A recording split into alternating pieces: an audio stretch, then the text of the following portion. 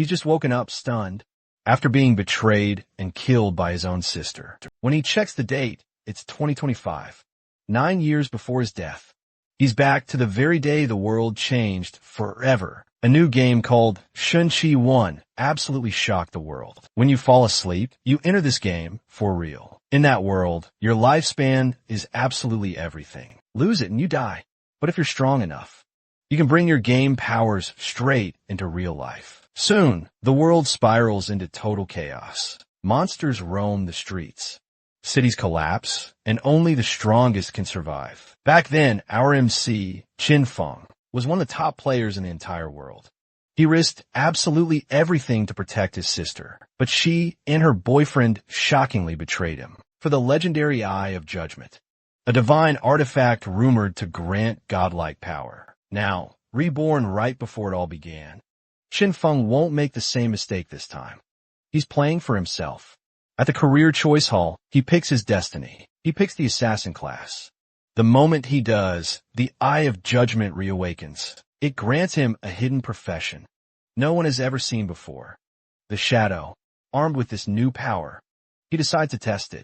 He enters Shell Town, a safe zone where monsters can't reach you, and players can attack each other. Some people around him seem utterly confused, as if they're brand new to the game.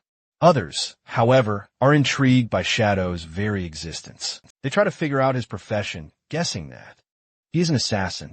He decides that if he wants to truly get ahead, he can't afford to wait. So, he heads outside and finds a struggling group almost defeated by the monsters. These players have lost most of their lifespan, just trying to deal with these monsters. Our boy notices one of them has a hidden class. She asks Shadow if he wants to team up with them, since they can't handle the monsters alone, and they have experience.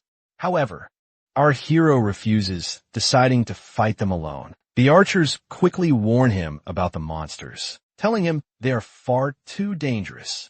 Yet, he still charges in a battle by himself. Witnessing his solo departure, the archers decide to tail him, curious about his skills, and perhaps hoping to gather new intel on the monsters, or maybe, just maybe, see him perish. Lizzie has no clue why she's trapped in this game, but with years of online gaming under her belt, she quickly forms a party.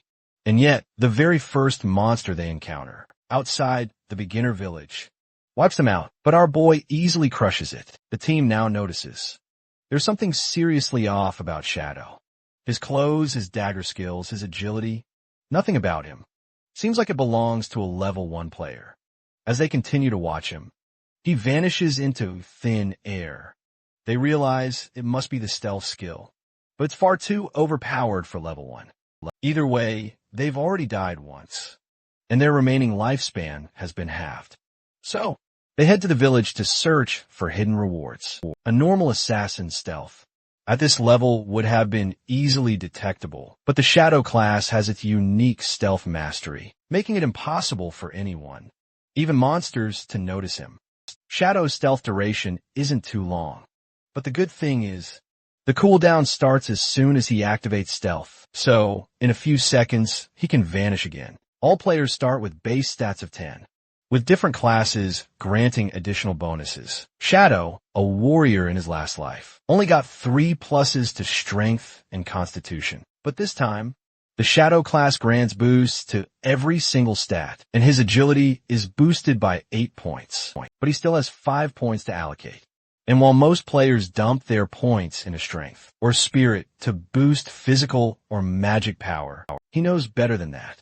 Shadow knows agility is the key, because the only way to kill monsters without taking damage is to boost agility and increase speed. Our boy finds a crawler, still absorbing lifespan, to evolve. He quickly realizes it must be the very same one that decimated that 4-player party. He lands a devastating one-shot kill on the crawler, a feat he didn't even expect himself. Backstab, layered with multiple skills, amplifies the damage tremendously, allowing him to one-shot the crawler with ease. Back when he was a warrior, even a critical hit would only deal 40 damage, and he'd struggle immensely to take down a single crawler. Our protagonist then absorbs the lifespan, which should have been well over a century. However, since the crawler absorbed it first, he only gains 54 years for his solo monster kill. He now possesses infinite evolution points every 24 hours. In his past life, he'd only gained 5 evolution points. The rarity of gear or skill books was fixed, with absolutely no way to improve them. So, he uses his evolution points to upgrade Shadow, Sneak, and Backstab. Shadow Sneak can now last 16 seconds. When combined with Stealth Master, it's instantly doubled to 32 seconds. With this duration, he can even achieve permanent invisibility. As our hero continues his trek through the forest, he stumbles upon a couple of people standing, but above them, he spots a nurturer. So, he quickly vanishes into invisibility once more. The nurturer, a beginner boss, boasts around 16 HP and commands a swarm of little spiders. Definitely not something a rookie could ever handle. However, this is the perfect opportunity to test his upgraded skills. He now rushes in, attacking the nurturer, and successfully deals over 300 HP in damage. Thankfully, due to his high agility, he manages to swiftly dodge the attack. Otherwise, he would have been instantly annihilated. However, these monsters are intelligent and won't just stand idle. It immediately tries to pinpoint his location and puts its spiders on high alert. So now, he has to be extremely careful with his attacks, utilizing stealth, ambush, strike bonus, and class skill enhancement. Even just throwing rocks at the monster deals exceptional damage. So, all he needs to do is wait for Shadow Sneak to come off cooldown, then just throw a rock. The rock will trigger the ambush strike, backstab, and weak point attack bonuses. Then activate Sneak again, and wait for cooldown, and repeat until the monster is defeated. This updates the leaderboard, and shows him to be the first to reach level 2. After slaying the nurturer, the other players are surprised at the solo kill, because they're still trying to figure out the game, and someone has already soloed a boss. The 4-player party recognizes the main lead and thinks it's an error, because they can't even handle normal mobs in a party. And he kills a boss solo the moment the big spider dies. All the little ones scatter, and Shadow realizes he should have killed them first. For more XP, he's surprised when it drops the Greedy Hand skill book. He doesn't expect a bronze boss to drop this God tier assassin skill. This skill significantly increases loot acquisition. In a late game, taking down powerful bosses will have a 20% chance of yielding extra loot. In his previous life, there's a guy who has this skill, and because of it, he becomes the most sought-after player. However, even though the activation rate is only 20%, if our boy combines it with his unlimited evolution talent, it means he can endlessly boost both the drop rate and loot quantity. Xiaoyu's friend advises her to call her brother and apologize, because they skipped the exam to secretly support Song Fei, and her brother must be angry. However, our boy's sister refuses, because she believes she doesn't do anything wrong, and her brother should be the one apologizing to her, and always meddles in her business. As they go to investigate the crowd around the classroom, they find Zhang Wei turning semi-transparent. One of the classmates explains that he just wants to take a nap, and he is like this after that.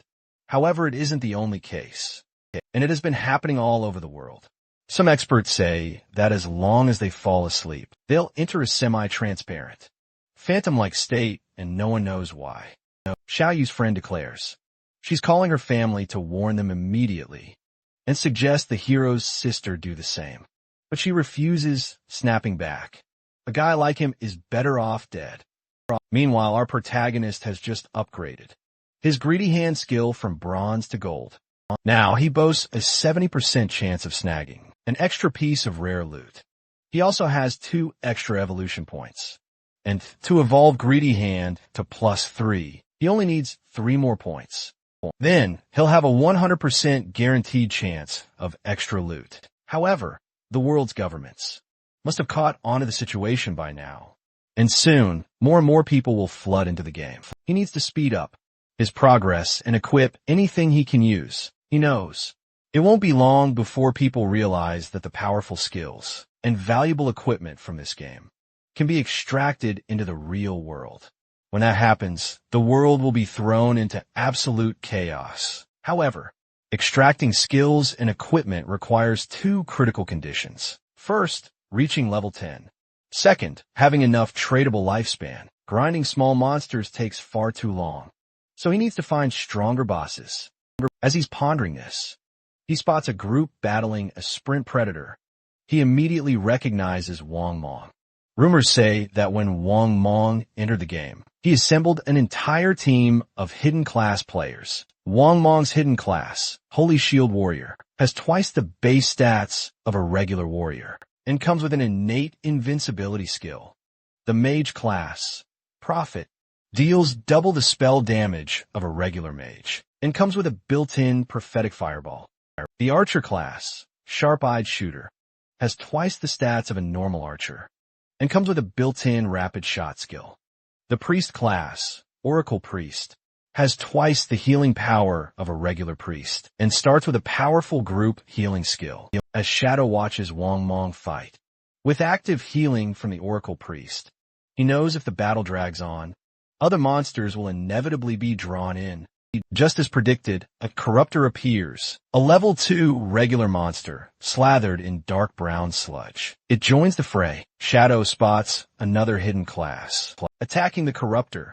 However, this one is completely new to him, yet the attack barely leaves a mark. Because the monster's defense is just too high, the monster launches ground binds, slashing their movement speed.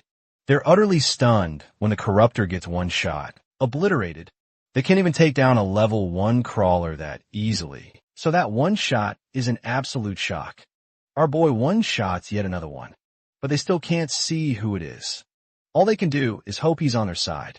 Shadow unlocks the powerful Venom Dart, a mid-range poison damage skill, and immediately evolves it. The Sprint Predator lunges and stabs Wong Ming, but everyone's jaw drops when someone attacks it out of nowhere and instantly wipes out half the monster's HP. Our lead doesn't expect Venom's damage over time effect to perfectly trigger his class's passive ability. Thanks to stealth, he can remain invisible and launch darts indefinitely. Witnessing the loot simply vanish, Wong Mong wonders if Shadow is even human and profusely thanks Shadow for saving him, even though he still can't see him. Our boy warns him not to trust anyone in the wild. Wong Mong seems surprisingly reliable to Shadow, and he has the full backing of Da Xiao's government, which means plenty of resources. And Shadow desperately needs a stable sales channel, so he can sell off all his unused loot. Once his inventory is full, Shadow decides he'll head back to town and trade it all for a lifespan. Now that his growth rate is a staggering 100 times faster than in his previous life, Shadow eagerly looks forward to seeing Song Fei. Meanwhile, some players get swarmed by more and more monsters in the wilds. They quickly decide it's better to leave. But before they can even make a move to leave, another terrifying monster looms above them, slaughtering each one of them. They need to reach level 3 to escape the game. But how on earth can they achieve that? They realize monsters always pop up in groups. They feel they'll need a party of 6 minimum, or even 10 people. Another player points out, too many people will just attract a boss. And it's useless if they never reach level 3. They'll be trapped here forever. And right now, they keep dying over and over. Seeing our boy is already at level 3, they decide to have him carry them to level 3. If he power levels them to level 3, they'll give him 10 million in cold, hard cash. Meanwhile, Shadow takes down the polluter and finally gains enough points to evolve his greedy hand. He now has a 20% chance to upgrade loot by 1 tier. So maybe if he keeps evolving it, it could reach 100 or even 200%. Shadow then stumbles upon a cursed boss, consuming life force to advance to silver tier boss. But even if Shadow manages to kill him, he can't pick up the loot because his inventory is full. So he marks the spot on his map and plans on returning after clearing his inventory first. Meanwhile, back at the safe city, other players are buzzing about someone offering the main lead for 10 million to power level them.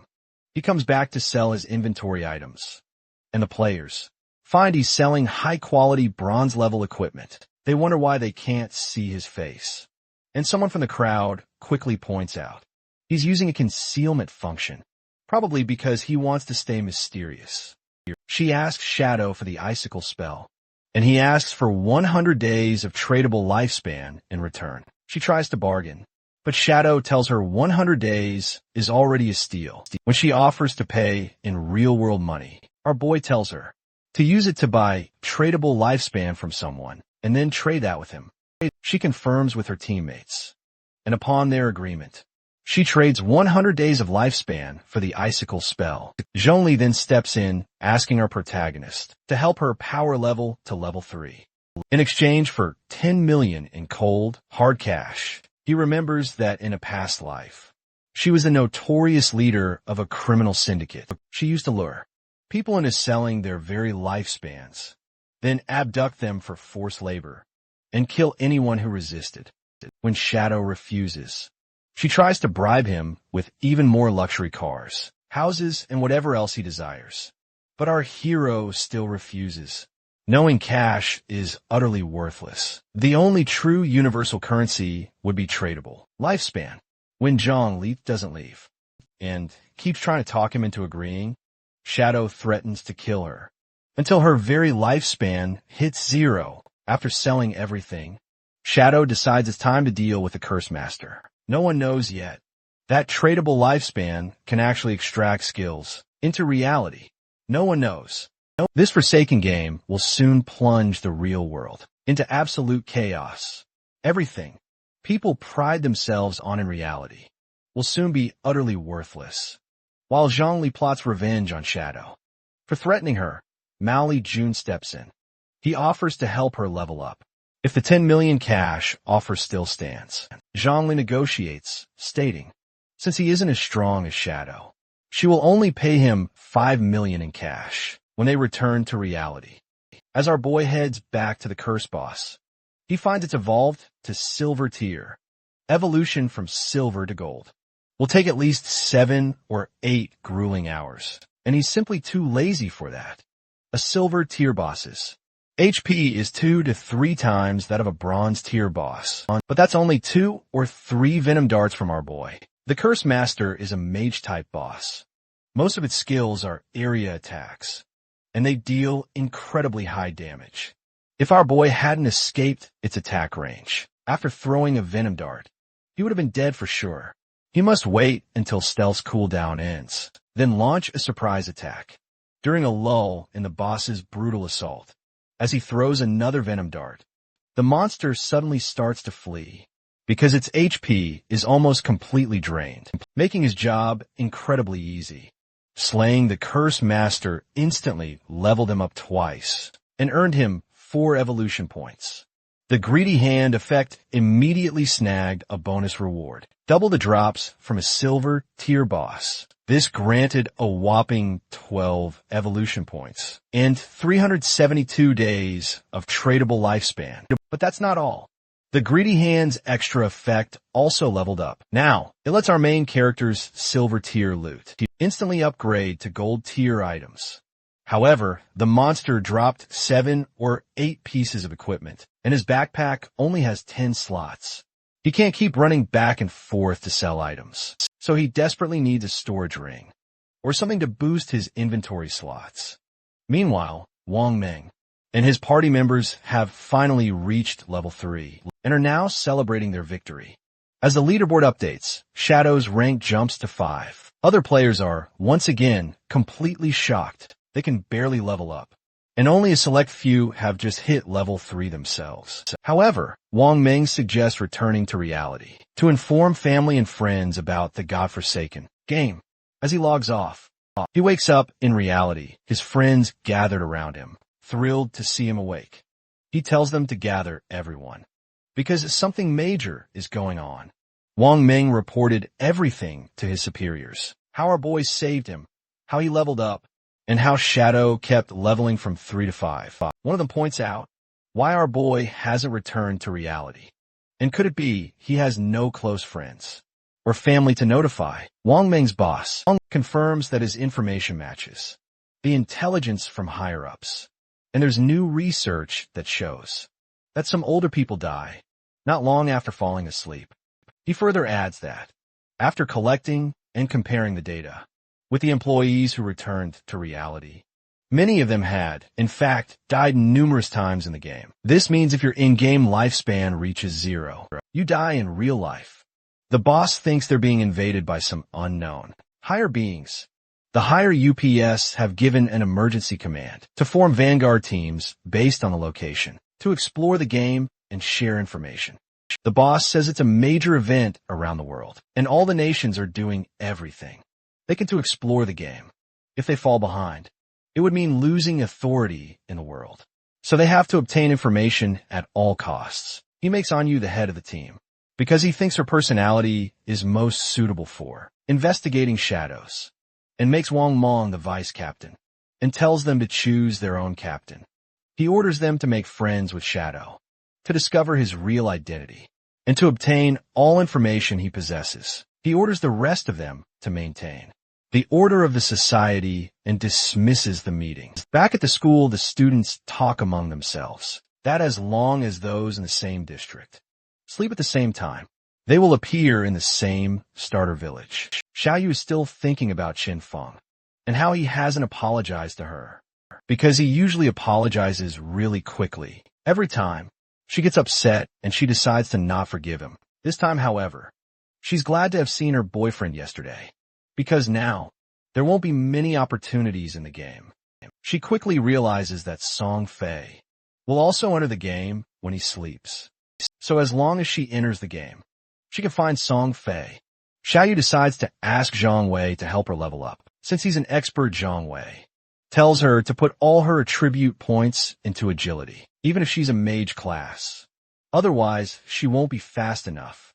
He tells her as long as someone levels up to level 5, he can activate teleportation formation to the village. So, she should form a random party.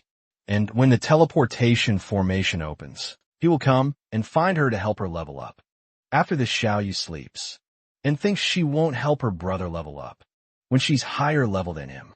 But she has no idea what his rank is.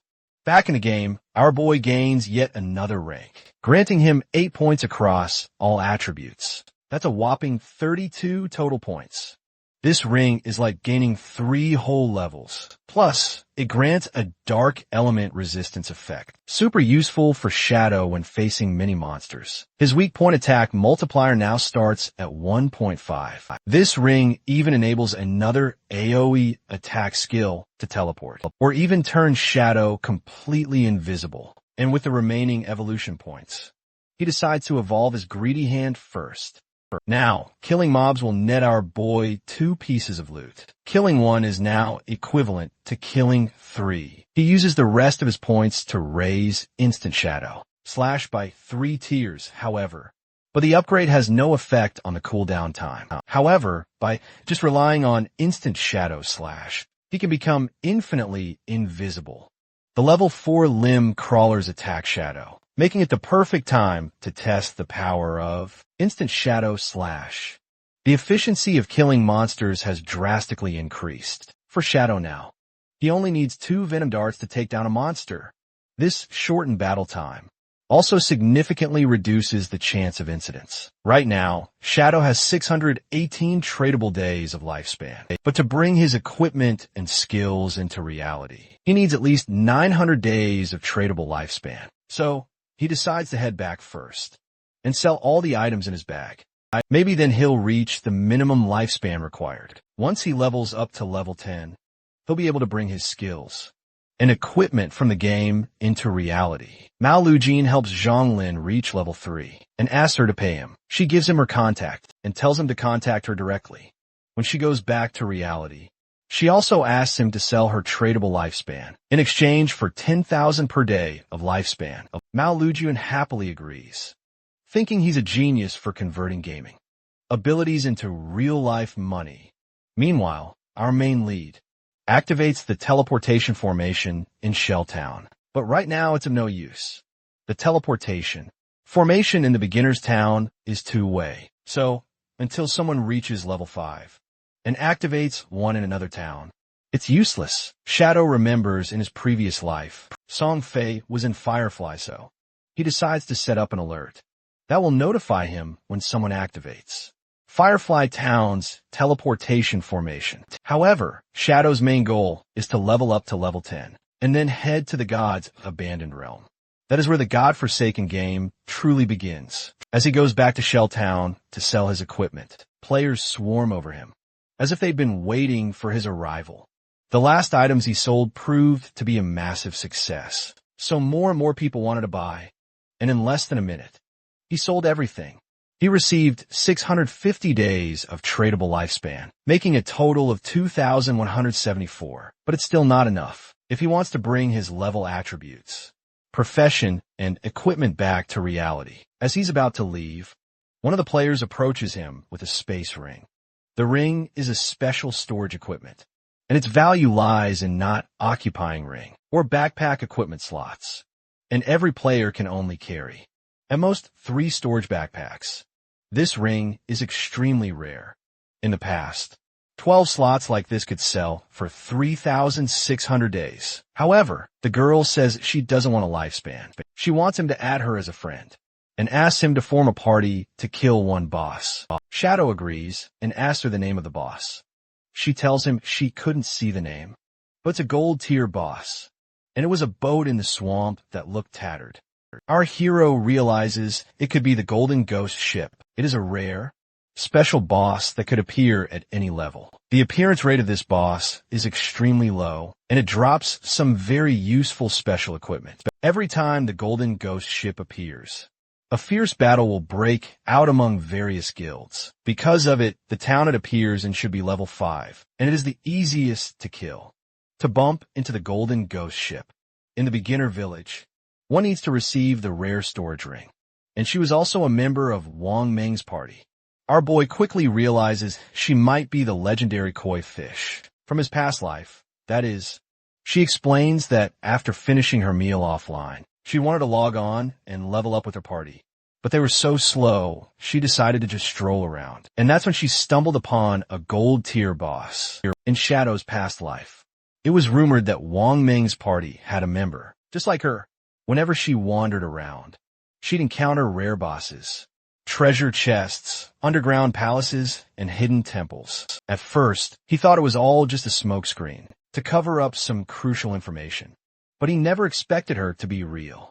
Meanwhile, a spy was secretly eavesdropping on their whole conversation, and he sprinted back to his boss to report that our boy had brought a girl outside of town. Shadow tells Koi Fish he can help her fight the boss, but if the boss drops any equipment or skill books, he'll give them to her, and the rest he'll keep for himself. After some negotiating, Koi Fish suggests that if there's any equipment suitable for Captain Wang Meng, he sells it and any other remaining gear to them at a discount. Once the deal is done, our protagonist suggests they take on the gold-tier boss. Koi Fish argues that he's an assassin, but she's a mage. She can't possibly tank the boss if it attacks her. Shadow assures her that he alone can handle the boss, and she can just watch from a safe distance. This completely surprises Koi Fish, because although he's incredibly strong, killing a gold-tier boss solo seems absolutely ridiculous to her. While Koi Fish is still lost in her thoughts, our boy suddenly turns invisible. The thugs who've been following them from behind think he's left the girl alone and rush in to capture her. But our boy was lurking right beside them and promptly eliminates them. However, he only managed to snag 12 days of lifespan from the poor guys. Shadow becomes visible again and tells the girl a few people were following them, so he went to send them back to town. As she chatters on about his invisibility ability and how incredibly convenient it would be for him to go to the toilet, he cuts her off and tells her to lead him to the boss. Xiaoyu finally enters the game. She's absolutely floored by how incredibly real everything feels. And as a huge bonus, she snagged the Hidden Priestess class. She's fully aware of just how powerful this unique class is, believing it'll make her strong enough to finally be worthy of standing tall beside her glorious brother, Song Fei. She briefly worries about what he might be up to inside the game, but even when her actual brother crosses her mind, the thought quickly vanishes. She curses Qin Feng for being so overbearing and utterly useless, convinced she doesn't need him in the slightest anymore. Zhang Wei has already promised to help her level up, and in her eyes, Her brother might as well just disappear for good. But when she checks the leaderboard, she notices a player named Shadow, already sitting pretty at level 6. This sight makes her seriously doubt Zhang Wei's claims of expertise. Compared to him, Shadow looks far superior, and if she can track this Shadow down, she's certain she'll progress in the game even faster. Before she can make a move, she overhears a nearby party discussing their recent crushing defeat. They're utterly frustrated and admit they desperately need a healer. Sensing her golden chance, Xiao Yu steps forward, introducing herself as a hidden class life sacrifice, and insists she'll be extremely useful. Meanwhile, Shadow heads toward the cliffside with Hei and spots the Golden Ghost ship drifting ominously in the distance. He warns Little Black to stay hidden and watch for ambushes while he tackles the boss alone. Before the girl can even object, he vanishes into thin air and lands on the river below. The ship's domain has twisted the entire area into a violently cursed space, where lifespan loss occurs at 100 times the usual rate, equivalent to consuming a full day of life. The Golden Ghost ship is a level 5 enemy, and the countdown timer shows 45 minutes remaining. This is a relief for Shadow, who knows that special bosses always come with a time limit, and this time is more than enough. He activates Instant Shadow, and a Venom Dart follows immediately. Then Stealth Break Strike, the combo. He tears off a large portion of the Golden Ghost's health, though it still has plenty of HP left to spare. Shadow knows from experience, however, that most players make a very common mistake right here. The true weakness isn't the skeleton or even the ship itself, but the Ghost Fire Bell fixed to the vessel's tip. But once struck, be warned. The Ghost gains control of the surrounding water and launches a massive water strike. The water pillars it summons deal devastating damage, and even early warriors in silver tier armor can barely survive a single hit from them. Fortunately, Shadow's incredible agility lets him dodge like a pro. The next danger comes after the water attack subsides. The Ghost summons 12 decaying water ghosts, each one as strong as a silver tier monster. They appear within seconds, attacking in a tight formation. And the worst part is, the boss can repeat this summoning cycle, producing full parties of 12 again and again. Shadow slips into invisibility, and the ghouls can't sense him at all. So all he needs is the right angle to take them out cleanly. Xiao Hei is only a level 3 healer, so this is all very new to her. She watches in shock, never having imagined that someone this powerful would ever be on her team. Now she finally understands why Shadow is ranked number 1. Then, Shadow calls out to her, saying he's about to die. She doesn't believe him at first, but he tells her to just wait and he'll revive soon. She can't understand anything that's going on. And while she's still processing this, the party they just defeated makes their move. They're jealous, angry, and rush toward Hei, convinced Shadow must be nearby. Shadow, however, is already preparing for the next stage. He knows that the fourth and most dangerous part of the fight is about to begin. When a Golden Ghost ship's health drops below half, it unleashes a soul wave, a wide-range blast, that immobilizes everyone for 5 seconds. Not even his invisibility can save him from it. When it hits, he gets trapped, and the ship's strike lands hard, draining a chunk of his XP and killing him outright. He loses 326 non-tradable years of life. The rival party laughs smugly, seeing Shadow fall to them. He wasn't so powerful after all. They figure the boss has to be weakened by now, and charge straight toward the skeleton. But before they can even lay a finger on him, they're all instantly wiped out and sent straight back to the afterlife. The party returns to town, confused and furious. They never expected the boss to be that powerful, but they refuse to give up. So they head right back to try again. Shadow also returns to the battleground and greets Hei. She's shocked to see him back so soon, telling him she just watched a group rush in, screaming, only to be obliterated by a water blast. Shadow remembers how much he suffered in a past life, fighting the Golden Ghost ship. But now, thanks to his experience, he knows its immobilization skill can only be used once. After that, the second half of the fight becomes much easier for him right now. The ship has less than half its HP remaining, so if he attacks it now, There's a chance it'll vanish and respawn somewhere far away. He needs to end this swiftly. He throws poison darts, hitting the ship's front bells. Then he uses Shadow Step, because he's already tracked the ghost ship's path. Meanwhile, that same clueless party returns, trying to jump in and take down both Shadow and the ship. But Hei won't let that happen. She unleashes her power, striking them with thunder. But that only angers them even more. The group then charges at her, and she runs for her life. Elsewhere, a second group of vulture warriors hides behind the trees, watching everything unfold, just waiting for the perfect moment to attack. The boss is finally about to fall, and the fight has dragged on far too long, because other players have started to take notice and intend to rob him of the loot. But Shadow is no saint when it comes to sharing his earnings. So, after a few quick shifting moves, he finally finishes off the Golden Ghost ship and earns 4,800 XP, reaches level 8, and gains 7 evolution points. He also receives the title of the world's first gold rank boss killer.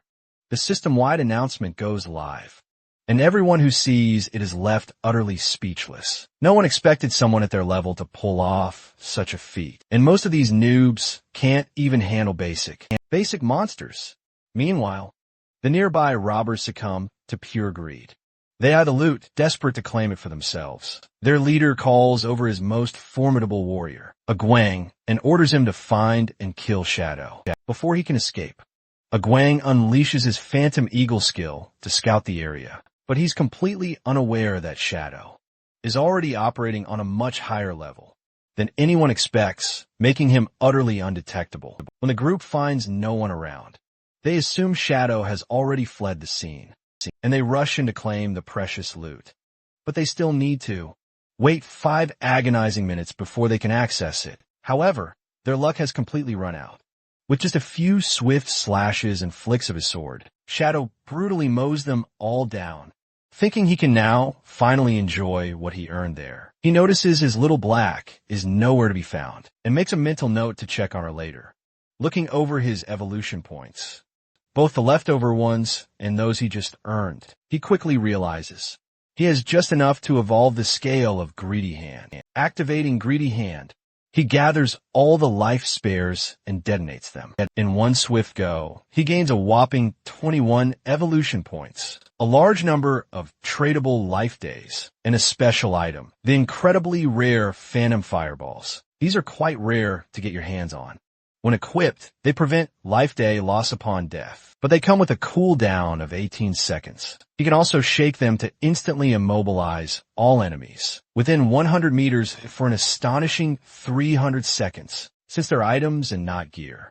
They don't consume any precious equipment slots. The 2 bells only use a single inventory slot, making them incredibly convenient for him. He's busy collecting his hard-earned loot when he suddenly hears his friend is in deep trouble and is desperately screaming for help. Shadow tries to ask where Hei is, but it's already far too late. She's cornered precariously at the edge of a mountain, with the hooligan party closing in, ready to harm her. But Hei bravely refuses to give them the satisfaction, and without a moment's hesitation, she plunges off the cliff, dying instantly. The group is utterly stunned. She chose death rather than them. Moments later, Shadow receives a secret transmission from her. Hei warns him not to come looking for her, as she's already respawned back in town. She'll meet him there for the item exchange. Shadow checks his loot. It's an enormous success. He gains an incredible 315 tradable life days, 21 evolution points, and enough resources to evolve his Greedy Hand. But he knows higher level skills now come with a steeper price tag, so upgrades certainly aren't cheap. He decides to prioritize pure damage. 8 points pour into Instant Splash, and 10 into Backstab Booster. With that, Instant Splash now deals double damage, and without breaking stealth, it can land over 3,000 damage in a single strike. Once stealth finally breaks, his 7-hit combo can unleash a staggering 7,000 damage. Normally, gold bosses drop 2 to 4 silver items, with only a small chance for gold gear. But with greedy hand, Shadow pulls in far more. He snags 11 gold items, several skill books, 2 platinum items, and even a coveted platinum skill book. Among them is the legendary Ghost Ship Twin Blades, a platinum assassin weapon that strikes twice with every basic attack. He also secures the Phantom Fire leather armor, which boosts his HP by a massive 419 and enhances stealth. Now, low-level players won't even come close to scratching him. To stay under the radar, he hides the armor and maintains his default Shadow class appearance, so others won't dig into his true stats. Next up, he opens the Spectral Mist Gold Assassin skill book. Most players notoriously avoid this skill because failing to dodge lowers other crucial stats. But Shadow has absolutely no such concern, since he can evolve skills endlessly. Enhancing evasion comes with 0 drawbacks for him. For him, it's a pure, unadulterated benefit. With everything secured, he heads back to town to sell his massive haul. On the road, Shadow crosses paths with the very same hooligans who once chased Hay. The moment they spot him, they panic and flee, but he's far faster, even as they plead for mercy. He doesn't stop, obliterating them all in a single strike, and earning him the title Killer Level 1. When he finally steps into town, the crowd is instantly shocked. They're scared, curious, and utterly impressed. But when they see him in such plain gear, their confusion quickly spreads. He doesn't look like someone with that much power. Not long after, the party who tried to rob him earlier returns. Their leader, Dongfang Xian, steps forward and apologizes profusely. As a peace offering, they hand over an assassin skill book they purchased, paid for with their very lives. Shadow accepts it without a word. It's only Piercing Strike, a common skill. The rest of the party is furious because they paid with their lives for this skill, only for it to be handed to the man who killed them. But their leader insists it's a smart move. Shadow is leveling up too fast and doing it solo, so suspicion grows that he's hiding something. Their strategy is simple. Wait for him to log off, track him down in real life, lock him up, and force him to reveal the secret. If that fails, they'll try another angle. Send a woman to charm the truth out of him. Judging by his accent, they think he isn't from their circle. Probably just a broke outsider. That makes him an easier target. All they need is the right woman. Someone too tempting for him to resist. Meanwhile, Shadow meets up with Hay, whom he thinks is a lucky charm for him, and hands over a scale and a necklace. And both items multiply her damage and double her mana regeneration. She's overjoyed, and Shadow tells her it was a pleasure doing business. She then tells him that, while running through the forest earlier, she stumbled upon what looked like the entrance to some ruins. That immediately catches Shadow's interest, and he figures she might know hidden spots where elite monsters spawn, so she's worth keeping close. He asks where Wang Mong is. He wants to wrap up his sales before he takes off, but Hay clarifies that the captain and the others are currently busy training a new clerk, so they won't be around for quite some time. She'd marked the ruin entrance on the map, explaining a stone slab was hidden in a bush. She moved it aside to get inside, but the moment she stepped inside, she heard horrifying screams and immediately bolted back out. Shadow finds it far too tempting to wait, so he decides to deal with Meng much later and head straight for the ruins right now. He teleports instantly, thinking he'd been planning to grind his way to level 10. But luckily, these ruins will get him there much, much faster. Apparently, in the starter village, 3 types of ruins can spawn: catacombs, cursed ruins, and temples of faith. But it doesn't matter which one it is, because even the weakest enemies inside are bronze or silver rank. And for Shadow, that means high teardrops and even more evolution points. As Shadow moves deeper inside, he explains that monsters in cursed ruins are cursed by ancient and evil gods. Some were once human, but lost their minds or turned into tormented ghosts after death. And clearing either cursed or temple ruins rewards a special item or a rare skill book. Shadow looks at the murals plastered on the wall and quickly figures out he's in a temple of faith. The art looks familiar, and then it suddenly clicks. This is the Faith, temple of the ancient god of judgment. the very same origin as his Eye of Judgment skill. Meanwhile, Meng and his party are desperately fighting monsters. The leader gets injured, and everyone screams at Xiao Yu to heal him. But she freezes, starts crying, and asks how she's even supposed to do it. Suddenly, a horrifying red monster drops from the sky, and they all shout for her to use her skill. But instead of casting, she throws down her wand and sobs, saying she's scared. Back in town, everyone is rightfully furious at Xiao Yu. Hei runs up to them, saying she just had a small mission with Shadow, and he'll be back later to exchange goods. But they completely ignore her and focus all their attention on Xiao Yu. When someone calls her useless, the healer steps in, fiercely defending her. She argues it's totally normal for a newbie to panic in battle. But one guy sharply retorts they didn't just die once. In fact, they died a whopping 3 times because of her. Then, someone points out Xiao Yu now has gold level armor, so they should absolutely give her another chance out there. She's positive Xiao Yu can really pull her weight. Ming agrees, saying it's definitely worth a shot.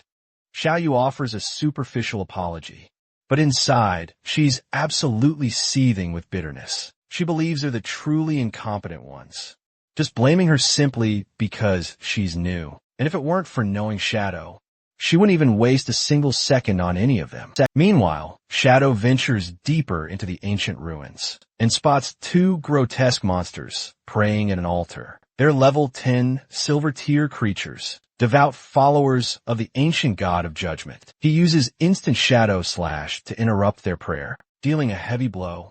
Even after breaking stealth and landing a critical backstab, they barely lose a small chunk of HP, just as expected of silver tier level 10 bosses. Their combined health is already more than the gold tier ghost ship he defeated earlier. But then, both monsters kneel once more, this time facing directly towards him. Shadow wonders if it's some kind of glitch. After all, he's still in invisible mode. A sudden thought strikes him. Perhaps they sensed his Eye of Judgment skill, and that's why they didn't attack. So he decides to speak, asking if they know the way and can guide him. But their vacant expressions clearly say otherwise. Shadow quickly realizes they're no longer sane. Their bodies are decomposed, and their minds utterly corrupted.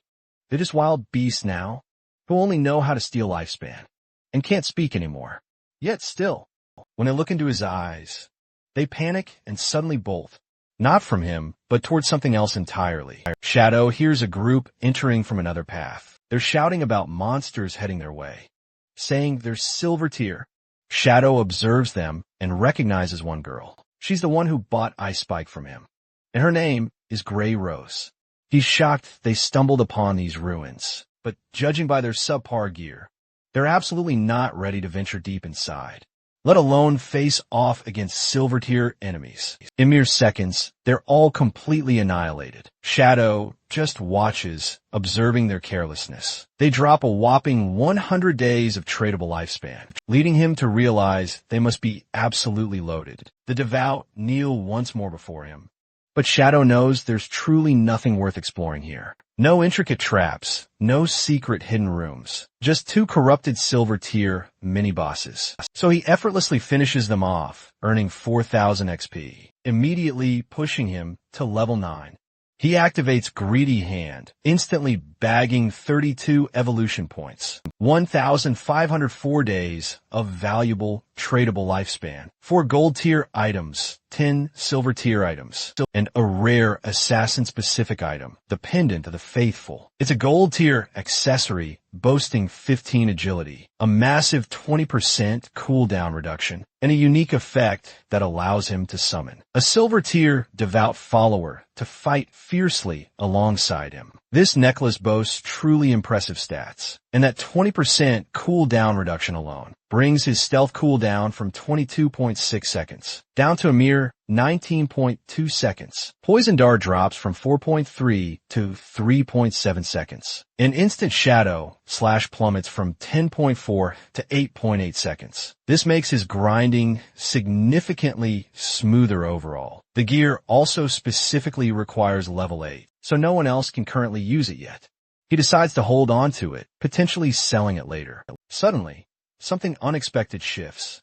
A small pillar-like mechanism rises from the ground, and Shadow immediately realizes the mechanism has activated. Now that the monsters have been thoroughly cleared, Shadow walks up to the small pillar to closely inspect it, and quickly realizes it's actually a hidden lift. He descends about 300 to 400 meters. When the lift finally grinds to a halt, he finds himself in a sprawling maze hidden beneath the temple. This type of maze beneath the temple is quite common, and there's always a specific chance of it randomly appearing. He has explored many of these during his previous life, so he knows this maze is absolutely riddled with traps. But as long as there are others to act as cannon fodder, it's actually not all that dangerous.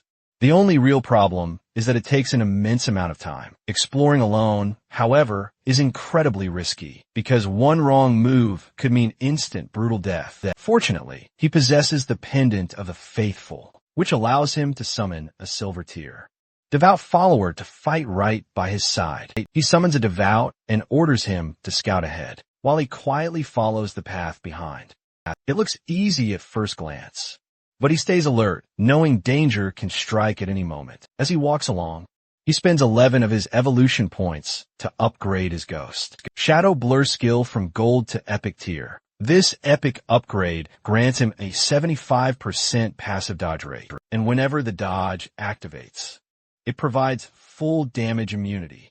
A 75% dodge rate is already incredibly high, and with that additional effect, it's a powerful defensive tool. He then uses the rest of his points to evolve Instant Shadow Slash to Epic Tier. As well, naturally, this upgrade boosts the slash width to 5 meters, and tacks on an extra 400 damage. He recalls that upgrading from Epic to Legendary Tier will cost 10 times the evolution points. So, the higher a skill's starting tier, the more cost-effective it is to evolve it. He still has 11 evolution points remaining, so he uses them on his starter skill, Shadow Sneak. His cooldown reduction stat already lowers cooldowns by 35%, but even with that, the final cooldown for Shadow Sneak is still 16.3 seconds, which is frankly still too long. Its stealth-breaking damage is also quite low, so he plans to replace the skill very soon. While he's busy fine-tuning everything, his devout follower walks ahead and accidentally steps on the wrong stone. A giant boulder drops down and instantly crushes him. Shadow watches the scene and merely states he'll wait for the cooldown before summoning him again. The maze is complex and absolutely riddled with traps, so he can only proceed at a snail's pace. All he can hope for is that whatever's waiting at the end will be worth all this effort. Meanwhile, in the upper layer of the temple, Grey Rose and her party return, and notice that the two monsters have vanished. As they check their surroundings, they also realize that the very lifespan those monsters held has also disappeared.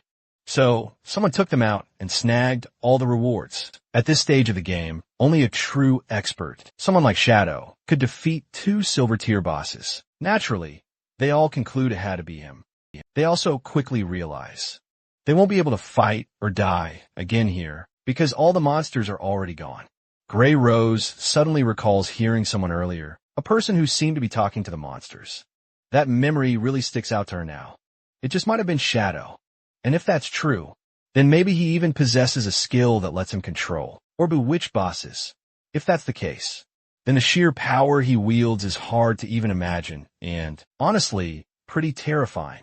Meanwhile, the summoned devout keep getting cut down again and again, while Shadow slowly makes his way through the maze. After about 3 grueling hours of exploring, he finally reaches the maze's end.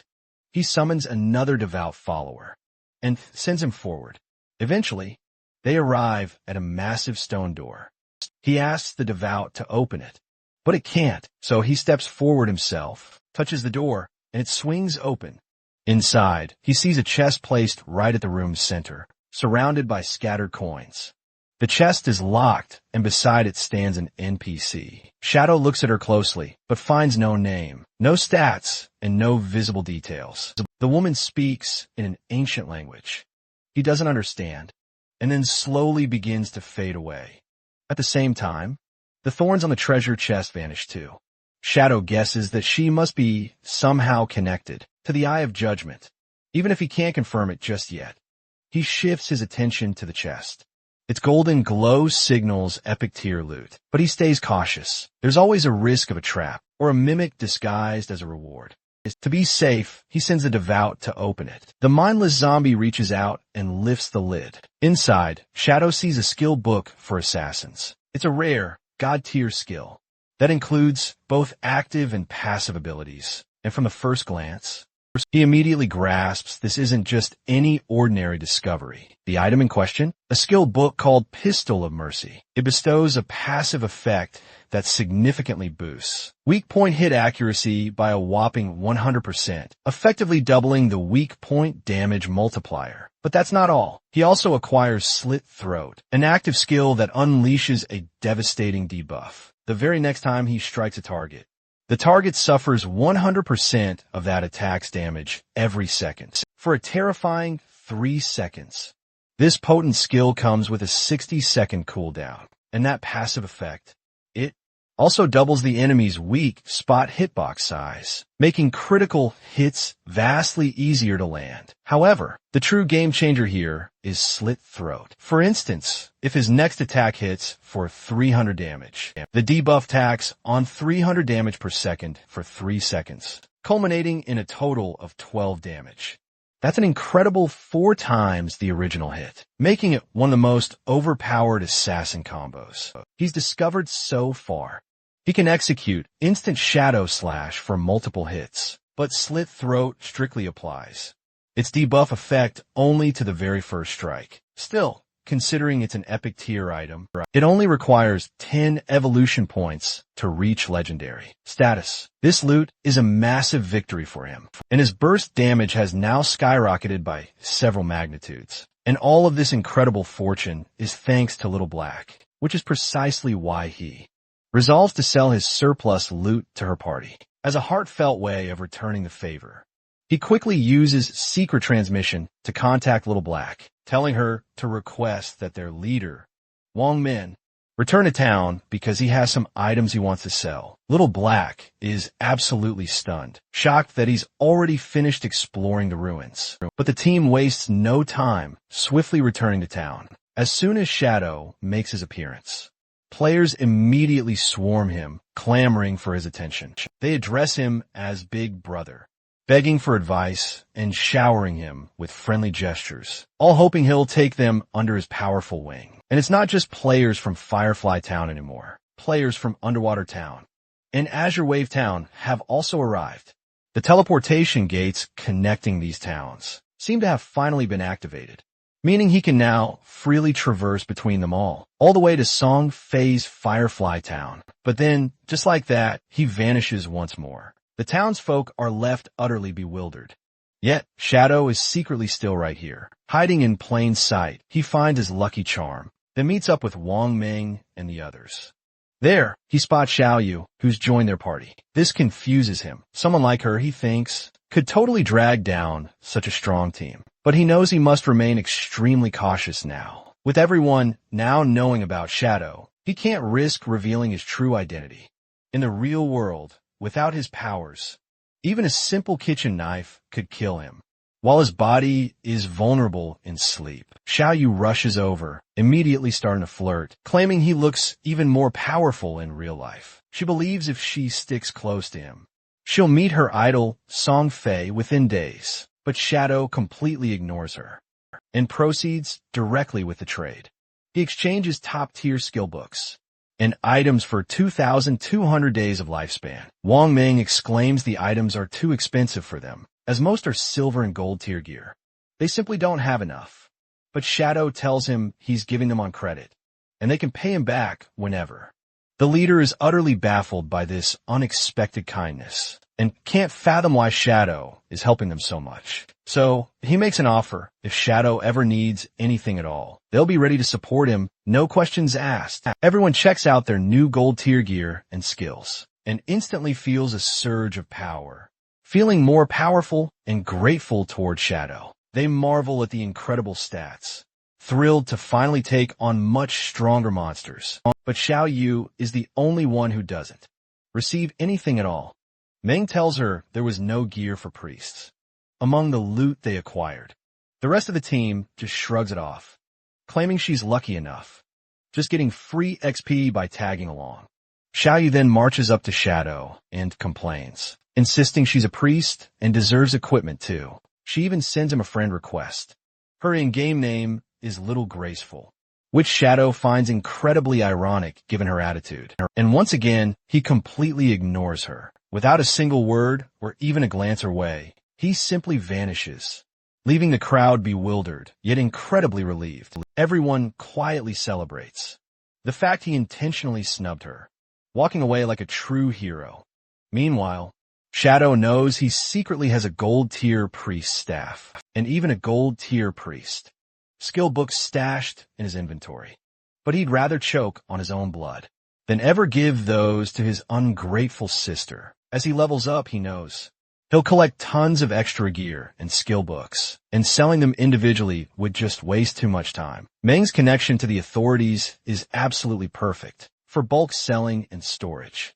Still, he can't let Xiaoyu ruin his cooperation with them. So, he needs to find a proper replacement for her. Someone competent. That's when he remembers Gu Yishuai, the former manager of the Gold Slayer Guild in his past life. She played a hidden priest class called the White Avian Priestess, which comes with a white bird companion that can heal and apply buffs. But she's exactly the kind of support unit Meng's team needs. She was the only priest Shadow knew who could solo epic tier bosses. And in his eyes, she's a true powerhouse, completely opposite of Xiaoyu. He's just dead weight. Then it hits him. Little Shuai is also from Firefly Town, the very same place as Song Fei. Now, he has two compelling reasons to head there, and it's the perfect setup. Two birds with one stone. Without wasting a second, he heads toward the teleportation gate. As he steps through, he stays in invisible mode, keeping his presence completely hidden. But as soon as he arrives in Firefly Town, something feels off. The streets are quiet, too quiet. He listens closely and hears panicked voices. Apparently, two men were just killed and are planning to head straight back to the battlefield because the Silver Tear boss they were fighting is now below half health, and they don't want anyone else to take the kill and steal their rewards. They also mentioned that Song Fei is over there, flanked by his usual crowd of adoring fangirls, and they need to move fast before a bunch of overly zealous fans throw themselves headfirst into a fight. They can't possibly win, all to impress some mid-tier idol. Shadow's stunned by how much intel he's gained on Song Fei in just a few short seconds, so he decides to follow them stealthily. They soon arrive at Wailing Alley, a level 5 zone, teeming with monsters like the Ember Dean and Shackled Rome. In the center, Shadow spots a massive twin-headed, silver-tier boss, its body covered in amber scales. But the real chaos isn't coming from the boss. It's the players themselves. They're attacking each other while trying to land hits on it. Then, making a grand entrance, Song Fei arrives, completely surrounded by his personal army of fangirls, acting like a moving human shield. Players around them start shouting insults, calling him a conniving thief who ambushed them and stole their precious lifespan. They're swearing they'll end him right here. But before anyone can even lay a hand on Song Fei, a devoted tank mage rushes in and smashes someone into the ground with her staff, shouting that no one is allowed to hurt her appa. Song Fei holds the impressive title of Heaven, defying Mage God, and naturally has a mage class. In Shadow's past life, he remembers how Song Fei tricked dozens of his fangirls into choosing the mage class. Once they acquired decent skills and gear, he ruthlessly took everything from them, boosting his own power. The team had absolutely no real balance, but his devoted fans still found ways to compensate. Some dumped all their points into intelligence, becoming fragile glass cannon mages.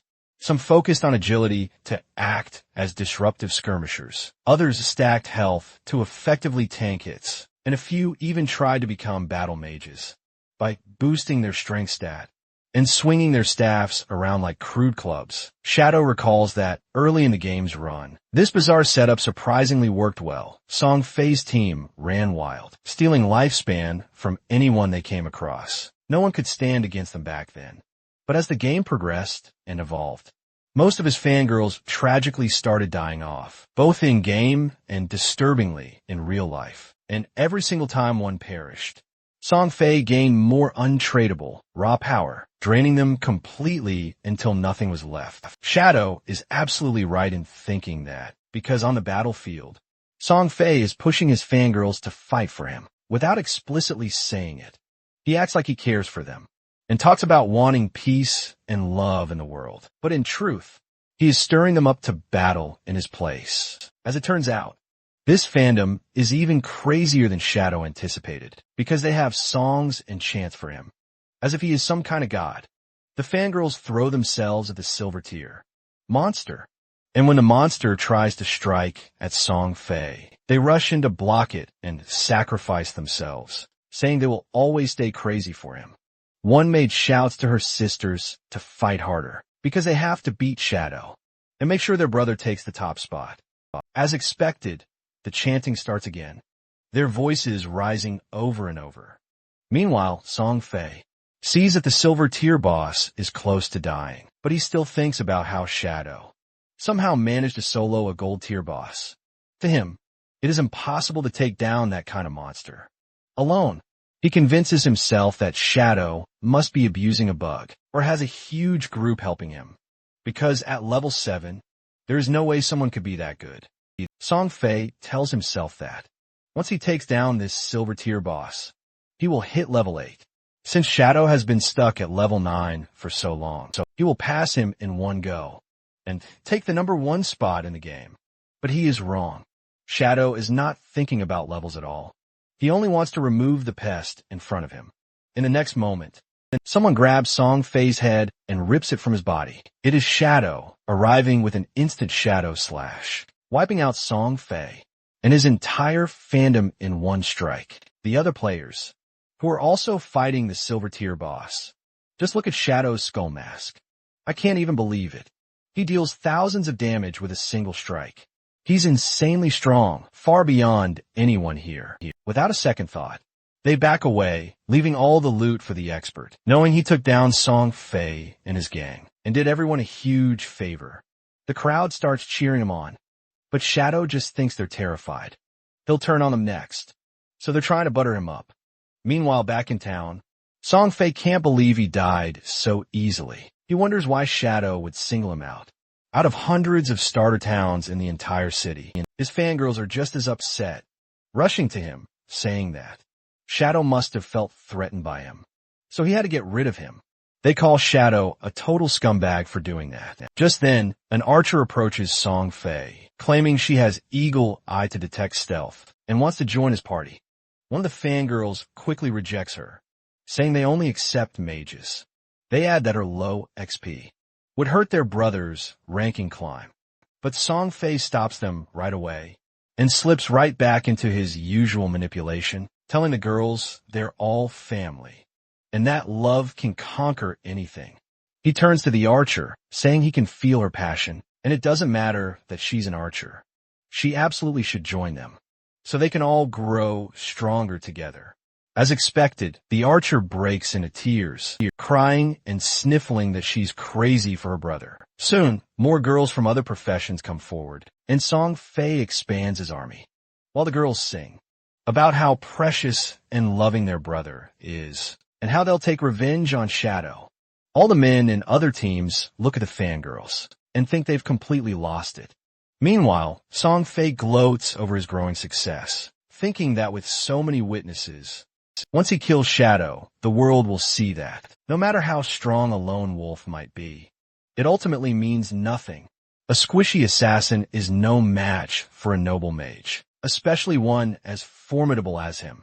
Shadow activates Greedy Hand, snagging 16 evolution points, along with 217 days of tradable lifespan. He then evolves his skill, Bestowal of Mercy, which now makes his target's weak spots twice as large. If they expand any further, half the enemy's body will count as a weak point, and even his instant shadow slash might trigger guaranteed weak point damage. Throat Slit also receives a massive boost with its cooldown, plummeting from 30 seconds to a mere 25, giving him a genuine shot at one-shotting a gold tier boss. An epic tier skill initially costs 0 evolution points to upgrade to legendary, but going from legendary to mythic costs 100 times more. In his current system, it would take 200 points to reach mythic. Following that pattern, upgrading Greedy Hand from epic to legendary would cost about 210 points, and to reach mythic would cost over 3,400 points. That's impossible right now, since he only has 9 points remaining. So he upgrades Backstab Enhancement instead, killing the silver tier boss and a bunch of players. Gives him over 14 days of tradable lifespan in total. With everything settled, he decides it's time to head back. But suddenly, someone launches an attack. Shadow quickly identifies her and narrowly evades at the last moment, causing her to miss all her strikes. He then looks up and spots an army of fangirls standing atop the mountain, chanting for his death and swearing they will avenge their brother, Song Fei, and his untimely end. But Shadow doesn't have time for all their chants and songs for their idol, so he activates his stealth. The new archer, brimming with confidence in her skills, smirks and declares it's useless, because they can detect him no matter what. She dispatches her eagle, sending it flying overhead to pinpoint his location. But there's no sign of him anywhere. Suddenly, they spot a figure, and without hesitation, they all rush in and unleash their strongest skills at once, screaming that they will take him down. But plot twist, the figure is part of their own army, and it's the assassin they sent to kill Shadow. One of the elder mages quickly tries to justify her death, claiming she was never a true mage to begin with, meaning she never truly loved Song Fei. And then she tells the archer to use her eagle eye skill again to find Shadow. Meanwhile, Shadow activates his Ghost Fire Bell, freezing every enemy. For 3 seconds, everyone instantly realizes they can't move, and they start to panic. And with an instant, Shadow wipes them all out. He's still in stealth when he notices Song Fei, cowering behind a mountain, wondering why his entire army is dead. A cold dread gripping his heart, Shadow leans close and whispers in his ear, "You're already dead." Song Fei instantly throws up his magic shield to protect himself, but it's utterly useless as Shadow drives his blade in and gouges out his eyes. Shadow then realizes Song Fei had used a lifespan skill on him, and after calculating, he knows he had over 2,000 units of tradable lifespan. But none of these fangirls have any tradable lifespan, which means they poured every last bit into Song Fei. They think this game is just a game. But it's terrifying how utterly brainwashed they are. Shadow thinks it's such a waste, because all that untradable lifespan amounts to centuries, and now it'll just be monster fodder. Song Fei and his army respawn back in the town, and Song Fei is instantly panicking, declaring he only has 500 days of tradable lifespan left, all thanks to Shadow. He furiously demands from the archer why she didn't use her detection skills to find him. The archer tearfully insists she did, but it only detected their assassin sister. Another mage speculates maybe Shadow's stealth level is simply too high. Song Fei realizes this means Shadow can appear and disappear without a trace, and he has no defense against it. Yet, he tries to reassure himself that he hadn't directly provoked Shadow and only stole his boss kill. So Shadow shouldn't be coming after him, right? He then tries to convince himself that Shadow's just jealous of his good looks. He claims for everyone's safety, they need to change locations to grind levels, and all his fangirls loudly declare that wherever their beloved brother goes, they'll follow. A while later, Shadow returns to Firefly Town, still in stealth, only to find Song Fei and his group have vanished. They might have left town, or perhaps logged off. He quickly asks a nearby passerby where they went, and the man points him in a certain direction, saying Song Fei went that way, and even tells Shadow to go kill him. But with one request: when Shadow takes him down, Shadow should spare his girlfriend, Her name's Febo Kitty, a female archer. Shadow quickly realizes this girlfriend is the same one who was detecting his stealth earlier, and inwardly thinks the guy should just get a new one because she's long gone from this world. Shadow leaves, knowing that even with the general direction, he still doesn't know their exact destination, and searching blindly would just waste precious time. If only he could find Gu Ishi, all his troubles would be over. Just then, Fate smiles as he spots the exact girl he's been looking for. He steps right in front of her, asking if she can help him out. Ishiwa immediately bursts into a deep blush, unable to believe Shadow is actually standing right in front of her, but he cuts straight to the chase and says he heard she has the ability to search for targets over a wide area, so she needs to find Song Fei's location for him. And as payment, he'll sell her a gold-tier staff for a steal. Ishiwa, bewildered, asks how he knows she can do such a search, because she's never told anyone. Shadow tells her not to sweat the details, and the girl nervously says she might not be able to afford it. And Shadow asks if she can give him 500 gold, because its original market price is around 800, and she immediately accepts. They quickly complete the transaction, and Ishiwa is practically drooling over her magnificent new staff. Shadow snaps her out of her daze and tells her to hurry up. Ishiwa then asks if he isn't scared, that she'll just run off with the staff. Shadow replies that, as a matter of fact, she too absolutely despises Song Fei Yixuai. She then asks if he's her friend from real life, because his voice sounds so familiar to her. But she doesn't wait for his answer, and quickly summons her owl. She takes off into the sky, and in mere moments, she's able to pinpoint Song Fei and Yixuai. She relays Song Fei's exact coordinates, but also warns him she can't guarantee they'll stay put there, and could move before he even arrives. Shadow tells her to add him as a friend, so she can keep tracking them and update him on their live location, because it won't take him more than a moment. To finish him off, Shadow then heads toward the desert, but then something else catches his eye. Ishu notices it too and asks, what's stopping him? Shadow tells her to look around and see if there are any other trees like this nearby. Pikachu scans the area and spots 2 more trees, forming a perfect triangle. Shadow walks up to the tree right in front of him and touches the strange symbol carved into it. The moment he does, a glowing triangle forms between all 3 trees, and a jade tier treasure chest slowly rises from the ground. Shadow thinks he's incredibly lucky to find an ancient god's blessing in this forgotten village, and even luckier that it spawned a chest.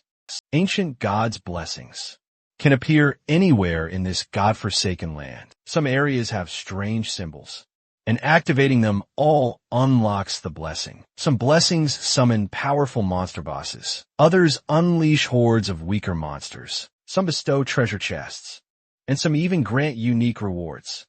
Yixuai realizes that this chest must be worth at least 10,000 days of lifespan. Shadow thinks her guess isn't bad, because in his past life, the exchange rate for tradable lifespan was around 100 to 1:10,000, and by the second day, the rate had already soared to more than 1 to 50,000. Yushua watches closely and says that she needs to memorize exactly what he just did, because with her incredible scouting skills, she might uncover many more of these valuable chests. Inside the chest, Shadow discovers an item called Blossoming Curse. Even he has no idea what kind of skill it truly is. The description reveals that when used on a player's corpse that has been dead for less than 15 seconds, it will cause a curse flower to dramatically sprout from the body. It will relentlessly drain the target's total lifespan until it hits 0, and it has no cooldown. Shadow instantly realizes this must be that broken skill he'd heard rumors about, but never truly knew the details of. With this skill, he can drain every last bit of lifespan from any player. That means Song Fei's good days are officially over. Shadow vows that this time, he will hunt him relentlessly until he logs off. Then, he'll rush to level 10, extract his abilities into reality, and annihilate Song Fei for good in the real world too. Meanwhile, Song Fei and his army are locked in battle with a monster Song Fei believes they've run so far. That shadow will never be able to chase them out here. Once he grinds to a higher level here, he'll finally settle the score with that person. One of his mages points out that someone nearby is currently fighting a boss, and Song Fei immediately declares, "They look like fans from another idol group." As if something explodes in these girls' heads. They all begin to scream and screech like wild animals, claiming all these fans are nothing but pests, and they must be eliminated right away, because their idol messed with their brother's ranking. The other party has no idea what's about to hit them. They're just preparing for the boss to go down. When Song Fei's army suddenly charges in, as if they are the enemy, the healer from the other side tries to knock some sense into them. But the fangirls are completely too far gone. In reality, the other party isn't even a fan of their rival idol. Song Fei just lied, but it's too late, because they instantly kill the girl as well and start chanting their idol's name. While simultaneously taking down the boss, Song Fei starts to drool at the sight of all the glorious loot and thanks his family in a transparent attempt to manipulate them. They all burst into tears, insisting he never needs to thank them.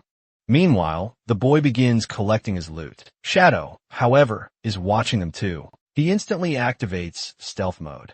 And before Song Fei can even grasp what's happening, he's already dead, his fangirls crying out and screaming in horror. At the sight of their brother's headless corpse, Shadow then unleashes the blossoming curse, and a strange flower blooms inside Song Fei's body. But this time, no one can save him. Song Fei respawns in town and immediately screams, because it feels like Shadow has some kind of personal vendetta against him, but he doesn't know why. He wonders if Shadow's just jealous. That Song Fei has more female fans. Song Fei drops to his hands and knees, unable to believe Shadow could be a simp, coming after him like this, just because the girl Shadow's crushing on is on Song Fei's team. Then, his computer notification pops up, showing his tradable lifespan is dropping from 400 to 370, and it keeps plummeting without stopping. He's in a serious dilemma when his fangirls rush over, instantly screaming that something is terribly wrong. They tell him Shadow used a skill, and a blood-red flower appeared on his corpse. It looked like it was absorbing something from him. Song Fei can't possibly understand how a flower growing on his corpse could drain his lifespan. This can only mean one thing. Shadow is deliberately trying to permanently kill him. He instantly declares he needs to log off, or else he'll lose all of his lifespan. Then, his family tells everyone that they should all log off for now, and he'll buy some lifespan in the real world. He'll convert it into gear, and once they're fully equipped and stronger, they'll come back and fight him. All the girls instantly agree to their master's command, as Song Fei vows to himself that this isn't over. He trained hard for 2.5 years to get where he is today, and he refuses to believe he can't just crush Shadow with money. Meanwhile, Shadow stands atop the corpses of all he's slain, earning him the title of Slayer, which is apparently a tier 4 title. But death would cause him to lose a whopping 96% of his current lifespan. Shadow then farms roughly 1,000 days of lifespan from Song Fei and his group, but the absorption suddenly stops. It seems they've all logged off. Meanwhile, Ishue and her owl observe Shadow. They simply cannot believe this is the power of rank 1 player Shadow. It's truly terrifying. Shadow then asks if Song Fei has logged off, and Ishue confirms they did. He asks her to keep a close eye on them and inform him the moment they come back online. Shadow then mentions he has a gold tier pre-skill, Holy Judgment Sword, and asks if she wants it. Ishue immediately says she does, so he asks her to wait for him in town. Back in town, he explains the skill book is worth 500 days of lifespan, but he'll sell it to her at half price if she agrees to one condition. Ishue suddenly recoils aghast, exclaiming that she doesn't sell herself. This even makes Shadow a little flustered, because he absolutely didn't mean that. He just wants her to join his team as her long-term healer. This sounds like a great proposal to Ishue, but she asks if they think she's too weak. Then she'll complain about their weakness to him. Shadow says it's fine, they're a pretty good team, and he's going to contact them right now. Meanwhile, Wang Mei is on the battlefield, battling monsters, as he desperately asks Xiaoyu to quickly cleanse the poison afflicting him. Xiaoyu doesn't even know what cleanse means, and Song Fei reminds her that all priests have cleansing skills, and she needs to hurry, because he can't hold on much longer. Suddenly, Xiaoyu seems to realize what that skill is, and confidently asks everyone to watch her. But she points her staff in completely the wrong direction, and it almost kills him. She then casually says she missed. But it's already too late. Wang Mei succumbs to the poison. Back in town, everyone ditches Xiaoyu. Wang Mei realizes they desperately need a new healer. But where on earth? Are they going to find a hidden class healer now? All the good ones have already joined other teams. Meanwhile, Xiaoyu is thrilled. This game is a piece of cake for her. Reaching level 4 was an absolute breeze. She just needs to keep this pace up, and she'll finally meet her brother, Song Fei, very soon. Suddenly, Wang Mong gets a text from Shadow, saying he knows someone, a hidden class, white avian priestess, and if he wants her for his team, that is. He says he trusts Shadow's word, and since he's recommending her, then of course they'll take her. Shadow says she's in Ember Town, and few people farm there. So just head over, and they can all level together. The captain thinks it's a great idea, because they're just about to switch locations. Shelltown is way too crowded, anyway. He then looks at Xiaoyu, and says, we're thinking about moving to a higher level zone, and it's just too dangerous for you at this level. So we won't be taking you with us. Xiaoyu cannot believe her ears. She instantly tries to say that. She can still manage to land a few good hits. But before she can finish her sentence, they all run off, wishing her well. Xiaoyu instantly shows her true colors and scolds them, saying, if you want to ditch me, then just say so. There's no need for excuses. Besides, I was sick of those guys anyway. I'll just go find expert Shadow to carry me. In Ember Town, Meng arrives and pays 800 days of lifespan for the gear he bought last time. Meng and his team still owe Shadow some days of lifespan, but he promises to give the rest when Captain N arrives. Meanwhile, Shadow is wondering if Captain N is the Captain N. Captain Unju, it's you. Suddenly, Captain Unju makes her appearance. He instantly recognizes her as the very same person. Her player ID? Execution. And she boasts a unique hidden class, Dragon Knight. Now, she's one of the top 20 global powerhouses. In his past life, she was a pillar of great Sia's official forces, a living nightmare for hostile foreign factions. Captain Unju comments it's a pleasure to meet someone as skilled as him, admiring his impressive fighting skills. Shadow feels a flicker of unease, because this is his first time encountering someone who truly outranks him. In this cursed game, unlike his past life, Unju then remarks on his leveling speed, calling it absolutely insane, and probes if he's hiding any secrets. She even jokes that he might be a time traveler, or a reincarnator, considering how he's dominating the game. But Shadow is thinking about how, in his past life, this woman was on a different team than Wang Ming's. Nevertheless, he receives 500 days of lifespan from Wang Ming's team as payment for an earlier debt. Shadow also realizes Unju has already secured a significant amount of credible lifespan on behalf of Zhonghai City's officials. She then adds that if he has any more gear to sell, in the future, she and the government officials will take it all. She also reveals that all of Zhonghai City's official lifespan is on her, so there's no need for him to kill her.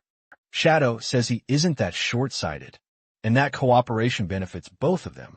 That's why Unju compliments him, saying she knew.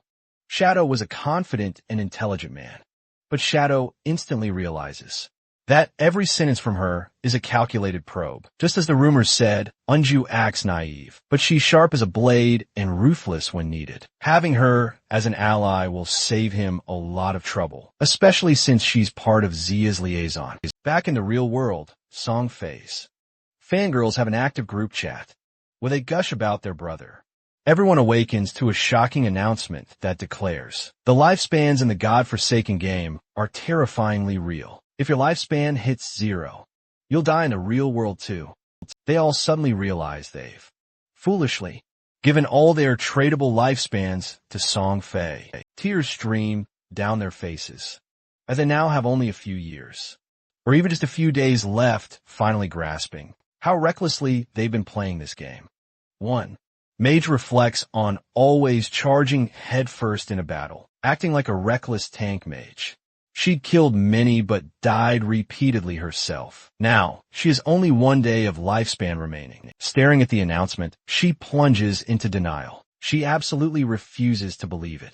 But then, another crucial announcement seizes her attention. It states Song Fei is buying lifespans. This is fantastic, she thinks. She can go to him, and he'll surely help her.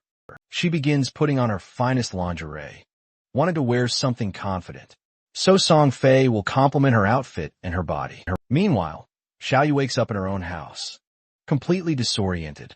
She can't tell if she's in reality or still trapped in the game. Checking her messages, she sees that 1 day of lifespan is worth around 5,000 yuan. With 200 days, she realizes she's already a millionaire. Then, she suddenly realizes Shadow is actively trying to kill brother Song Fei, and it's already happened 3 times. She starts shaking and crying when she reads that. If her lifespan hits 0 in the game, they will die in the real world. She's not worried about herself. She's worried about Song Fei. Even though he had over 100 years of non-tradable lifespan after dying 3 times, he only has a little over 12 years left. She's also confused why Shadow is targeting him. From the group chat, she sees he killed Song Fei 3 times, even while surrounded by dozens of people. His strength is terrifying. Then, she sees a text from another fangirl saying, Song Fei's in trouble, and everyone in Zhonghai City should rush to sell their tradable lifespans to him. Right now, Song Fei's waiting at Dodging Plaza, where the lifespan purchase rate is an incredible 1 to 1,000. Xiao feels the pressure mounting. Since Dodging Plaza isn't far from her location, she can't just stand by and watch this unfold. She absolutely must go help her beloved idol. Meanwhile, Shadow is effortlessly slaughtering monsters, making it look like child's play. And just like that, he hits level 10. His 4-dimensional attributes jump to 2, and he snags 5 free attribute points. He also unlocks a new career advancement as the first player to reach level 10.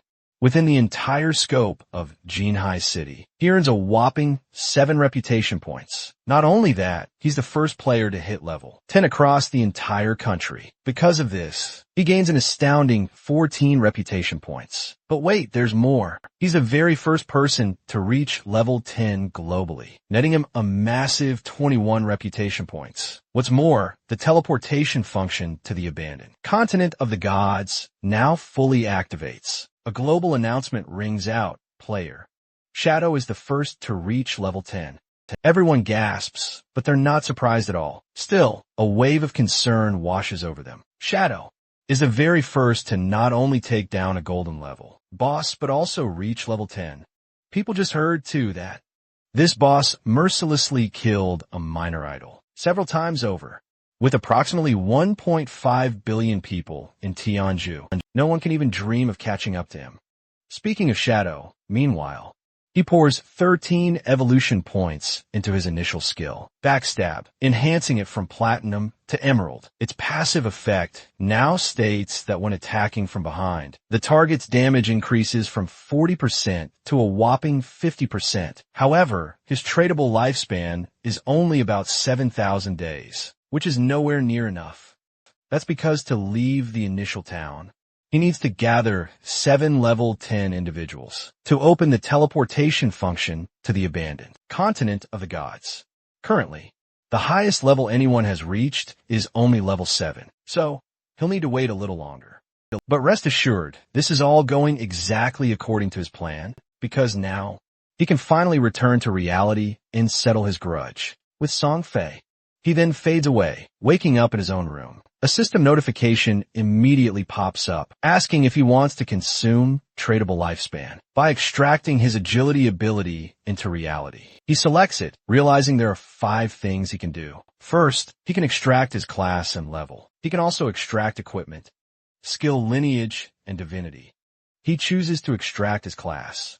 consuming 1,000 days of his life. He then extracts level 2, consuming another 2,000 days of life. Next, the abilities. But according to the system's logic, the higher the skill grade, the more lifespan it consumes to extract it, and it increases exponentially.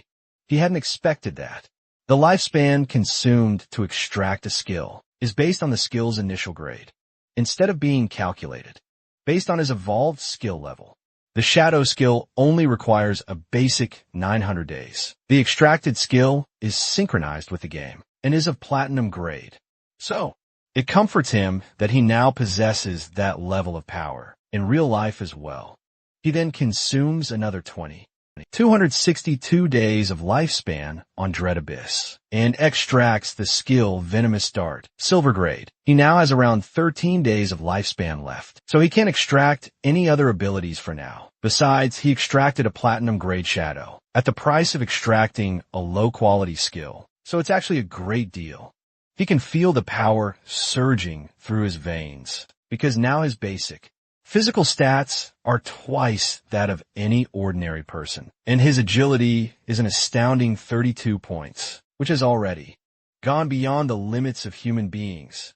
He's now a walking weapon, and with his unlimited invisibility and poisonous darts that can be fired up to 14 meters, he knows he'll find an opportunity to end Song Fei soon. He doesn't even need to look for that genius idol, because everything Song Fei does, he can be easily tracked online. When he sees Song Fei frantically buying up lifespan, he realizes the idol is planning to settle scores with him right after the game update. He knows it'll only take him 10 minutes to reach where Song Fei is. But then his phone starts buzzing. It's Hu Cuban, the company's arrogant supervisor, who always throws his weight around. Hu Cuban is furious at Chin Feng for not answering his calls, claiming a young lady, actually his boss, has her eyes on him. But Shadow doesn't want to think about work right now, knowing the real world is about to end. He throws his phone aside and turns invisible again, saying that soon, people will realize this game is the real deal. The stadium looks like a cult gathering, with Song Fei sitting proudly on stage, while all his fangirls chant his name and blush fiercely. Their idol is right there. He sits like a king with his assistant beside him, who asks about Shadow, killing him 3 times in the game. Then she tells him not to worry, because she's already asked people to investigate Shadow's real identity. Song Fei asks her about the update, and the girl says she sent someone to town to approach him and make him an offer he can't refuse. So, they'll wait until he returns to reality, get the money, then capture him, and let Song Fei teach him a lesson he'll never forget. Song Fei then tells her to notify him because he wants to see it with his own eyes and have the pleasure of hurting Shadow himself. He also mentions he heard about the Jing industry, using the same method to control several players and make them work for free. Apparently, these industries use their money to offer players in the game money in exchange for lifespan. But when people leave the game to collect that money, they're captured and tortured by the industry, forced to work for their freedom. Song Fei is absolutely brimming with confidence about his plan to buy lifespan. But then, out of nowhere, a man on the barricade erupts, shouting at the girls, urging them not to sell their lifespan. So carelessly, he warns that, according to the official announcement, if their lifespan hits 0 in the game, they will perish in reality too. Song Fei knows this grim truth, but still continues to brainwash his fans into selling their lifespan and even killing people. He merely sighs, as if it's just another normal day for him. When someone dares to cause trouble, he stands and offers a perfectly fake apology, but all the girls scream that he doesn't need to, convinced he's done nothing wrong, and happy to give him whatever he needs. Song Fei, just like every other manipulative influencer, skillfully manipulates his audience into thinking all he wants is love and peace for everyone. But in truth, his only interest is his own survival.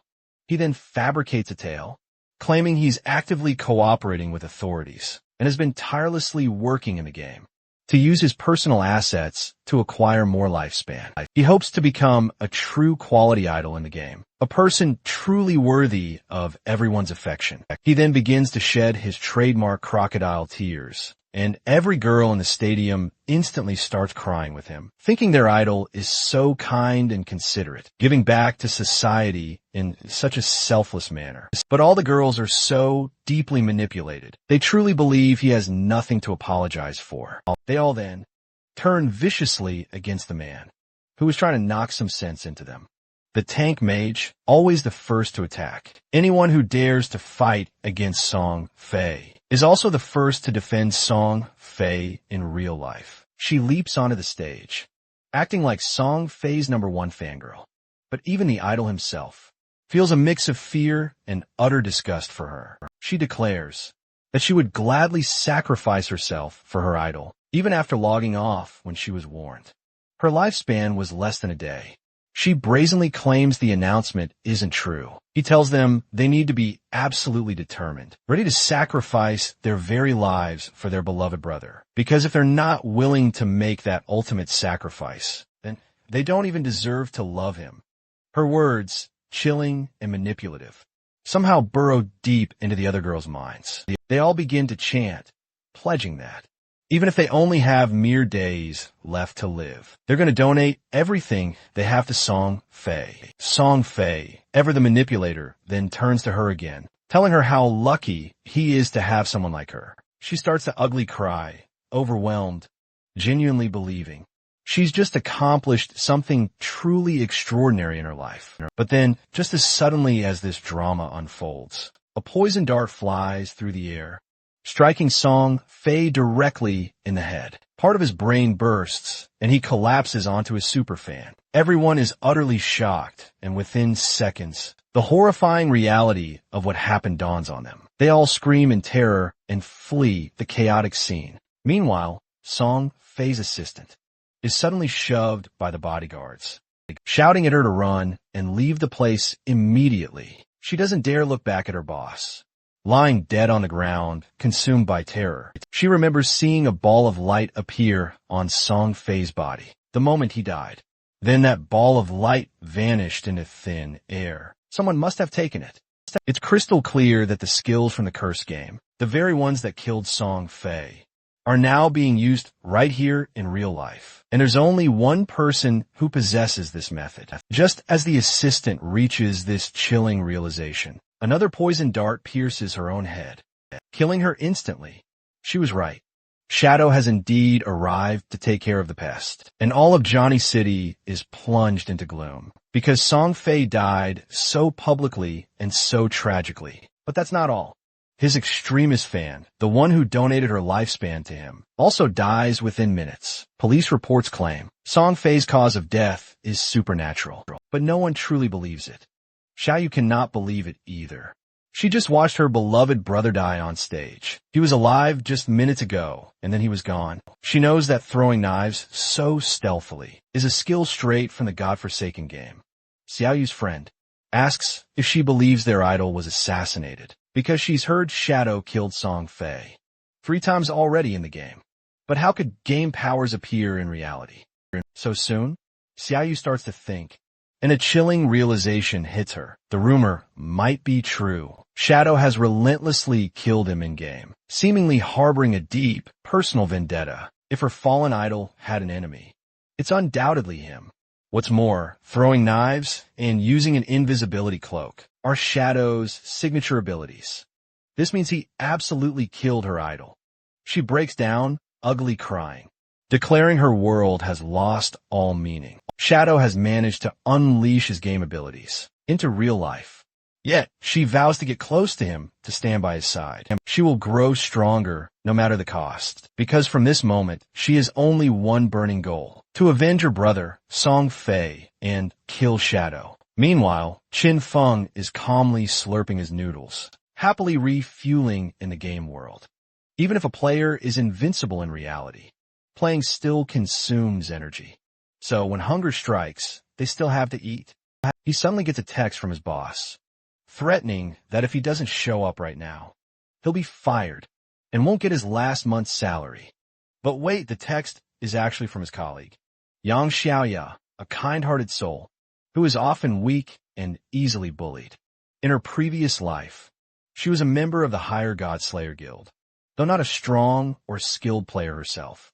Just to be kind, Shadow tells her not to bother with their boss anymore. There's no point in going to work. They should focus on upgrading themselves in the game. Xiaoya asks if he has any game tips.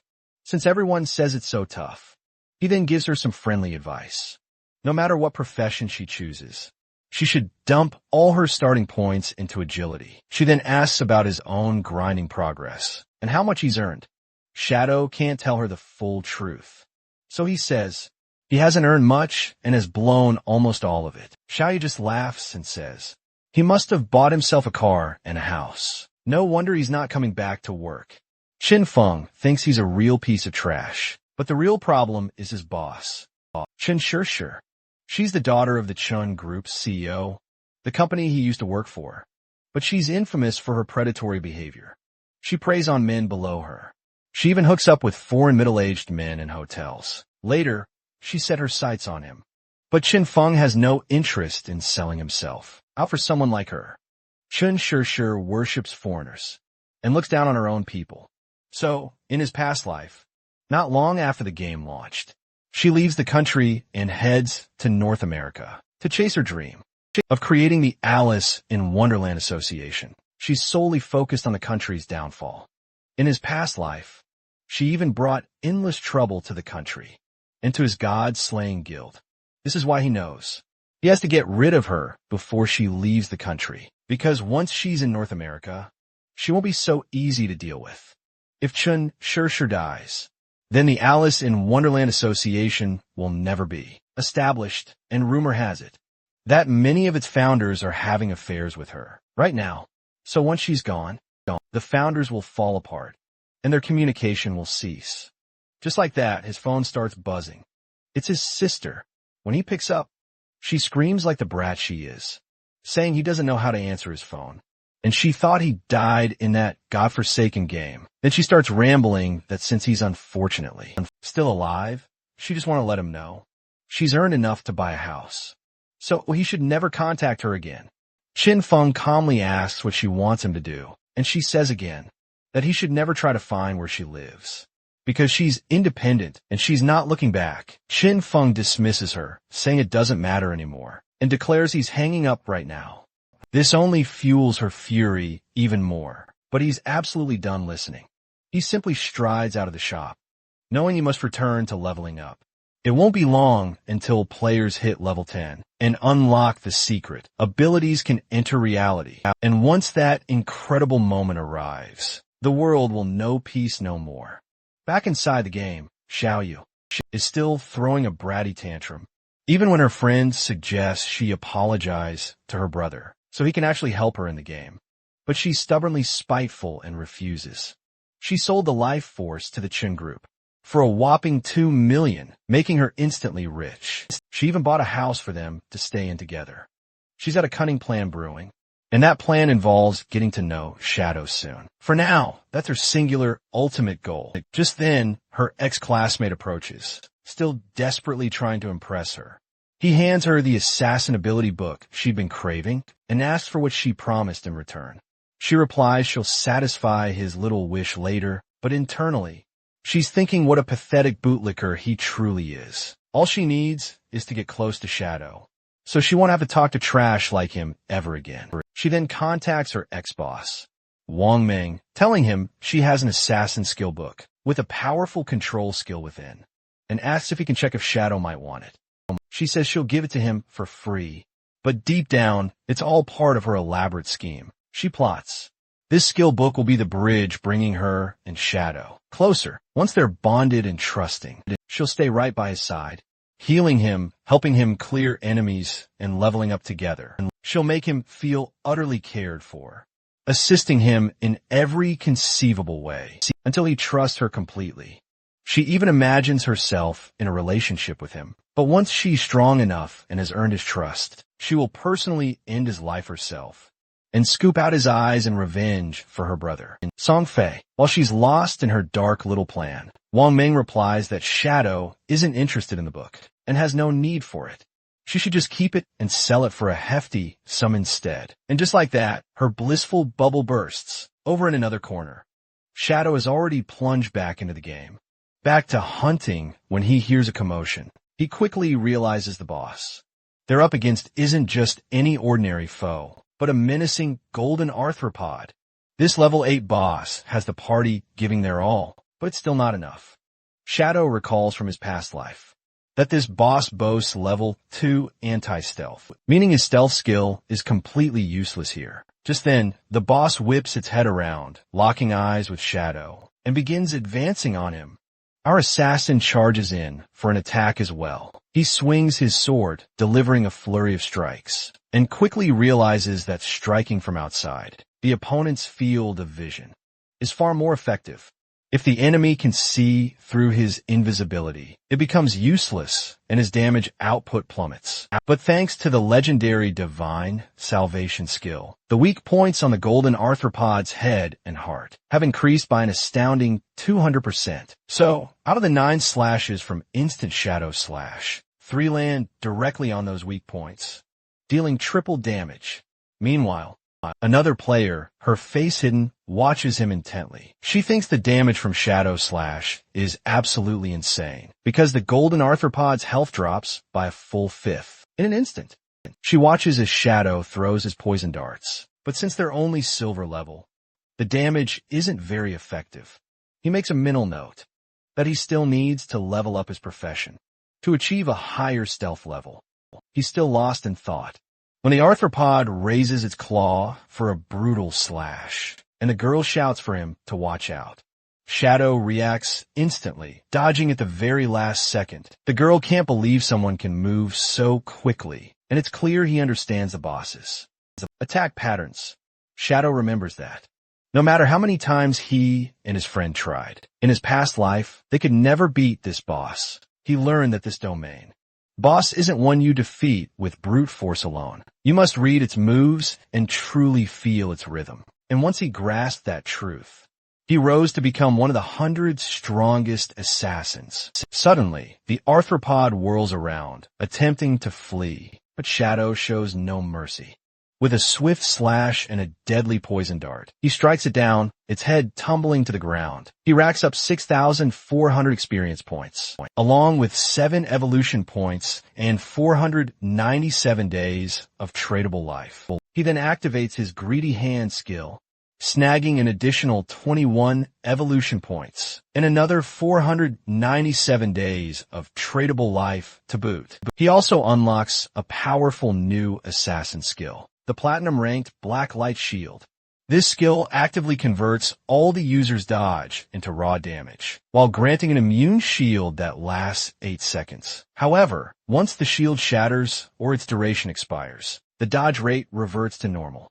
Shadow then spots a skill book offering a 75% evasion chance. The epic grade Ghostly Blur alongside it, the Black Light Shield, can stack up to 3 layers of damage reduction. With this, confronting bosses will become significantly easier. Plus, it even gives him the option to upgrade the shield directly to epic grade. He immediately spends 6 evolution points to evolve his platinum Black Light Shield to epic. Level 1. The shield now boasts an incredible 7 layers of damage reduction, which means he can now access much higher level areas, far earlier than most other players. With a hefty 22 points still remaining, he shifts his focus to his poison dart skill. A hefty 16 points propel the skill from silver to Emberland, and its toxicity rockets from 50% to a potent 80%. These 3 upgrades nearly double its overall power, and with a mere 5-second cooldown, its sustained damage now rivals even the Shadow Snake. 2 crucial pieces of assassin-type equipment also drop, and he equips them without hesitation. The first is the City of Lightness, a gold-grade item boosting agility by over 20 points, and increasing movement speed by more than 20%. The second item is the Heavy Crimson Leather Gloves, another gold-grade piece granting 18 physical defense, along with all element resistance and boosted constitution. Combined, This new equipment rockets his flame strength by a staggering 55% and slashes regional fire strength, duration from 12 seconds down to a mere 7.7, dealing 51 damage, 106 physical damage, and restoring 1,517 health. With these formidable stats combined, and the black light shield, his attack rhythm holds steady, while his survivability skyrockets, even as he's still evolving his skills. The previous party quickly rushes over, absolutely stunned by his speed. They eagerly ask if he has any skill books to sell. Shadow explains there's one available for mages. Frost Ejection, a gold-grade group skill that fires a powerful ice ball, capable of bouncing up to 10 times. The catch, however, is 800 days of life. They instantly complain it's too expensive, and mention someone else was selling a level 5 gold skill earlier. Shadow quickly corrects them. It's actually a level 7 skill. Once upgraded, its damage skyrockets by over 40%. So 800 days of life isn't expensive at all. A girl with a hidden face then speaks up, saying she's already bought it. And with that, the transaction is finalized. With that, Shadow leaves. He hasn't cleared the town's boss yet, so he decides to spread the news across the town, gather information on its exact location, and confirm if a gold-grade boss is present. If one is indeed there, it could provide him an endless supply of fights and push his growth to the absolute maximum. Just then, a message arrives from Wang Meng Xiaoyu, a former member of his earlier team, offering Shadow a book for free and asking if he wants it. Shadow assumes it's just a basic bronze book, but he also knows his sister well enough to doubt her true intentions. She never gives anything without a hidden plan. Rumors outside already claim Shadow killed Song Fei and Xiaoyu. Suddenly offering him a skill book now only makes the situation even more suspicious. He tells Meng to keep the trash and check it herself. Still, the doubt lingers in his mind. He wonders if Xiaoyu is trying to impress him or avenge Song Fei, but either way, he decides to keep his distance. He then tells Meng to come to town, prepare money in advance, and get ready because he has something valuable to sell. Before the conversation could conclude, the party leader cuts him off and hits him with the question Shadow expected. Did he kill Song Fei? Shadow answers without hesitation. Yes, but Meng knows that when Song Fei died, Shadow was offline. That detail, coupled with the precise timing and strong motive, makes it clear to Meng that the authorities already suspect most of the truth. The big question now is if they plan to arrest him. Shadow considers the timing.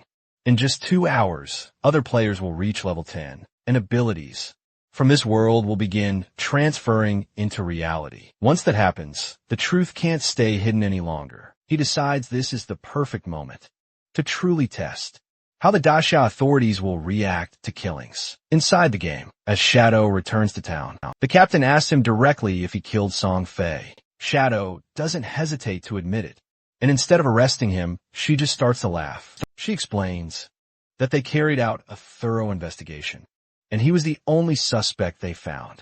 However, they also discovered that Song Fei and Jiangli had plotted against him, and that Dodging Industries kidnapped players and forced them into labor. In her view, killing them was pure self-defense. Shadow thinks to himself, these authorities are not as friendly toward assassins as they appear.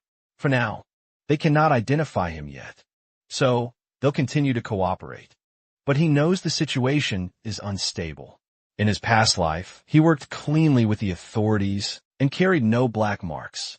Yet this time, he has directly killed a human and Zhongli, and that could change everything. He wants to see how much his rebirth shifts the outcome of this game. He decides to sell his unused platinum gear. The government is willing to buy every class of equipment and skills, and because they have enough lifespan to pay, he can sell in much larger quantities. When people see the platinum gear, they become absolutely ecstatic and question if he's soloed a platinum boss, since there was no global announcement about it. Shadow, in turn, reveals the truth. He explains he got lucky with a jade chest, and even managed to buy a jade skill book.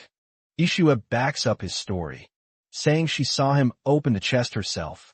Shadow calls Ishua Little Snow, which makes Hei immediately complain. He always calls her Little Black. So she demands to know why Ishue gets a different name. Shadow, ever the provocateur, asks if she wants another nickname, and she blushes even harder at that. Captain, and observing this, comments that, while they're struggling with silver bosses, he's casually walking away with platinum and jade loot. Shadow then lays out the prices. A platinum archer skill book costs 2,500 days. A platinum barracks weapon costs 15 days. A platinum skill book goes for 3,000 days. And a gold skill book and equipment costs 8,000 days. He offers to maintain the discount and sell the remaining 25 platinum skill books and equipment for a total of 16,000 days. Captain and accepts the deal immediately.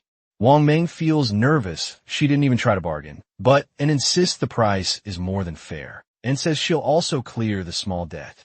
Wang Meng owes Shadow. The deal is sealed, and Shadow, of course, agrees. That captain and made an excellent choice.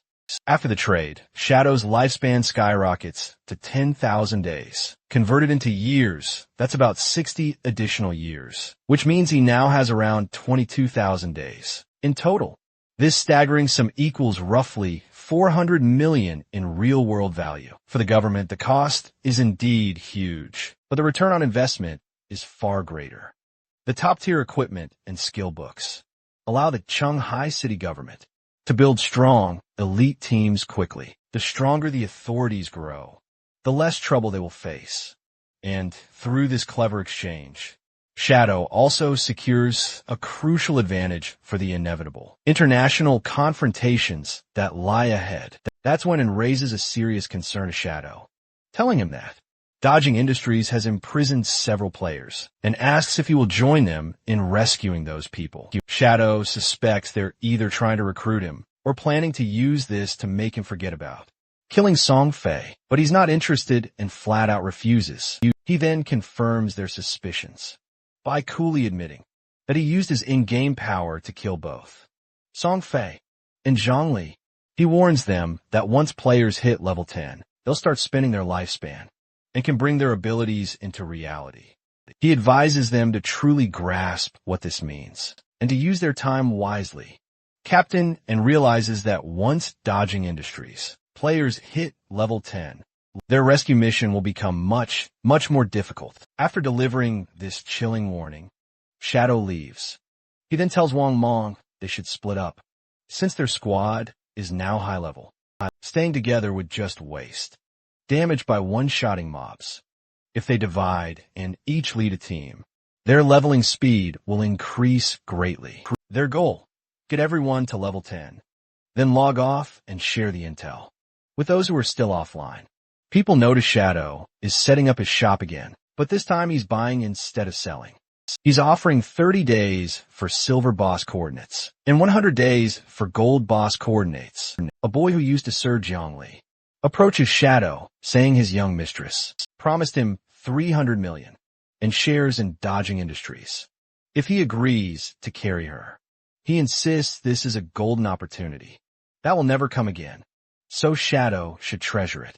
Shadow replies that the boy must not have logged off yet, because he already killed Song Fei, and he also killed Zhongli.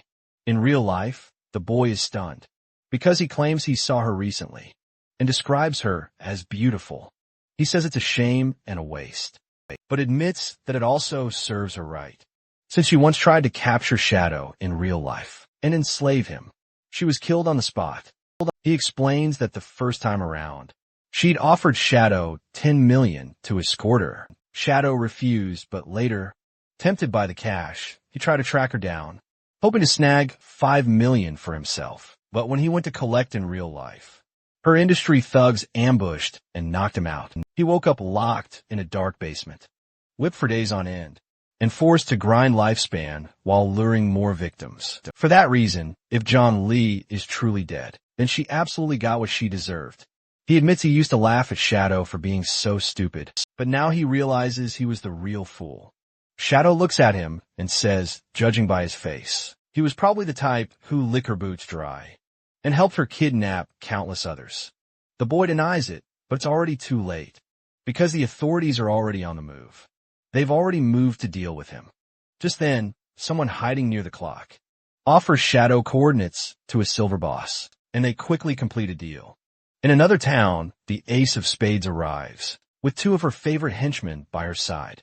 Rumors swirl that she's Chin Sure, the heiress to the real-life Chin group, and every man around her trembles, because she's brutally murdered countless players and stolen lifespan without a shred of mercy. For her, the game is just another trivial shopping trip. She simply buys her way through, splurging pocket money on the absolute best equipment, skills, and even recruiting a top-tier combat fighter, then hunting down players to snatch their lifespan. This method is effortless for the wealthy and utterly impossible for those without a dime. Yet, she's still incredibly annoyed that this game made her miss her flight. She should be in North America, enjoying herself, instead of being stuck in this miserable city and unable to even leave the country. She glares at the shivering men before her, scoffs, calls them weak, and tells her bodyguards that they are far more charming and manly. She even imagines trying that for herself when they finally return to reality and can barely contain her impatience. She casually asks if Song Fei really died, but clearly couldn't care less about him, because she played with him once before, but he'd only lasted a minute. Now, her sights are set on Shadow, since he's local and ranks number 1, which makes him well worth her attention. If he could take down someone like Song Fei, then an ordinary target should be a piece of cake. So, she decides to seize the chance to meet him. She logs off, needing to make a call, to have someone contact Shadow for her. And while she's away, she posts an offer, 3,000 days of lifespan. Cash might not tempt her, but lifespan definitely will. And all she asks of him is this: to snap his fingers and eliminate one small target. She has in mind a man who dared to reject her, Qin Feng, and she wants him dead. In real life, Xiaoyu has joined Zhang Wei's team, but she still is incompetent as ever. The scrawny kid asks her to heal him faster next time, so he doesn't come so close to meeting his ancestors. Xiaoyu, however, is utterly bratty and dismissive. She tells him not to yell at her, and that he should just be grateful. He has no choice but to argue with her. But she suddenly logs off, saying she's hungry and taking her friend, Yin Yan, with her. The boy remembers how she used to call him expert, so sweetly, but now she acts so rude. Ever since she met Shadow, she behaves all high and mighty. Yet he believes it's only a matter of time before her arrogance is torn to shreds in real life. Xiaoyu has moved into a luxurious apartment, but she wakes up absolutely starving. She discovers that all delivery places are closed, and no riders are available, because everyone's absorbed in the game. She suddenly recalls how Qin Feng used to cook for her at home, and how she never had to lift a single finger. She quickly pushes the thought aside, telling herself that food is nothing compared to freedom. She convinces herself that she is strong, the best, and can live better without her brother. Meanwhile, Shadow is not thinking about Xiaoyu at all. He's busy battling another silver tier crab, and swiftly slashes it to the ground.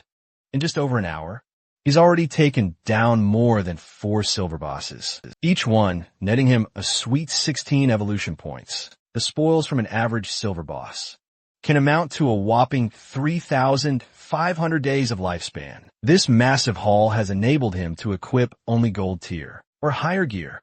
His cooldown reduction has skyrocketed from 55% to 75%, slashing the cooldown of Instant Shadow, slash from 12 seconds down to a mere 6.8. Unfortunately, there are no platinum bosses near the outskirts of Safe Down currently, so gold tier gear is his current ceiling.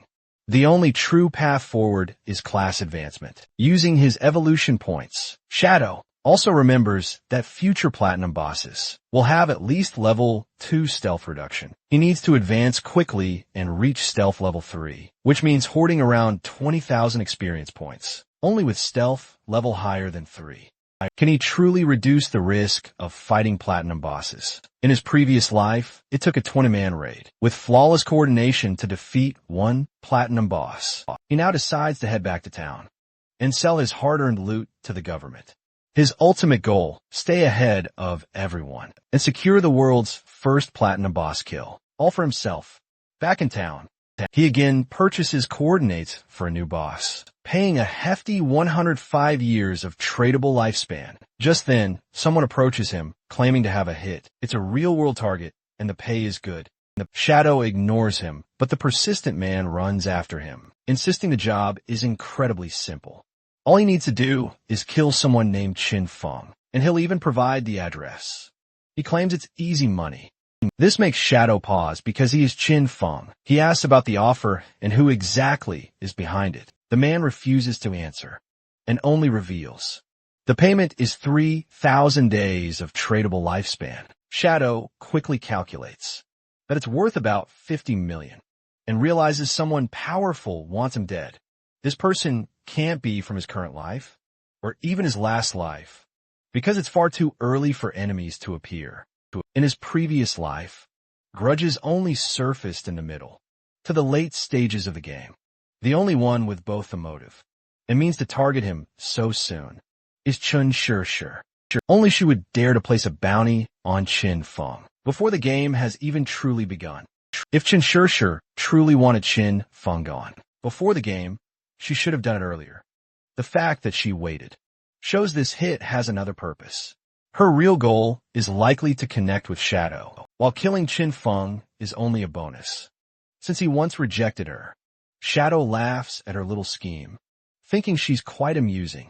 He had been planning to seek her out, but now she has come to him. He accepts the deal on the condition that half of the payment is given up front, and that he decides when to carry out the job. The messenger starts to sweat, because he needs authorization for the deposit. Once approved, Shadow receives 1,500 days of tradable lifespan. He considers it interest and thinks she can wait, because he'll be coming for Qin Shirshir soon enough. The messenger also gives him the target's location and details, which turn out to be his own address. Shadow leaves, promising results soon. Just then, a girl named Nai stops him, saying she heard he's buying boss coordinates. She offers him the location of a gold tier boss and suggests they both make a payment confirmation. Bai tells him to follow her north of town. It's a bit of a distance, but she offers to guide him. She explains the boss is a plague bearer, which means she must have encountered it herself. She again asks if he wants to heal her with him, because the boss inflicts low poison damage, but Shadow refuses, saying he only needs her to guide him. The plague bearer is indeed gold tier, and has a poison ring that drains HP every second to anyone within range. To beat it, Shadow must finish the fight quickly, but for him, a few skills are enough to deal with it. Bai takes Shadow to a cave, explaining that her team had utterly decimated all the others, yet they themselves couldn't land the final blow on the boss. She then points out the gold tier boss, the Black Bear. Shadow finishes up the transfers, while musing that the poison is avoidable by simple dodging, and that Ghost Shadow's 75% evasion will definitely come in handy. However, that doesn't make a run for it. She looks utterly guilty, admitting she has to warn him, because this is actually a trap. Once he starts fighting, people will swarm in to kill him, and they've got a level 2 anti-stealth item. She says they forced her to pretend to get close, try to learn his real-life identity, then betray him. She confesses all this because she's being blackmailed in real life, and actually wants those people dead. Shadow thinks it's a foolish plan, but still asks who's behind it. Bai reveals it's Dongfang Zhan, whose in-game ID is Shan Yun. She explains that Shadow has already killed him. Once Shadow remembers that, he's the same guy who tried to ambush him while he was fighting a gold tier boss earlier, and later tried to offer him an assassin book as an apology.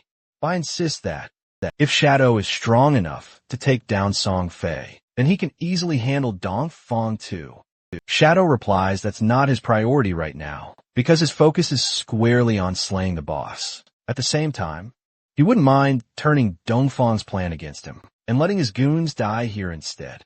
Before he leaves, Bai tries to stop him, warning that they'd brought around 18 people earlier and were absolutely wiped out in under 30 seconds. The poison damage is incredibly high, and insists that even if Shadow is resistant, he'll still die. She considers making a run for it, but then sees Shadow activating Blessed Release. black attack enhancement, and throat cut effect. With a single strike, he obliterates 2/3 of the gold tier boss's life, dealing a staggering 80,000 damage. He then pulls back to the cliff, deciding not to finish off the boss just yet. He plans to patiently wait for the goons to arrive, while his cooldown resets. When the goons finally rush in, since Shadow's still in stealth, they can't pinpoint his location, so they charge in blindly instead. She quickly whips out a golden shield and bravely holds her ground. Shadow notes that such a formidable defense is incredibly rare at this stage, and few could ever hope to break through it. Not wanting to waste any more time, he unleashes an instant Sombra cut to obliterate the men, then casts Curse of the Flower That Blooms to extract their very life force. I doesn't quite grasp what these mysterious flowers are for, but she's undeniably relieved that she chose not to follow Dongfang's terrible plan. If she had, she would have ended up just like the rest of his fallen men. She then offers to add Shadow as a friend, saying that the next time Dongfang screws up, she can pinpoint his exact whereabouts. Shadow agrees and turns to leave, but she calls him back. She insists that if there's any way she can repay him, she'd be absolutely honored to do so.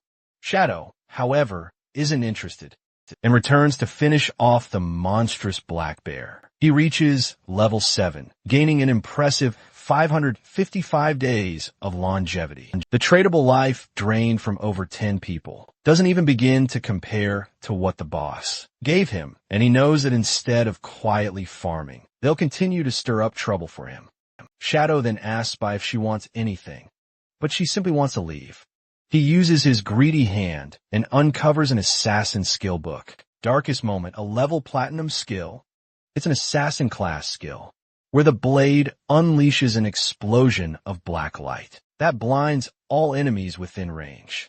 He realizes that if he can blind enemies without solely relying on stealth, he can still trigger his devastating double damage. So, no matter what level of anti-stealth a boss possesses, his damage output won't be affected one bit. He also obtains a blade, a platinum assassin weapon, with an astounding attack power of over 216, and a level 10 requirement to unlock its full potential. Its unique effect: every attack carries potent toxins that explode after a mere 3 seconds, dealing 50% of the original attack's damage. Shadow feels extremely satisfied with his impressive harvest, having accumulated around 98 evolution points. He knows he'll soon be able to evolve his epic grade, Greedy Hand, to legendary grade, since he's only 10,000 experience, points shy of a level up. He decides to tackle it by fighting small monsters. He unleashes havoc on tiny sea creatures, wiping them all out. And just like that, his job advances to the first tier. With this breakthrough, he gains a job attribute bonus. His strength, concentration, agility, and spirit all increase threefold. His stealth duration doubles, and he feels incredibly powerful now because he can activate stealth while already in a stealth state. This means that as long as his cooldown is sufficient, he can maintain permanent stealth. His out-of-field vision also skyrockets from 2 times to 3 times. This first tier job advancement already feels so unbelievably exaggerated that Shadow finds it truly worth every effort. Soon, an announcement from the game declares that 7 players in Jinghai City have now successfully reached level 10. The teleportation array to the gourd abandoned continent will open in 10 minutes. All players are advised to prepare their teams and gather at the coordinates if they wish to journey to the continent. Shadow holds first place, followed by Gray Rose in second, and Wang Meng and his team in third. These names are all familiar to Shadow, but he remembers that in his previous life, the leaderboard at this point had been dominated by foreign players. It seems his influence from selling so much gold and platinum, equipment and skill books, is already changing the situation. He wonders if this time, the world will play out differently, and he's truly looking forward to it. Meanwhile, in reality, authorities arrest the main members of the Dodging Industrial Criminal Group. Some of the 3 main members remain inside the abandoned game, and their virtual bodies cannot be arrested. The inspector, he instructs his comrades to notify Captain Ann and have her find a way to force the suspects offline. The inspectors agree this method is incredibly effective because even if criminals hide out in safe towns where they can't be attacked, their real bodies will still suffer from hunger. When they log off to eat, they can be easily arrested. They note that the success rate is remarkably high, all thanks to Shadow. Not only has he provided intelligence on the dodging industries, but he also warned them in advance about game abilities being extracted into reality. If they had been any later, the leader Zhongli and the others would have reached level 10 and extracted their abilities, which would have made them nearly impossible to arrest. Other countries are already facing small-scale unrest, with thousands of deaths, but Jilin City remains stable because the authorities have dedicated teams inside the game, equipped with advanced gear. And it's all thanks to Shadow. Back in the game, by remarks on what sort of hero he is, Shadow is confused and asks what she means. She explains that officials have announced he's the one who helped bring justice to the people. Since Song 3 was conspiring with dodging industries, killing and detaining players, Shadow realizes the officials are totally whitewashing his image, most likely because it will be more convenient for them if he cooperates. Shadow then asks if she has found Dongfang's real location. She replies that he has not logged off yet, so she has to wait for any updates. For Shadow, that doesn't matter now. Dealing with Dongfang's lowlife isn't his priority. His main goal is to reach God's abandoned continent. To him, the current town area is nothing more than a newbie village, and the real game begins only once he sets foot on the continent. Shadow activates stealth mode before teleporting, leaving the other players utterly confused. When they can't see him, they do realize, however, that he has more than level 2 stealth, along with level 2 anti-stealth. When he arrives at the continent, everything looks the same as in his previous life. He materializes in the Jinghai city ruins, since first-time players always arrive in their respective city ruins. The locations of these ruins mirror reality, though the reason for this has always remained a mystery. As Shadow navigates the ruins, a monster creeps up from behind him. He strikes with a shadow slash and slays the earth shaker. In towns like this, there are no safe zones. Monsters lurk everywhere, so players must stay alert. Still, if they manage to find shelters hidden within the ruins, they can establish strongholds and claim territory. Shadow knows that the best shelter in the Jinghai city ruins lies in the northwest, the very place where the God-slaying guild had its base. From his previous life, determined to reclaim it, he heads in that direction. Wang Mong and his team also arrive on the continent and realize that the surroundings look like familiar city ruins. They instantly recognize it as their city because the tower in Jinling City is still standing right in front of them. Hei recalls that someone mentioned Shadow was transferred here, but she can't see him anywhere. She begins to search for him, but before she can, two more monsters rush toward the team. They immediately start fighting and quickly realize that the normal monsters here are stronger than silver tier bosses. Back in a small town, they fight with all their strength until Hei finally uses her prophetic fireball to defeat the enemies. Meng then asks Ishue to scout the area with her owl. After surveying, she reports that the place is swarming with monsters, far too many to count. Their last fight has already attracted even more enemies, and they're all heading straight toward them, with no safe zone nearby.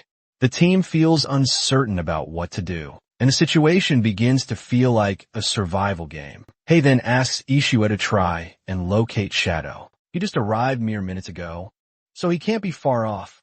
Ishue reports there's no trace of him anywhere, but she spots a blinding light to the northwest. It looks like the telltale glow of monster loot. They instantly realize this must be Shadow's work, and because his inventory is likely overflowing, he hasn't picked up the loot yet, and urges everyone to follow that trail, knowing it will lead them straight to Shadow. Meanwhile, Shadow is effortlessly farming monsters, relying on his instant shadow slash. which deals a devastating 20,000 to 30,000 damage. Since these monsters are mere fodder compared to him, they're annihilated instantly. He soon reaches the hideout's location, but it's buried deep beneath the ruins. Hidden below lies a massive underground palace, one that, in his previous life, was discovered much later. The palace contains over 1,000 resting rooms and more than a dozen enormous halls, making it the largest hideout in all of Jinghai City, and eventually the base of his Gold Slayer guild. For now, though, the hideout is nothing more than a treacherous dungeon filled with deadly mechanical monsters and guarded by a truly powerful boss. As with every hideout, the larger the location, the stronger its guardian. In his past life, after forming the Gold Slayer Guild, he had to gather 3 squads of 18 elite members, all level 15 and fully armed to the teeth. And even then, they nearly failed to capture this place. But this time, things are drastically different. He is alone, yet he knows that he, alone, is more than enough to conquer the land of soul purification. The monsters here are level 12 gold elemental spirits, and they all attack him at once. What they don't expect is that he's an assassin of the absolute highest skill. He uses the moment of absolute darkness to blind them, then cuts them down with instant shadow slash. One after another, they fall without resistance, since they're completely blinded. All of his attacks deal massive extra damage, and even his basic skills are more than enough to instantly kill these level 12 minions. In no time, the main hall is completely cleared, yet Shadow knows this is only the beginning. With over 1,000 rooms still teeming with enemies, he has countless battles yet to fight. Once he clears out these minions, he'll have enough to evolve his greedy hand once more. And only after every single enemy has fallen will the Guardian boss finally appear. It's a fight he's already itching to begin. Soon, all level 10 players from around the world arrive on the god-abandoned continent and instantly recognize the ruined cities that once belonged to New York, London, and Paris. Everything lies in utter destruction, surrounded by thousands of monstrous guards, and no safe towns anywhere in sight. In the ruins of Shanghai, Wang Ming and his team hide and rest, already exhausted from the sheer number of monsters they've had to face. Their main goal isn't to fight, but to find Shadow, hoping he can help them. Captain Anne, however, is lost deep in her own thoughts, constantly drawn to the mysterious assassin and his overwhelming strength. While she speaks in detail about him, Shadow himself is elsewhere, leveling up and cutting down monsters, as if they were nothing. Her words make Ming feel slightly uncomfortable, but he doesn't say a word. At that moment, Little Black asks, what would happen if they died here? Wondering where they would respawn. Nobody has an answer, so they all place their hopes on Shadow, believing he might be the one to uncover the truth. Ming then suggests to Captain Anne that the 6 of them shouldn't move forward recklessly. Instead, they should wait until everyone reaches level 10 before progressing together. Meanwhile, Ishue continues to hunt for Shadow by following the trail of loot he left behind. Eventually, she notices the trail ends in one particular spot, meaning Shadow must have vanished there. She considers taking the loot for herself, but decides against it, knowing the risk is too high. Meng then states that he will contact Shadow first. Only if Shadow confirms he doesn't need the loot, only then can they claim it. Meanwhile, Shadow single-handedly clears 4 large halls and over 1,000 smaller rooms. He slays over 400 monsters, including 4 bronze bosses and 2 silver bosses, racking up over 80,000 experience points and boosting his evolution points to 205. He only needs 5 more to evolve his greedy hand. Just then, he gets a message from Ming asking where he is, saying they're close after following his trail. Ming adds that he's taken some loot, but will pay him later. Shadow replies he'll contact him after he has a batch of equipment to sell. Ming then sends him their coordinates, telling him they're waiting in the ruins bunker. At that moment, the palace guardian finally emerges, the soul purifier. Face Hour is level 15 and platinum grade to claim ownership of the palace. Shadow must defeat him, while the monsters in the city ruins reach up to level 15. But the Soul Purifier stands as the highest level monster and the strongest boss there, with 750,000 HP and 3 different phases. In his past life, the Soul Purifier's Thunder Strike was deadly, even while wearing full gold armor. Shadow had barely survived. This time, however, things are different. Before the boss can unleash his Thunder Strike, Shadow strikes first, using instant Shadow Slash and Slit Throat together, tearing into the boss as his experience points soar. The Soul Purifier still manages to unleash a Thunder Strike, but Shadow's incredible agility allows him to dodge in time. If that lightning had hit him, with his current defense and resistance, he would have been killed instantly. Skills from Platinum bosses carry bonus accuracy, and while his dodge rate is 75% against normal monsters, giving them only a 25% chance to land a hit, a Platinum boss at level 15 can strike with at least 50% accuracy. Fortunately, with his incredible agility, Shadow sprints at full force. He's moving over 40 meters per second. As long as he stays alert, he can keep dodging before the lightning strikes. Shadow vows not to give the Soul Purifier even a single chance. He unleashes another damage combo and instantly shreds 250,000 HP, pushing the boss straight into Phase 2. In this phase, the boss becomes invincible and summons lightning orbs that home in on his enemy. To survive, the orbs must be destroyed first. Otherwise, the boss will go absolutely berserk. In his past life, Shadow's entire team had been wiped out by that berserk attack, and his sister became so furious that she refused to play ever again. On the second attempt, he left her out of the raid, and the team finally managed to defeat the boss. Now, after his rebirth, he no longer carries the weight of her death. He uses poison darts to swiftly destroy each orb, which also damages the Soul Purifier, since part of its life force is stored within them. Once every orb is destroyed, the boss immediately drops into Phase 3. A storm of electricity bursts from its body, signaling the start of the intense final phase, and the Soul Purifier begins unleashing continuous AoE. Lightning attacks.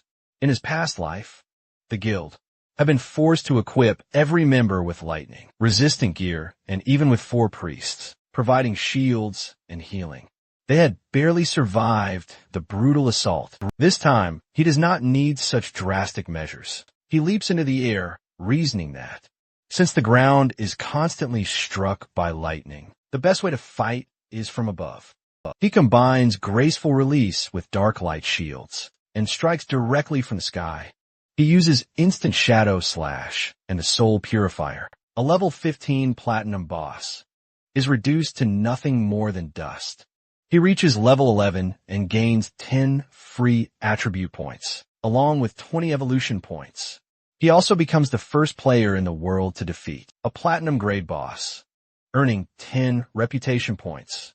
Most importantly, he becomes the master of the land of soul purification. The hideout doesn't just offer protection in-game. It also serves as storage, and anything within it can be brought into the real world.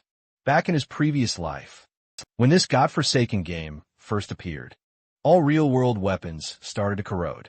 Even the deadliest, like nuclear bombs, became unusable from day one. Other weapons, like fighter jets and tanks, kept functioning for a short while, but within a month or two, they too turned into scrap metal. In the end, all future real-world battles depended entirely on the power extracted from this godforsaken game. The hideouts, once carried into reality, became safe resting places, and their heavy magic barrier defenses transformed them into mighty strongholds. He remembers plenty of good and bad moments, but the bad ones truly linger. He witnessed too many people come and go, and everything was rife with schemes and conflict. This time, he refuses to walk that path again. He will grow strong on his own and keep climbing until he stands at the very top, where no one can ever defeat him. Meanwhile, Xiaoyu is utterly stuck at the bottom, proving useless even there. constantly getting wiped out by mere weak monsters. We can't believe she struggles to fight properly, even with a giant axe this time. Xiaoyu simply can't hold back her brattiness and starts arguing with Wei, blaming him for everything. The poor boy has no choice but to leave the party. At that moment, Yin Yin, still stuck in the battlefield, panics as their tank has abandoned them. Before she can even adjust, she dies and returns too. When she comes back, she tells Xiaoyu they should focus on farming small monsters first and level up slowly. She warns that their lifespan is running critically low and admits she's absolutely terrified. Xiaoyu agrees on the surface, but doesn't truly care then. The system suddenly announces that player Shadow. He's just taken down the platinum grade boss. Everyone is absolutely stunned. They just can't fathom such incredible power. Xiaoyu immediately starts pointing fingers at her teammates. They're just too weak, because they can't even manage to kill a silver boss, while Shadow, on the other hand, has already become the very first to take down a platinum grade 1, and as always, she refuses to accept any responsibility whatsoever. Shadow, meanwhile, calmly prepares to distribute his attribute, points and experience to level up. He focuses entirely on boosting his agility stat, knowing that as long as his agility remains sky high, combined with his unlimited stealth ability, he can easily take down countless bosses without taking a single hit. He also hadn't expected a platinum boss to reward a whopping 20 evolution points. With enough points in hand, he evolves the Greedy Hand from epic to legendary. As a passive effect, he gains greed space, which instantly grants him 100 storage slots. It's an incredible, game-changing bonus, and he absolutely can't wait to throw every single item he owns into storage. He uses the Greedy Hand to scoop up all the loot, and from the massive pile, he receives 5 bonus items and another incredible 100 evolution points. 2 of the items are specifically for assassins, and one is a rare assassin skill book, since he's still a bit underleveled for them. He places them safely into his storage for later.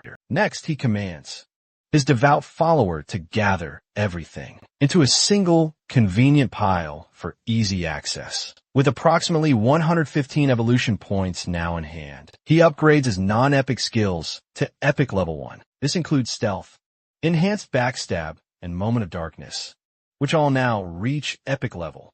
He also upgrades Curses of Blooming Flowers to legendary, and that powerful upgrade leads to a shocking discovery. The flowers can now absorb non-tradable lifespan as well. Many high-level areas and terrifying boss rage zones drain lifespan by hundreds or even thousands of times over, and it's always the non-tradable lifespan that gets used up first. This means that from this moment on, he'll never run out of lifespan again. It's a god-tier skill, and Shadow is absolutely thrilled with his new unlock. Nabi then sends him a message, congratulating him on becoming the first ever to take down a platinum boss. She also shares some good news, because Dongfang Xian has finally logged out, and she's heard that their family is hosting a gathering at Jianggang Restaurant. They've brought a massive amount of lifespan and are preparing to convert it into compact power inside the game. She warns him that if he can't wipe out the whole family this time, then she's absolutely done for. And Shadow understands the stakes perfectly. Shadow then collects all the items gathered by his devout follower. With half of his inventory slots still free, he decides to seek out Wang Meng and offload everything. He arrives at the coordinates. Captain and practically tackles him as if he's her boyfriend, but Shadow quickly brushes it aside and immediately gets down to business. He states he'll set the price, and they can decide whether to buy or not. He explains that many of the items are bronze tier, so he'll sell them at a discount of 950 lifespan. Wang Meng wastes no time bargaining, and pays him up front with 2,000 lifespan. The deal is done quickly.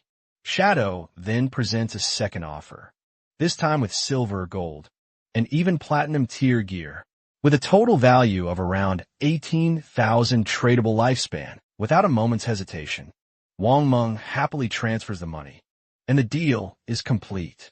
Little Black stares at Shadow and asks if he's Doryman, but Shadow simply ignores the remark. Instead, he offers them a valuable tip. Beneath the stone statue, in the center of the city ruins, there's a hidden staircase that leads to a teleport circle back to the starting village. If they want to return to this place, they must pay 500 lifespan to teleport back to this location. Re-entering is free, so they must think carefully before using it. With that sage advice, Shadow makes his exit and then declares he must be a reincarnator, reasoning there's no other way. He'd possess such hidden knowledge. Wang Mong just shakes his head and tells her to stop flirting with him because it's giving everyone a massive headache, and it's frankly embarrassing.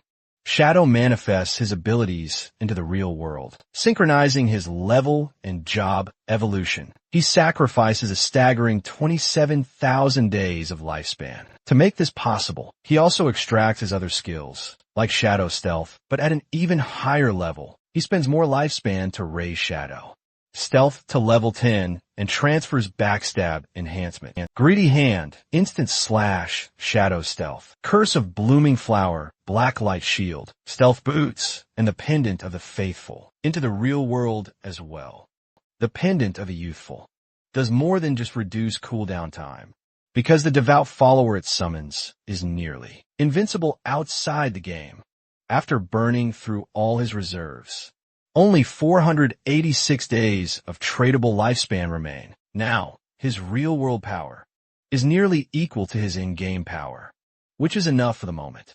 Still, he knows he must gather more lifespan, so that during his next logout, he can fully synchronize with the game. For now, he logs out and wakes up in his bed. The first thing he realizes is that Xian. She sure knows his address and has put a hit on him. So, for safety, he needs to leave immediately, extracting the land of soul purification. Hideout would require more than 13 years of lifespan, which is far beyond his current ability. He understands he must find a temporary base first. With that decision made, he uses Greedy Hand to swiftly gather all his equipment. He jumps out of his window without hesitation, completely ignoring the fact he lives in a high-rise building. The place where Dongfang and his family are having lunch is only around 15 minutes away from his current location, and with his incredible speed, it will take no more than 10 minutes to reach them. He runs like a bullet train. He moves so swiftly, an invisible blur to all who pass. Inside the restaurant, the Dongfang family savors their meal, all while strategizing about the game's future. At the head of the table, the family patriarch presides, none other than Dongfang's own grandfather, Xian. He explains that given the game's current state, both skills and lifespan can now impact the real world. For their family, this presents a golden opportunity to strengthen their clan. Right from the start, Jean receives everyone's praise, with even the patriarch remarking how pleased he is with his progress. The family has already acquired a substantial amount of tradable lifespan, using it to immediately purchase equipment and skill books. Their plan is to rapidly advance their core members to level 10 as quickly as possible, solidifying their advantage. Upon achieving this, they will aggressively expand their influence across both the game and the real world alike. With growth on both fronts, their family will ascend to ultimate power and retain control for millennia. Xian, however, doesn't share his grandfather's grand enthusiasm. Deep inside, he secretly wishes the old man would die so he can finally seize his place as the new head of the family. In his heart, he schemes that once Shadow is captured, he'll compel him to spill all his secrets and use that power to extend his own lifespan. Xian desires to be number one, and when that time arrives, he'll eliminate his entire family to clear his path. The patriarch then inquires about the progress on Shadow. Xion confidently answers that there's no need to worry, as they've already located a trustworthy woman who is set to lure out Shadow and expose his identity, and they'll be hearing from her any moment now. But what he fails to realize is that this very woman has already betrayed him. She's already exposed Shadow's identity, and the assassin is now on his way to eliminate them all. Meanwhile, just as expected, Shadow is already outside the restaurant. He can hear voices from within, but he's silently taken out every single bodyguard outside, leaving not a single one alive. What he didn't foresee was that some family members would still be armed, and he knows that Shadow, even with stealth and his blacklight shield, he can't completely dodge every incoming attack. That's because he hasn't brought much defensive gear into the real world with him. He knows that a direct hit to the head or heart will mean instant death. Because of this, he sends his devout follower in first. He orders him to kill everyone inside, leaving absolutely no survivors. The zombie charges in, sharp claws and green flames blazing. As the slaughter begins, screams fill the room as the Dongfang family grabs their guns and fires back. But the bullets do absolutely nothing against the Silver Tier boss. He burns them with green flames and tears their bodies apart with ease. Not even the family's grandfather is spared. He tries to run, hoping that escaping and logging back into the game will keep him safe. But it's already too late. Shadow is already waiting for him. Before he can make another move, Shadow cuts off his head in a single swift strike. He then uses the curse of the blooming flower to extract his lifespan in an instant. Shadow absorbs 27,000 days of tradable lifespan and 482 years of non-tradable lifespan. With this added to his power, it turns out to be another good day for Shadow. The cursed flower offers an added bonus. It not only erases the bodies and blood traces, but also absorbs every drop of lifespan from those it kills. With this, Shadow's non-tradable lifespan now reaches nearly 23,027 years. He knows that later, when he goes to the violent zone, he won't feel as pressured. Soon after, he hears people screaming and calling for the police. That becomes his cue to leave. When a full police force arrives and opens a restaurant door, they cannot find a single body. They only report that gunshots were heard. Yet there are no people inside, not even a trace of blood. Everyone has simply vanished. Shadow leaves the restaurant and considers his next target, the Kian Group headquarters, which relocated to North America before the game appeared. But the president's own daughter, Kian Sure, remains stranded here. He quickly decides she must be eliminated before she can escape the country. The distance between Jinghai City and Moda City is nearly 300 kilometers. Walking that distance would require 2 or 3 hours. Time he absolutely cannot afford to waste. So, he needs to find an alternative way to get there, using the game. With that in mind, he logs in again. While in the game, Shadow, meanwhile, considers hunting a few silver and gold tier bosses in the ruins just to pass the time. Just then, Captain sends him a message. She explains that Little Black has stumbled upon the entrance to a temple, but a gold tier vengeful ghost is guarding it, and they were unable to defeat it. On their way back to the starting town, they took a detour to avoid weak monsters, and midway through that detour, they suddenly realized someone was missing.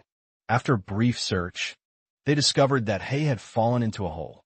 Because it was a special tomb area, all team chat was disabled. They followed the hole down and encountered a level 12 gold tier boss, chasing them and slashing wildly. Fortunately, they all ran quickly and managed to escape, and then asks if he wants the coordinates. Shadow marvels at Little Black's sheer luck for stumbling upon such a special tomb. Simply by walking, he requests the coordinates and gently reminds him to sell the loot to them. Later, Shadow notes that she is indeed a shrewd businesswoman. Upon arriving at the location, he sees a well serving as the entrance and jumps down. The system immediately informs him that long-range communication is blocked. After moving only a short distance, he encounters a gold tier vengeful ghost standing before him, wielding a giant sword. In his previous life, he had never encountered this boss, but judging by its form, he can tell it's a physical attacker with high power and long-range capabilities. Now, it all makes perfect sense. Why and the others had fled. Panicked, Shadow deftly dodges the incoming attacks. He knows a single strike could instantly kill him, so he counters with a graceful, powerful release. Instant shadow slash. A swift slit to the throat. The boss is instantly slain. Its defense was high, and his instant shadow slash dealt only 80% of its usual damage. As he turns to leave, one of the monster's limbs suddenly crashes near him. That is absolutely not a good sign, because the monster bursts into a devastating bomb. The curse explosion detonates, and his carelessness nearly costs him his life. Fortunately, shadow stealth triggers, or he'd be instantly dead. In his past life, there was a time they defeated a boss they'd never seen before. One party member eagerly dashed for the loot, only to die instantly from a curse explosion. Sometimes, entire teams were wiped out by bosses like that. He never imagined even a gold tier boss in a tomb would self-destruct.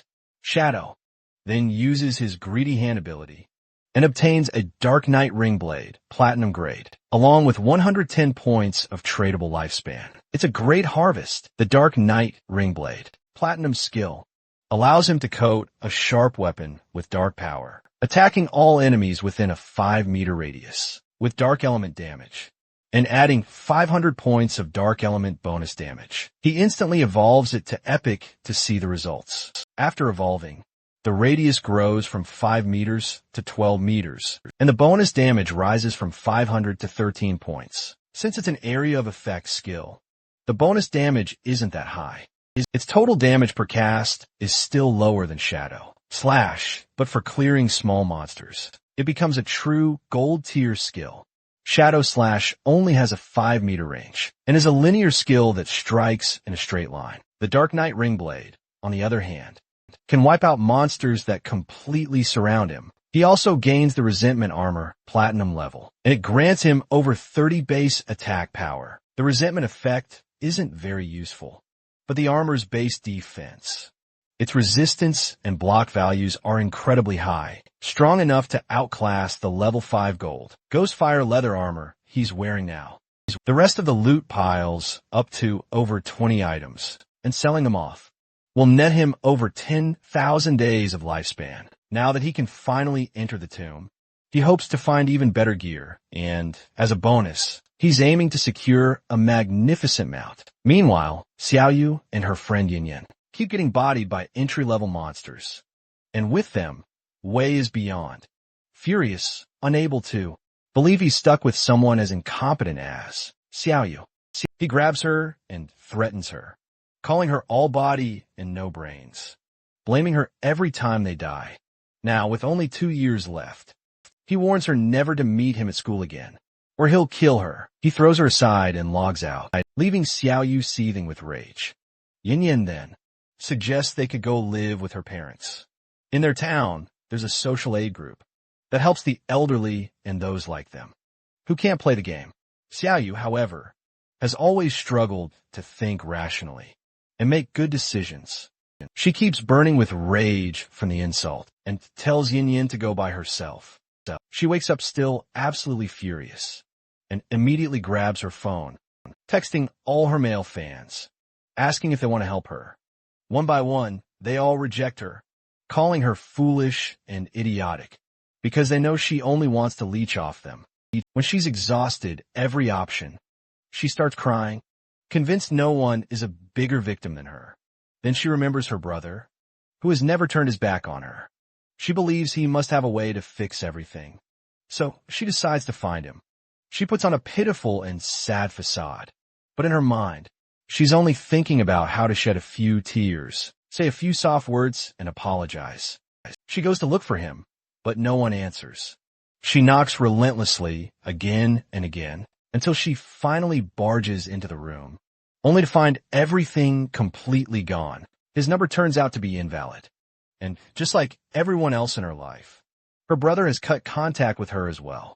Meanwhile, deep within the tomb of resentment, Shadow reaches the very end, having slain every last monster. He resurrects his devout follower once again, and together, they carve through nearly 200 more monsters, along with several bronze and silver tier bosses. With that, Shadow is now close to level 12. All that remains is the massive coffin before him. Opening, it will unleash the final boss of the tomb, and he hopes it will be a platinum tier 1.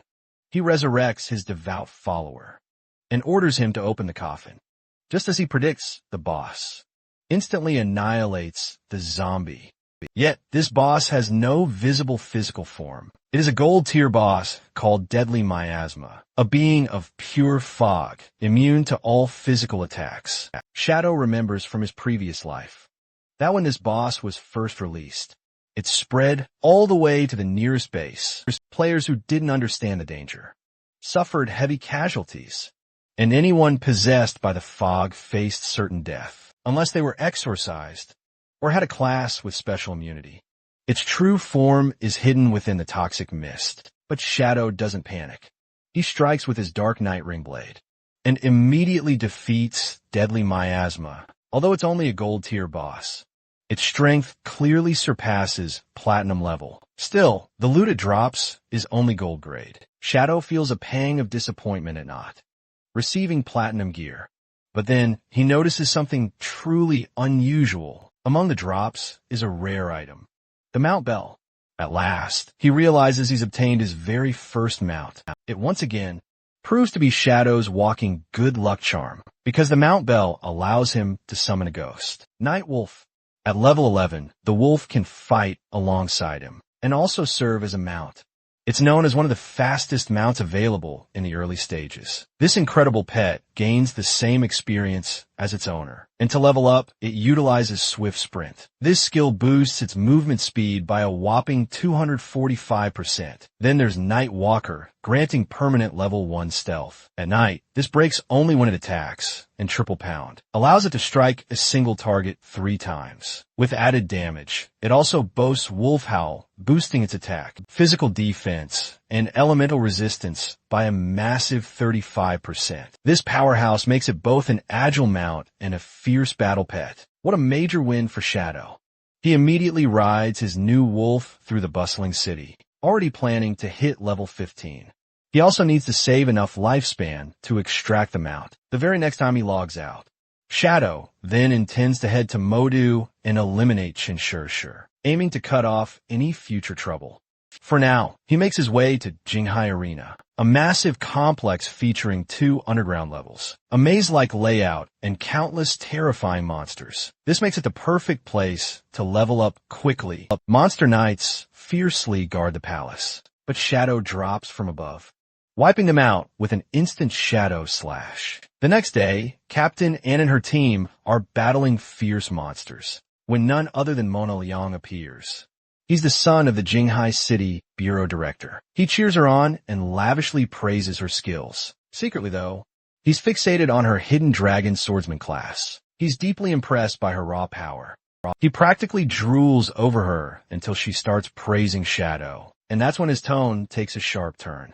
He dismisses Shadow as nothing more than a sneaky assassin, someone who relies on hiding to chip down bosses. He claims there's absolutely nothing heroic about him in his arrogant mind, and is lucky to have his attention, because with his powerful family status, she could live a life of immense power and luxury, and is absolutely not the type to be swayed by such crude flattery, and immediately fires back an insult. Unable to handle it, he lashes out yet again, accusing Shadow of having low morals and being utterly bloodthirsty. He even suggests that in real life, Shadow must be a criminal on the run. He brazenly suggests setting a trap to uncover Shadow's true identity. In his warped view, only by forcing Shadow to work for the authorities can people truly feel safe. Otherwise, he claims incidents like the tragic death of the singer Song Fei will continue, and fear will grip the land. And Meng exchange glances, then erupt into peals of laughter, openly mocking him like an imbecile. His attempt totally blows up in his face, leaving him fuming, red-faced, and stomping his feet like a toddler, while everyone else simply tunes him out. Then it gets serious and tells him. He admits it sounds paranoid, but he's genuinely concerned. He brings up the infamous Jan Gang restaurant case, where the entire Dongfang family mysteriously vanished during a gathering, and wonders if the authorities know Shadow was truly responsible, and if they're actively hiding the truth.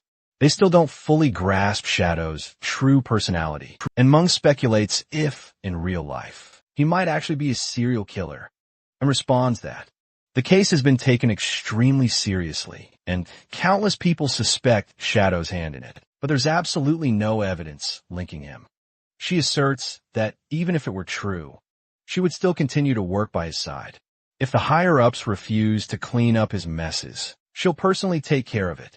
Mung can't comprehend why she's so fiercely loyal to Shadow, but deep down, she just wants to be near him. Suddenly, another team member shouts out that they've discovered a gladiator-style arena. In the very next zone, every single monster inside is already dead, and the ground is absolutely littered with corpses. No one has any idea which team could be powerful enough to wipe them all out. Back at the palace, the team is completely stunned by the sheer amount of loot piled high before them, and they quickly deduce this has to be Shadow's work. They hope that, if luck is on their side, they might just run into him.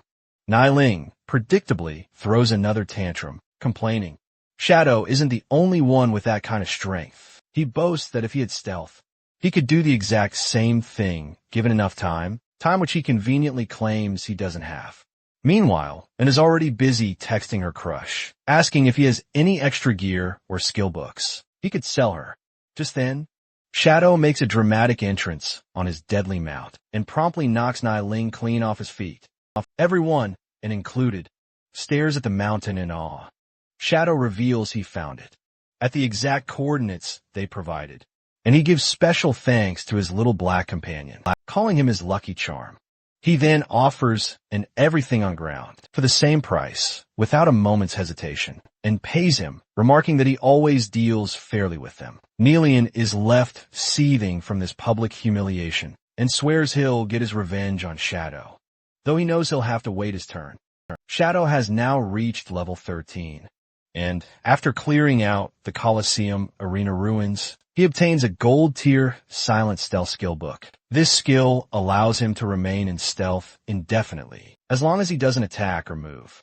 If he does attack, he deals an additional 300 stealth breaking damage. This skill not only strengthens his stealth, but also creates a terrifying effect in real life. Combined with the invincibility frame, when entering the game, he can completely disappear from reality. With this step, he instantly evolves into epic grade. He still has enough evolution points left, and uses them to enhance even more skills. He raises Poison Dagger to epic level, and Grace Unsealed to mythic level. He also acquires the Liar's Pendant, a platinum assassin accessory. When he reviews his gear and skills together, he realizes his stealth has now reached level 4, a stage where no one can possibly counter it. He equips the Veil of Shadow, a gold assassin item, and his dodge rate rises to 83%. While moving through the city on his mount, he suddenly stumbles upon a giant metallic boss. It is the Steel Saintess. This boss is on another level, and in his previous life, only reckless players dare to even trigger her. She had appeared in the Jinghai ruins, where over 1,000 players joined the raid, and the death toll had exceeded 4,000. She is not just a boss, but the guardian of the church sanctum, the second largest sanctuary in the Jinghai ruins. Shadow had originally planned to deal with Shur before targeting this boss, but since the Saintess has appeared now, he decides it's time to take her down. As he draws closer, he sees others already attempting to fight her, though, in reality, they're just dying one after another. That's when he spots a familiar face. It's Chun Wuming. Chun Wuming, a hidden class Templar Knight, and an old rival of his, who fought Shadow for 9 years in his previous life, with no clear winner, in truth. Wuming was always sly and deceitful, always resorting to dirty tricks, and fleeing whenever he was about to lose. In Shadow's past life, the Stainless Saintess had been defeated by Chun Wuming's guild, the Knight's Sanctum. Players used to say the West belonged to Blade God, while the East belonged to King's Sanctum, with each guild ruling its respective zone of the ruins. Wuming had forced all his recruits to sign contracts that were little more than outright slavery. He gave them safety, but demanded 50% of their lifespan in return. Most of his members were virtual slaves, serving only the elite fighters of the guild. It was a cruel scheme that worked for him for years. This time, Shadow believes Wuming will not escape. Shadow leaps into the middle of the fight with his formidable Dark Knight ring blade. He wipes out everyone around him in one devastating strike. Wuming can't believe what he's seeing. and tries to argue, claiming that if it really is Shadow, then they have no quarrel. So why would Shadow kill his people? Shadow doesn't respond.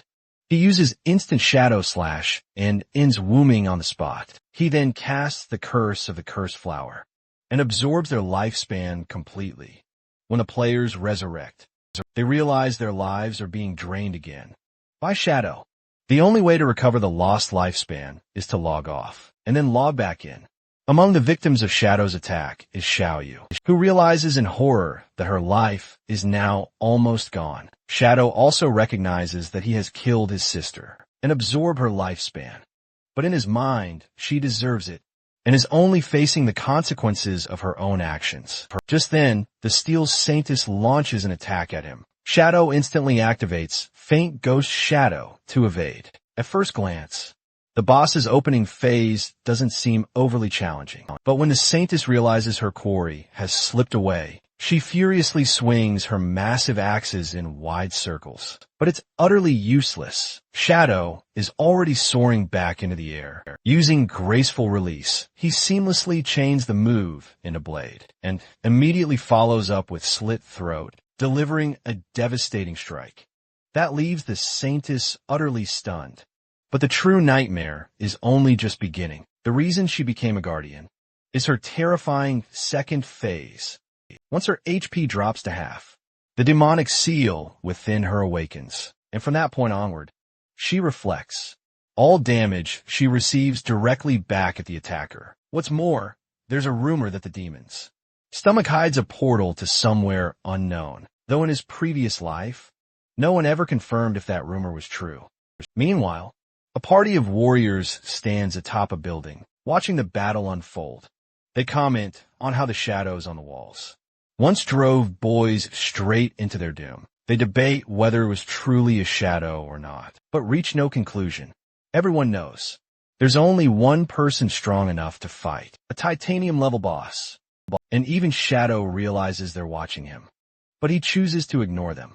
The Saintess does have a weakness in her second phase. When she attacks, her reflect damage briefly vanishes. This means that striking at that exact moment avoids the reflection, but Shadow knows his combos, like Instant Shadow Slash, Slit Throat Blade, and Poison Dagger all deal damage over time. If he uses them, the reflected damage will still kill him instantly with his current stats. Nearby players have been observing, and Shadow considers using them as part of his strategy. Around that time, Captain arrives, and they explain to him that the boss only has a few skills, which they've already memorized. The intel also reveals the boss has entered a brand new phase. Shadow, who was soloing moments ago, but now he's vanished. Captain Safety asks Xiaoyu to activate Red Eye and locate him immediately. Even with top-tier level 3 stealth detection, she can't spot Shadow anywhere and assumes he's gone for good. Believing the arena is now completely clear, Captain Safety boldly leaps into battle. He instructs his companions to keep an eye out for Shadow and alert him if he dares to return.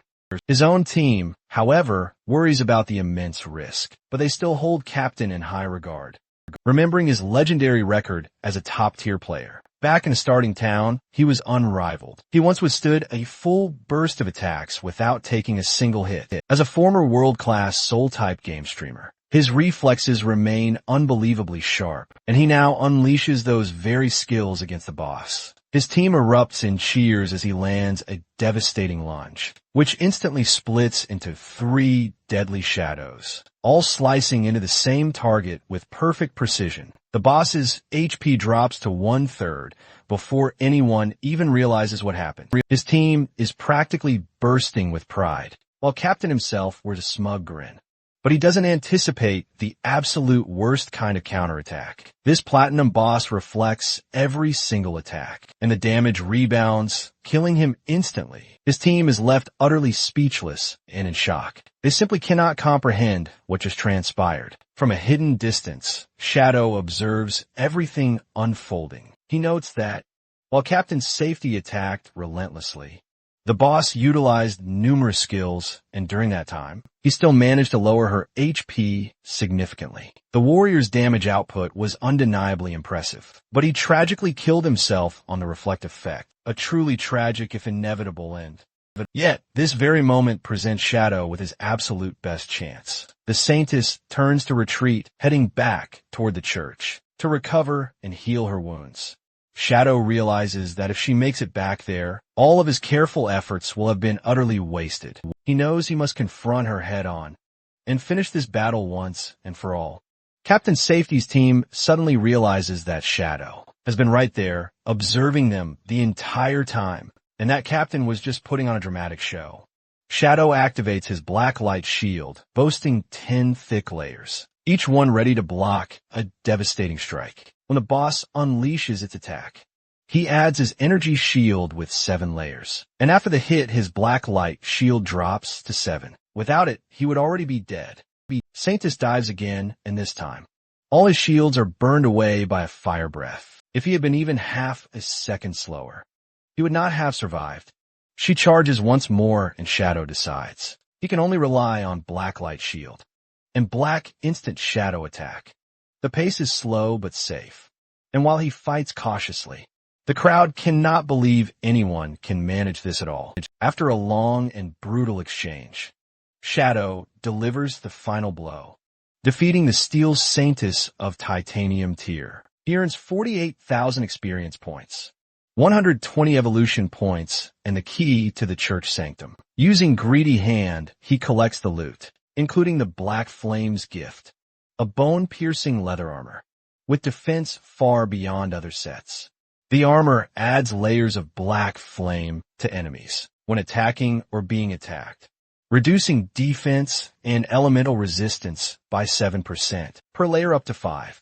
And its passive effect lowers them even further. It surpasses the gear dropped by the Purifier boss. He also gains Assassin's Intuition and Emberland Eye, which allows him to see outlines of stealth enemies. Finding it useful, he upgrades it to Legendary, then uses the remaining 97 points to upgrade Shadow, Stealth to Legendary as well. Captain and rushes over and asks what he plans to sell. Acting like a hound, she spends 45,000 days of lifespan to buy everything. Shadow then tells her he has something else for sale and asks if they know about hideouts, and explains that hideouts store supplies and can activate a defense barrier to block invasions. Shadow says he knows of a small-scale hideout dropped by a gold-gray boss and confirms but notes that no hideouts have been found in their city, though in Magic City, the authorities took over a mid-sized one, which is how people know about them. Shadow replies that if she understands their value, then she needs to grasp the true value of the Cathedral Sanctum hideout key he's just acquired. En and Mung are utterly stunned. But Shadow clarifies, the larger the hideout, the stronger its defenses, and the sturdier its infrastructure. An 800-month hideout would grant every member of the Yangi authorities their own private room. She then asks about the price, but Shadow tells her to first discuss it with the authorities, and then make him an offer. In his mind, he knows this hideout was worth 2,000 years of lifespan in his past life.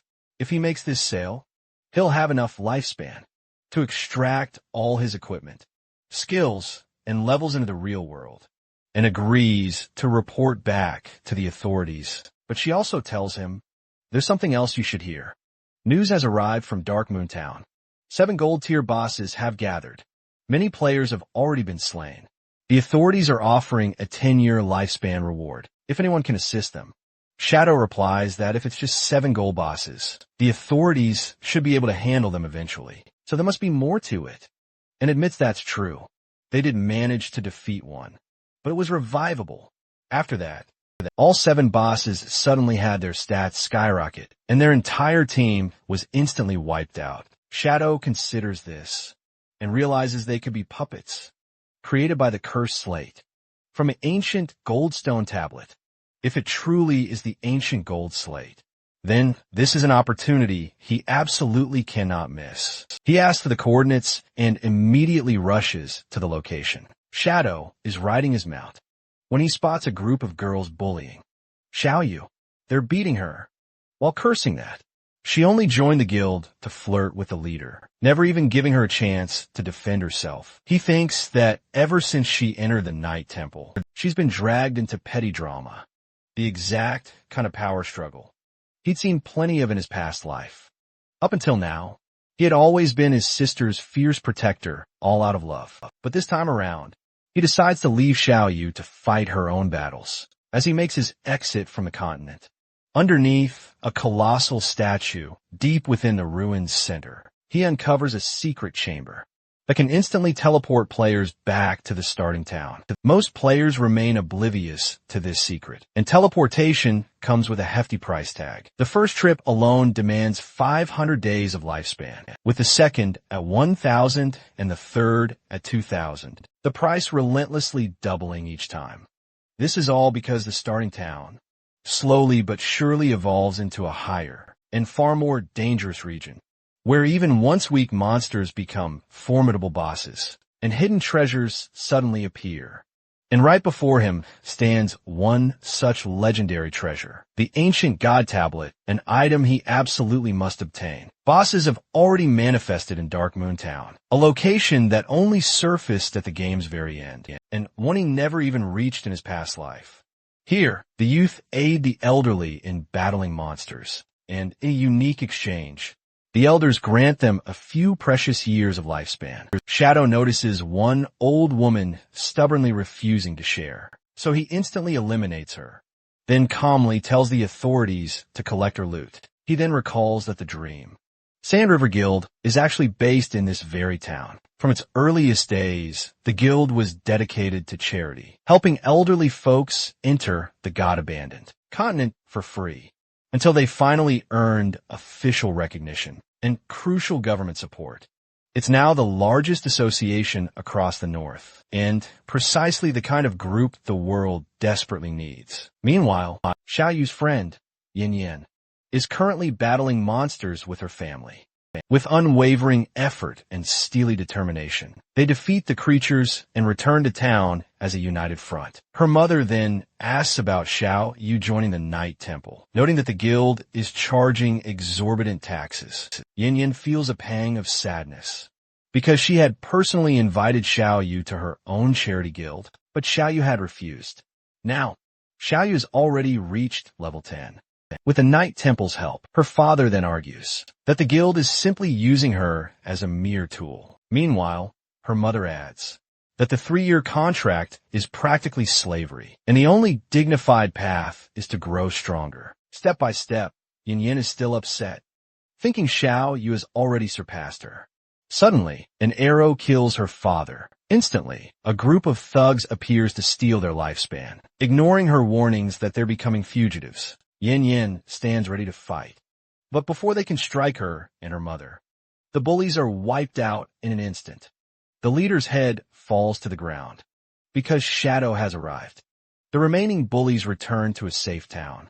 Angry and confused at how they died so easily, they wait outside, planning to take revenge on the girl and her mother. But as they charge forward, a curse suddenly freezes their bodies in place. A group of men steps out and reads their mandalas, declaring that the 3 have been murdering and robbing peers everywhere, and are now finally caught.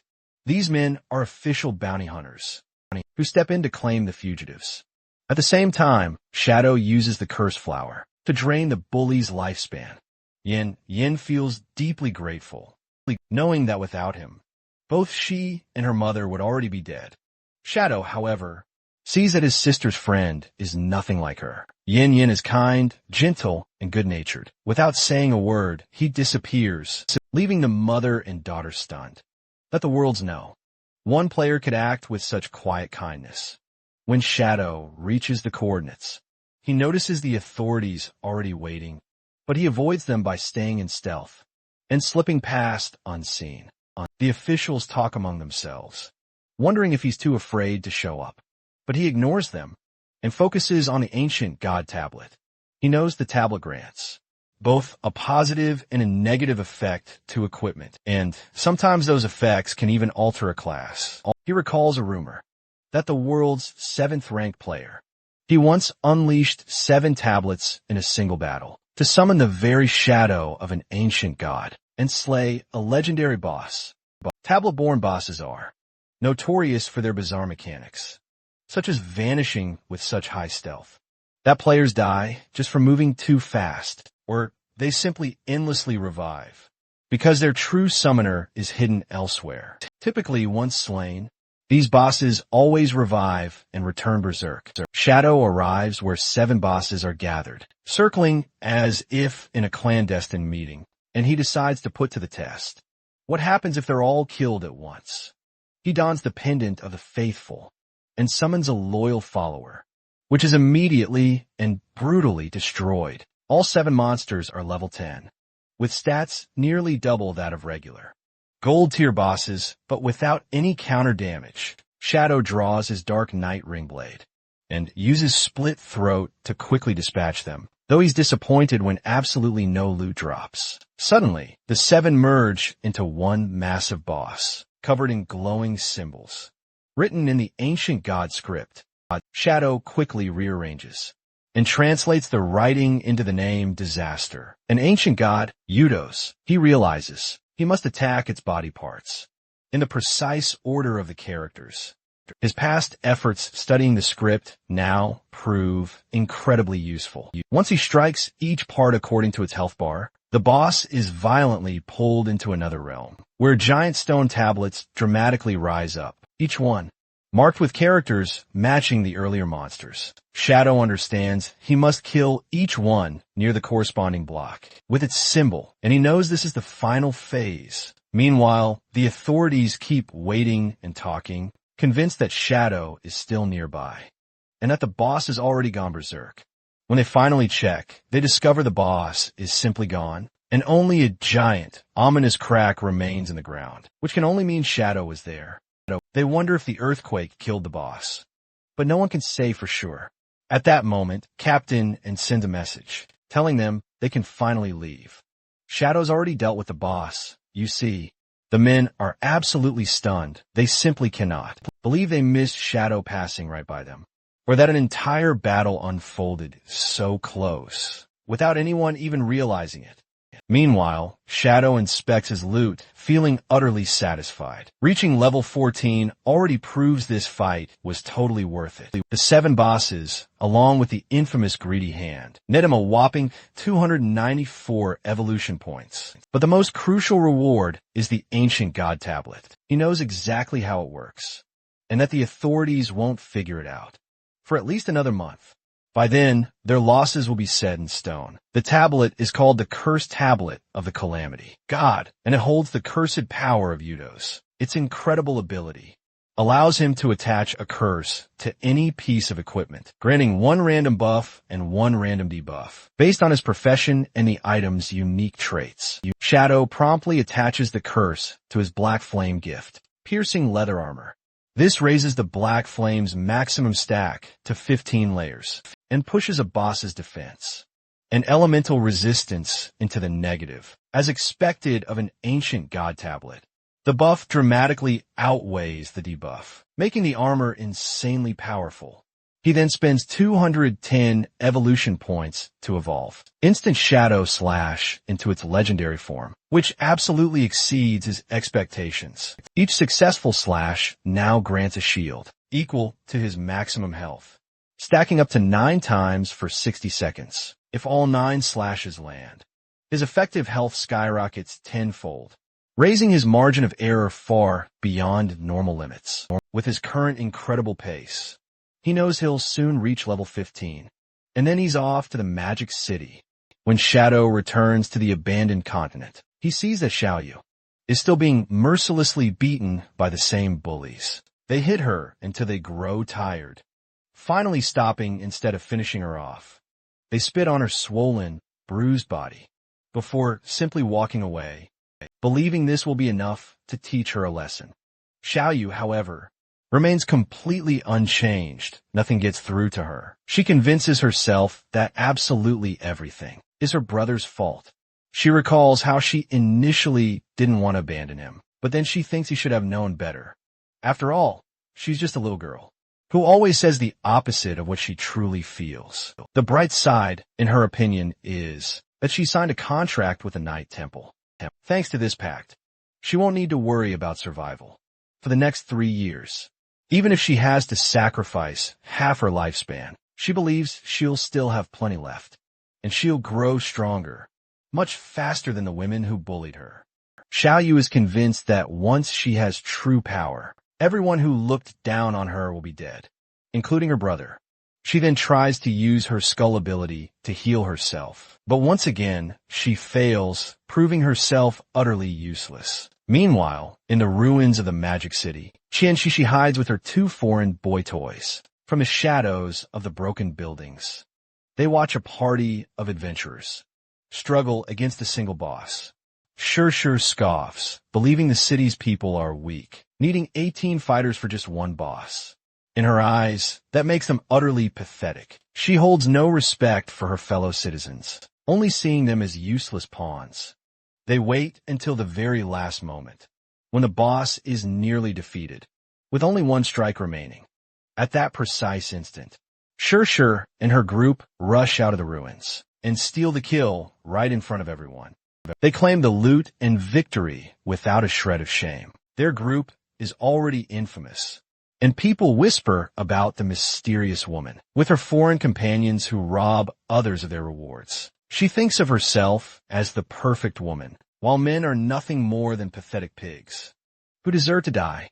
Her foreign companion unleashes a thunder smash, wiping out part of the party instantly. She then follows with her own devastating power, cutting down the rest without hesitation. She firmly believes these people can never compare to her, not with the powerful connection she possesses and the unwavering confidence she holds. She likens it to the cutthroat world of corporate banking, where only the cunning survive and the weak are devoured, even though their true identities remain unexposed. Sure decides it's far too risky to remain in Daxia. For their own safety, they must depart immediately for North America. She's already got a plan brewing there to establish a brand new guild dedicated to hunting the so-called pigs of Daxia. She even has the name ready in her mind, Alice. With that thought solidifying, Chun Sure dramatically throws herself onto the ground in a truly melodramatic fashion and loudly declares to her companions, "That's time to log off and party," treating the bloodshed as nothing more than a mere game. After Shadow is done, Captain N texts him that the negotiation for the sanctuary has been settled with the higher-ups, and the agreed-upon price is 1,500 years of lifespan. Shadow thinks the price is ridiculously low, so she offers a counter of 2,000. He accepts, quickly realizing that she was trying to lowball him all along, and finding her quite cunning indeed. Upon arriving at the designated meeting place, he notices and is fully armed. She apologizes for her rather intimidating appearance, explaining that since she carries so much lifespan, the higher-ups didn't feel safe, letting her make the delivery unprotected. Shadow thinks they clearly don't grasp the extent of his power, since these guards are merely a few skills away from losing their lives forever. The deal goes through, and after receiving the key, Shadow leaves. Everyone else is left wondering what kind of sanctuary it truly is, and why it costs such an astronomical sum. The timing couldn't be more perfect for Shadow, as the transaction comes through. Just as he's preparing to head to the fabled Magic City, he consumes all his lifespan to extract his level 15, Graceful Release mythical skill, Assassin's Intuition legendary skill, Dark Knight Ring Blade epic skill, Silent Theft Invisibility, the Darkest Hour epic skill, an epic skill, and his mount. All of them then transfer into the real world. So aside from his gear, all his skills and levels are now perfectly synced. His real world strength becomes almost identical to his in-game power. Soon after, a game notification pops up, warning him that his health and hunger are at 90%. He needs to log out to deal with it. But when he wakes up, he's trapped in a cage, 2 thugs glaring at him. They demand his lifespan, warning he'll end up like everyone else in the hotel if he refuses. Shadow doesn't even flinch, with his Dark Knight ring blade. He dispatches them both, using a few more skills, and coolly strolls out of the building, as if they were just a couple of pesky ants. The more power he uses in reality, the more energy his body demands. At this point, ordinary food just won't cut it. He knows that. Once he deals with Sure and her Alice Guild, his next focus must be obtaining the Divine Bestowal Book. That task won't be simple, because Sure is incredibly cunning, and far harder to track than Song Fate ever was. However, since she's put a hit out on him, he can use that as bait to draw her out. Even after devouring an entire tub of noodles, he's still hungry. So, he plans to grab more food, on his way to the Magic City. Meanwhile, in the city, Sure is enjoying her time with her foreign boy toys, until she receives a message, supposedly from Shadow. It claims he's killed Kim Fong, and will meet her in person in the real world. Magic City to hand over his head, and collect the rest of his payment. Sure, as expected, remains cautious, believing it too dangerous to meet in reality. She asks him to just send a picture instead. The man replies that Shadow doesn't use a phone, because he's afraid of being tracked by the authorities. This makes Sure wonder, if Shadow is so cautious, then he must be an enemy of the authorities. That would mean he's one of the outcasts, which only piques her interest even more. She then sends him some in-game coordinates, demanding a meet-up at that very spot. She explains she'll stage a grand performance to test his allegiance and uncover his true colors. Shadow, predictably, logs into the game, knowing full well this is just another one of her ploys. He's intrigued by whatever wild scheme she's got brewing. Amidst the crumbling ruins of the Magic City, Shadow observes as Chun Sure brazenly confronts the authorities. Perched on a rooftop, she begins negotiating with them, while they frantically demand her immediate surrender, or face their might. Sure, of course, mocks them, calling them weak pigs, and for a dazzling distraction, she begins undressing right in front of everyone. The moment she pulls this stunt, the authorities instantly avert their eyes, mortified, too flustered to even face her directly.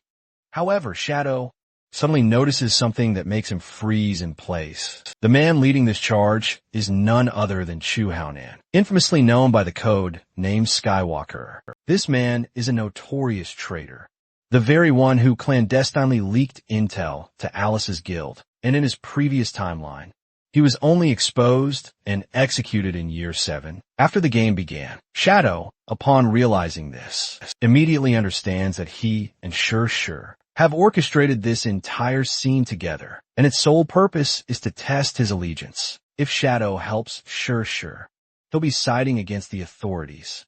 But if he helps the authorities, Sure will absolutely refuse to meet him in real life. Either way, it's a critical choice between two perilous paths, and he knows he must make his move now.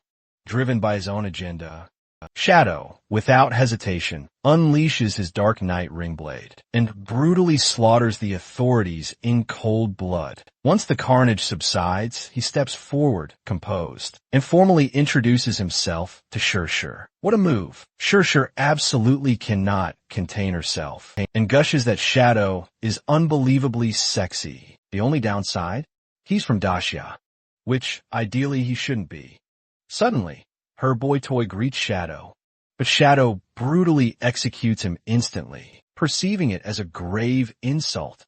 Sure protests, explaining they were only greeting him, and Shadow simply replies, to prevent any unnecessary misunderstandings. So from now on, they should only speak their native tongue there. He then signals for the transaction to begin, but tells her to get dressed first. Sure then asks about Qin Feng's head, and Shadow confirms he has it, but couldn't bring it into the game world. If she wants, he can show her in real life. She retorts that she's already witnessed his strength, so she knows he isn't lying, and promptly completes the transaction. To show it doesn't matter to him, Shadow attempts to leave, but she can't let him go. She asks if he'd like to work with her again, because she has a new assassination target, and if he's interested in coming to her place that night, then she'll do everything to satisfy him. Her words carry a double meaning, and Shadow gets it. Sure then logs out, saying she'll wait for him at her house by the port. Shadow instantly realizes it could be a yard, Meanwhile, in the safe town, Skywalker revives, and to everyone else, he feigns fury with Shadow for betraying them. But in reality, he's actually pleased that Shadow has just teamed up with Shur, which means he'll benefit from the overkill. He continues to display his anger to another colleague, and she also believes that Shadow has become a threat to them. At the yard, Shadow arrives in his complete robe and goes to the deck, where she's waiting in a gorgeous red gown. She thinks he's just as mysterious in real life, and Shadow asks who she wants killed. She ignores the question and immediately starts flirting, saying they should enjoy the beautiful night and the wine. Shadow immediately downs the wine she gives him, and once he appears to be affected, she tells him she mixed something special in it. Whoever drinks it will begin to obey her every command. With that, she becomes eager for him and starts going down on him until the man in the robe bursts with pleasure. But for Shur, it's not pleasurable at all. She feels as if she's burning with green fire. And at that very moment, the real Shadow, she dramatically removes the protective crystal pendant from her neck, only to suddenly find Chin Feng standing right before her. "Weren't you dead?" She gasps in disbelief.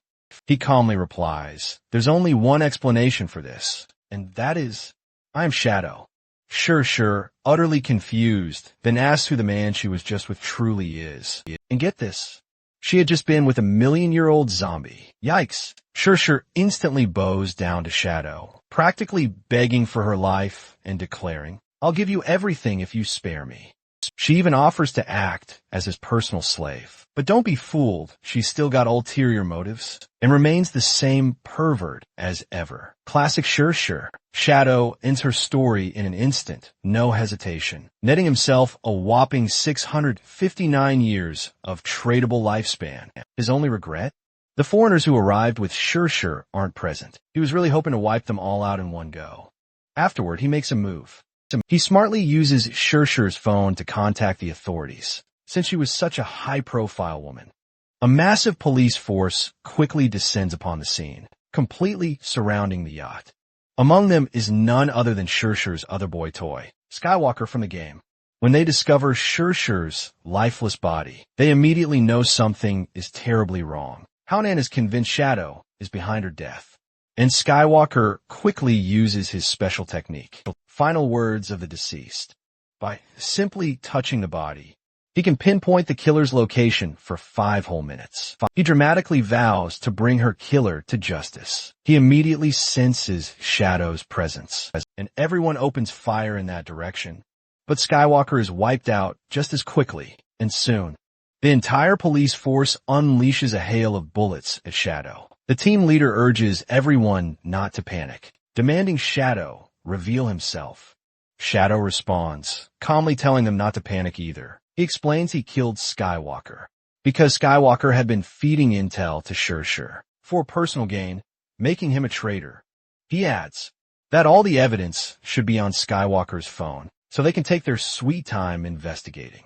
When they check the phone, they discover the damning correspondence and see that Shur was behind many of the events, both inside the game and in the real world.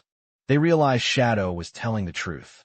The battle in the game, where he killed them all, had only been an act to gain Shur's trust, track her down in reality, and end her. He even called the authorities on himself and eliminated Skywalker, solving 2 major crimes in one move. The officers conclude that this man is remarkable. One of them, who remembers firing a few shots at him earlier, worries that he might hold a grudge. To show gratitude, she shoots herself in the leg and says her debt is paid, urging Shadow to continue cooperating with the authorities. Shadow, watching everything, notes her sacrifice. Her name in the game is Late Night Rain, and he thinks it is no wonder. She becomes the top leader of Magic City's official force in the future. Meanwhile, back in the game, Xiaoyu has joined another guild and is fighting monsters when her guild leader asks her to heal him. She misses and heals the boss instead. After being revived, she once again blames Shadow, insisting she is the victim and claiming he is always after her. But the master she is serving strikes her and reminds her that it was the platinum tier boss, Alice assassin Charlotte, who wiped them out. and she was the one who healed the boss. He says he regrets going with her, and if the guild leader assigns her to his party again, he will kill himself at that moment. They realize the boss has followed them, and Xiaoyu has no chance to escape before she is wiped out again in $1 million mansion. A woman is furious because the authorities had the perfect chance to kill Shadow, yet they let him go. She calls her contact within the authorities, demanding to know why Shadow was treated with respect when he wiped out her entire Dongfang clan, and her blood should have been avenged. She is part of the same Dongfang family. Shadow was the one who killed her earlier, and now she's absolutely determined to get her revenge. As she's still conversing with the man, her son, whose eyes are disturbingly lifeless, interrupts, boldly announcing his plan to take down Shadow. She quickly tells him he can't possibly help, because only adults over 18 are allowed to enter the game, and he doesn't even have access to it. He confidently replies that, even though he can't be there in person, he can still use his brilliant mind. Shadow absolutely loves to kill, so they'll send someone to provoke him into action.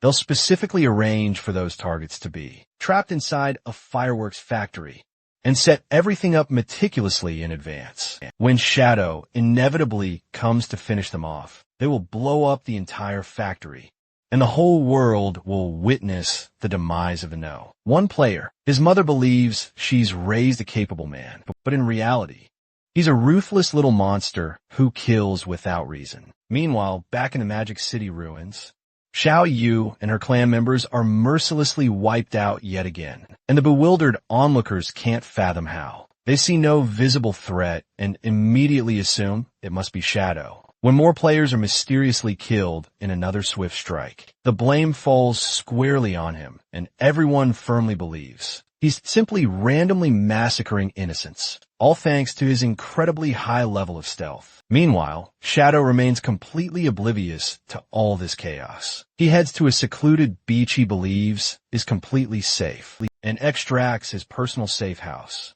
watching it magically appear right there in the sea. Once inside, he gets a text from Wang Ming, informing him that people are accusing him of killing players, but Shadow knows he isn't even online right now.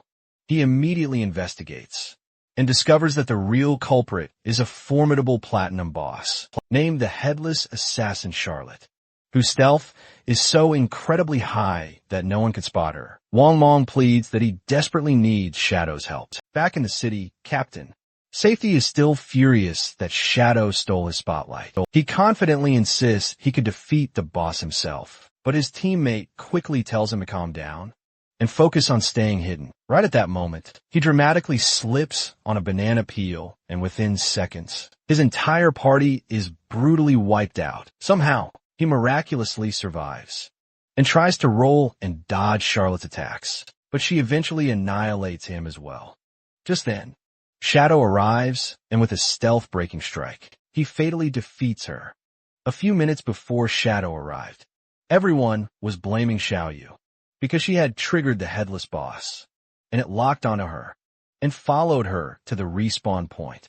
She cried that she did not mean it, but her incompetence had left every fighter exhausted, and they were tired of being killed because of her. The guild master appeared and told her that she was not suited for combat from now on. Her job was to search for safe house locations. If she found a gold tier safe house, she would be rewarded with 3 years of lifespan, and if she found a platinum tier, she would get 10.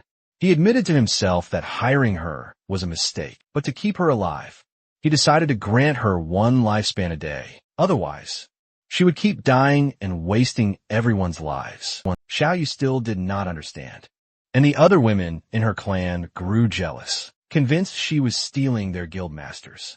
Attention, the guild master then noticed Charlotte fall, and Shadow standing on top of her body. Suddenly Xiaoyu, who was standing at a distance among her clan members, began floating into the air. No one knew what was happening until 4 titanium bosses appeared in the sky and surrounded her. Xiaoyu believed Shadow would save her and cried for him with a flash. Shadow completely finished off the headless assassin, Charlotte, but he showed no concern for Xiaoyu's life. He only gave a weak apology before using greedy hands to claim 1,120 tradable days and several skill orbs. Captain and suddenly appeared again, asking if he had more to sell. Shadow was growing tired of their constant presence, but the timing worked out. Because he knew another place with valuable loot, he agreed to take them on, but only if the price was right. However, he declared that only men could join, and he insisted must stay behind. And suggested he was worried about her safety, especially in such a dangerous place. He bonked her on the head and clarified, "That's definitely not the reason." Outside the crumbling northern city gate ruins loomed the intimidating Tower of Divine Authority. A successful challenge promised incredible loot, but the resident NPC absolutely despised females. If a team included any, the difficulty would skyrocket, and, understandably frustrated, marched away. Meanwhile, Shadow sent private party invites to Wong Mong and his other available male members. They were undeniably nervous, as this was the first time Shadow had ever teamed up with anyone else. As he effortlessly walked ahead, they had a sprint, just to keep pace with his unbelievable speed. While on the move, Shadow inspected his bone white blade emerald, a legendary assassin weapon, with the unique effect of doubling his movement speed for 5 seconds after dealing damage, and increasing his evasion by a whopping 30%. He also managed to obtain the coveted Shadow Blade, a formidable platinum tier weapon, capable of unleashing a dark energy strike, dealing devastating single target dark element damage within 20 meters. He instantly evolved it to legendary status because of its immense power. When he finally looked back, he realized his new party members were nowhere even near him. They were nearly 2 full kilometers behind, utterly exhausted and desperately struggling to catch up. Shadow and his rather winded new mints finally reached the imposing gold tower. He explained that once they ventured inside, an NPC would appear to present them with a formidable challenge. This NPC was notoriously cunning, and the stronger a player performed, the more exorbitant the items became. For this initial run, Shadow decided he would only unleash 1% of his true strength, while the boys were instructed to give their absolute all and focus on taking down at least one golden boss. When he finally turned around, he saw Meng and his friend already sprawled on the floor, panting from utter exhaustion. Even so, Meng bravely promised they would complete the mission, no matter what. Shadow saw their unwavering determination and deemed their enthusiasm sufficient. He promised them that once they cleared the challenge, the rewards would be truly worth it. He reminded them to always use team chat, so the NPC couldn't overhear them. But little did he know, the boys were just asking for a little time to catch their breath. Inside the tower, just as Shadow described, an NPC floated in the center, with a faint blue star glowing around him. The NPC welcomed them to the Tower of Divine Authority and declared that if they passed his challenge, they would earn the right to trade with him. Meng nervously asked if they'd be fighting, and Shadow reassured them that all they had to do was follow his commands. When the time came, he promised the fight would be simple. The boys remained anxious, asking one question after another, until their words overlapped. Shadow looked at them in disbelief, wondering how they'd ever managed to win previous battles when they seemed so unsure now. Meng tried to excuse his nerves, explaining that an earlier accident had made him cautious.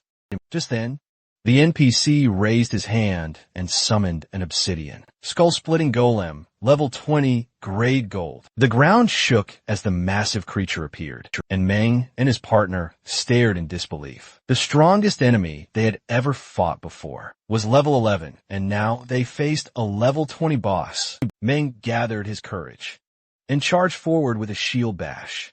The golem roared and struck back with crushing force. Shadow immediately stepped in, shouting commands. He ordered the archer to use Starfall Shot and the swordsman to execute a triple landing slash. The boys obeyed, and their combined attack managed to shave off a small portion of the golem's HP. With the boss now within reach, Shadow decided to join the fight directly.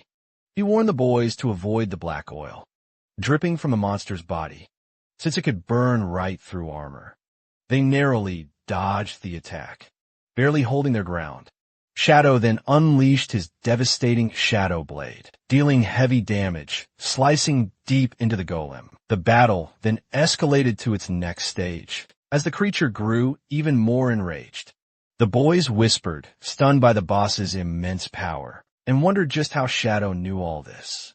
The stronger a player performs, the higher the prices will rise. Shadow replied with a cunning, knowing tone that this game holds countless secrets buried deep within its ruins. The real question is, have you explored deeply enough to discover them? The boys were left speechless, falling silent. The golem, now in its ultimate enraged phase, began to breathe scorching fire. Shadow quickly warned them the monster would spin clockwise, and they needed to dodge immediately because the black oil on the ground, mixed with the flames, could burn them to death in just 3 seconds. They all sprinted, and Shadow gave Mung direct orders. He told them to activate his invincibility skill and shield against the inferno. Once the flames subsided, he was to unleash his highest damage skill, full burst, and strike the golem with everything he had. Just as Shadow had predicted, they managed to defeat the level 20 skull-splitting golem. The true trick to this battle was that once its HP dropped below 70%, it automatically entered an enraged state. Shadow explained that if they dispelled the enrage, the golem's strength was no greater than that of a silver level boss. The NPC descended from the sky and addressed them. He told them that as long as you pay fairly with your lifespans, he will make a deal with you for the divine book. This wicked NPC has 6 fingers, a detail mentioned by one of the players. The next moment, they're violently attacked by him. Usually, NPCs never attack players, unless their taboos are mentioned. And this NPC's taboo is his 6 fingers. Looking at him, even Shadow realizes he can't take him down. In reality, these NPCs are divine beings from another timeline who trade for players' lifespans. Wickedly desperate, they're asked to trade their lifespan for a gift. Meng's team is excited to learn that lifespan can be exchanged for survival materials in real life. With these gift books, they won't be running out of supplies anytime soon. Shadow then possesses 9 volumes of Zhonghai City's divine books, while sacrificing 9,000 days of his lifespan, which is more than enough for his daily needs. Now he plans to head to the Achievement Tower for divine authority and reputation. He then asks the NPC to send him solo to the hardest difficulty challenge. The NPC doesn't believe he has the ability to handle even the first stage, let alone the highest difficulty. There are 5 tiers, and the 5th is the highest one, where he will face a gold grade obsidian-splitting golem with 500% stats. The boys warn Shadow that he could die from a single mistake. Against such a powerful enemy, a wicked voice reminds him that he'll have to hand over his dropped lifespan in case of defeat. However, our boy gladly accepts, and the next moment, the NPC activates the challenge for him. Now, there's a boss monster with 500% buffs. Our boy isn't fazed by it because, in his past life, he had faced 2,000% buffs. He throws his venom dagger at the boss, which triggers black flames. But the boss has an elemental resistance of 7%. Shadow increases his own speed by 100% for 5 seconds, using bone blades. Special effect. With the effect of this skill, he rushes toward the boss, stabs it, and vanishes. Then he uses graceful execution, which can slash the boss's throat. But even with this powerful strike, it isn't enough to defeat the boss, who has an offensive resistance of 64%. Shadow observes that without his ancient god tablet, buff boosting his Black Flames gift, he can only use instant Shadow Slash for 18k damage per hit. The boys, on the other hand, are amazed to see Shadow cut down half of the boss's HP with instant slashes. The NPC is also taken aback to see the strength of a blue star.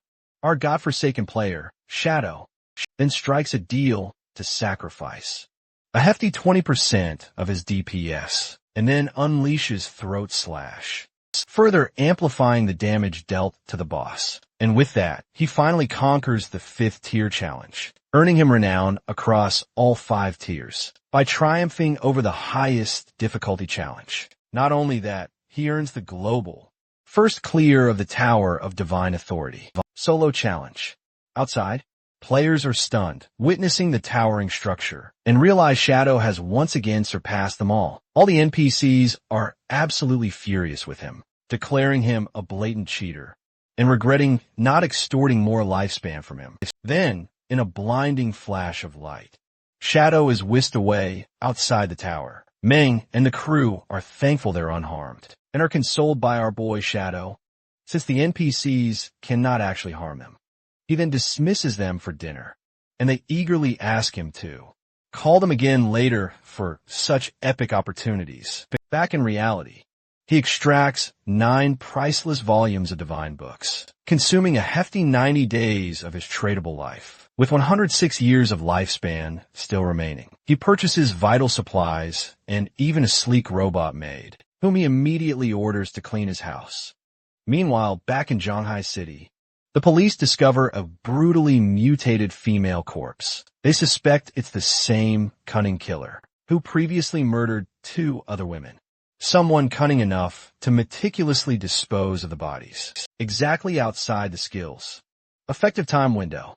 They decide to call on Shadow for the investigation. Other officers immediately suspect Shadow of the murder, as the body's disposal time matches his precise login and logout records. The superior firmly states that, despite the swirling rumors of him being the murderer, this proof alone is simply not enough.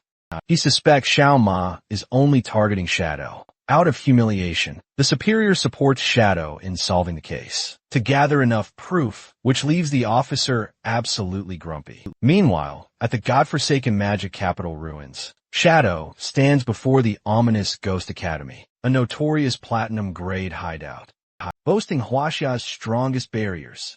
He's just founded a guild, Shadow. It cost him 2.47 years of his life. Next up, he plans to seize and register this hideout under his guild's name, establishing a sanctuary for them in Magic City. Thanks to this, he can teleport from Zhonghai City to Magic City, using his sanctuaries in each city. Upon entering, he still finds no one around, not even in the 3rd-level basement. Suddenly, voices reach his ears. It's an Asura Hall gang harassing a lone girl. They're trying to force her real-life location out of her. One of them offers her a deal. Return the 30 years of lifespan she stole from Madame Dongfang. Let them have her, and then they'll set her free. Feigning innocence, she agrees if they let her go. But the very next moment, she launches a venom dagger, only to be overwhelmed by a goon's golden cauldron. The slam forces her to comply. Then she bids them farewell, as the man directly in front of her is torn in half by a blade chain, and she turns toward the others. Hidden, our boy Shadow recognizes her ability, standing tall. After her kill with the blade of the underworld, she burns with fury, ready to exact revenge on Dongfang. Seeing her hidden class, Blade of the Underworld, and her name, Ghost Shade, Shadow realizes she's an assassin, one of the top 10 assassins from his last life. But her identity was exposed, because she opposed the Chu family. Left with no allies, she was brutally killed, but not before taking down thousands. Now, standing before her, he decides to help her by eliminating this Dongfang, who must be from the notorious Dongfang clan. The moment she notices him, she attacks with her chain of Netherworld, assuming he's one of her enemies. He tries to explain, but she utterly refuses to listen. He decides to play along instead, vanishing and instantly reappearing behind her. Startling her, she steps back and attacks again with Shadow Dive. Her stealth ability completely vanished from his sight. In a shocking twist, he vanished into thin air himself. She usually detects anyone else with her level 4. Anti-stealth detection, no problem. She immediately suspects this person has to be Shadow. Just then, he materialized right behind her. She curses, realizing he can even detect her, while she's using level 4 stealth.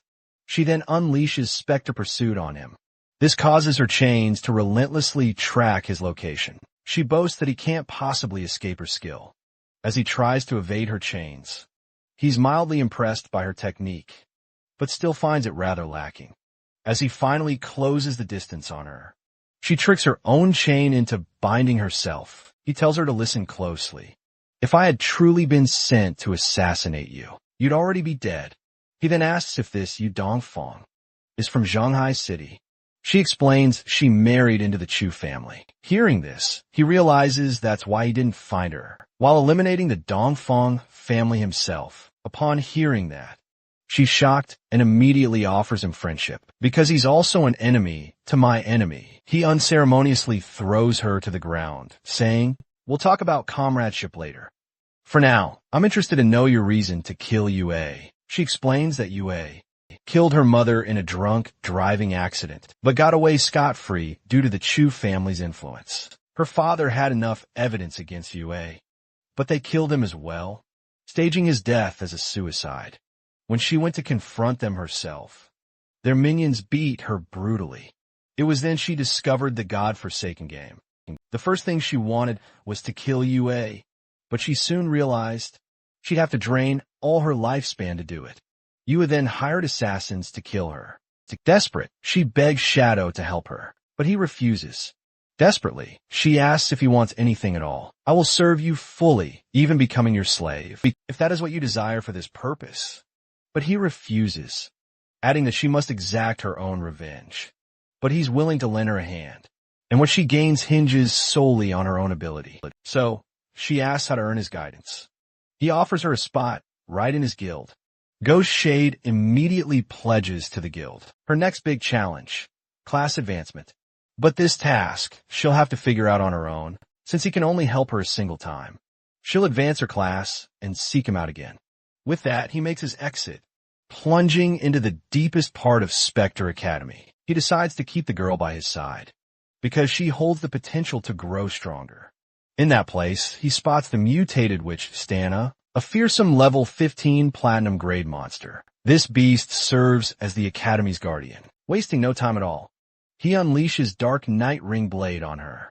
Observing his enemy in its first phase, he quickly understands that only one of the monster's 4 heads is active, making it immune to physical attacks. This leaves him no other choice but to use weak elemental magic instead. He then uses Shadow Blade to attack, and Pale Bone Blade to boost his movement speed. He successfully defeats one head, which instantly triggers Phase 2 of the boss. Activating all 3 remaining heads simultaneously, she sends random yet relentless attacks at our boy, each one expertly dodged by him.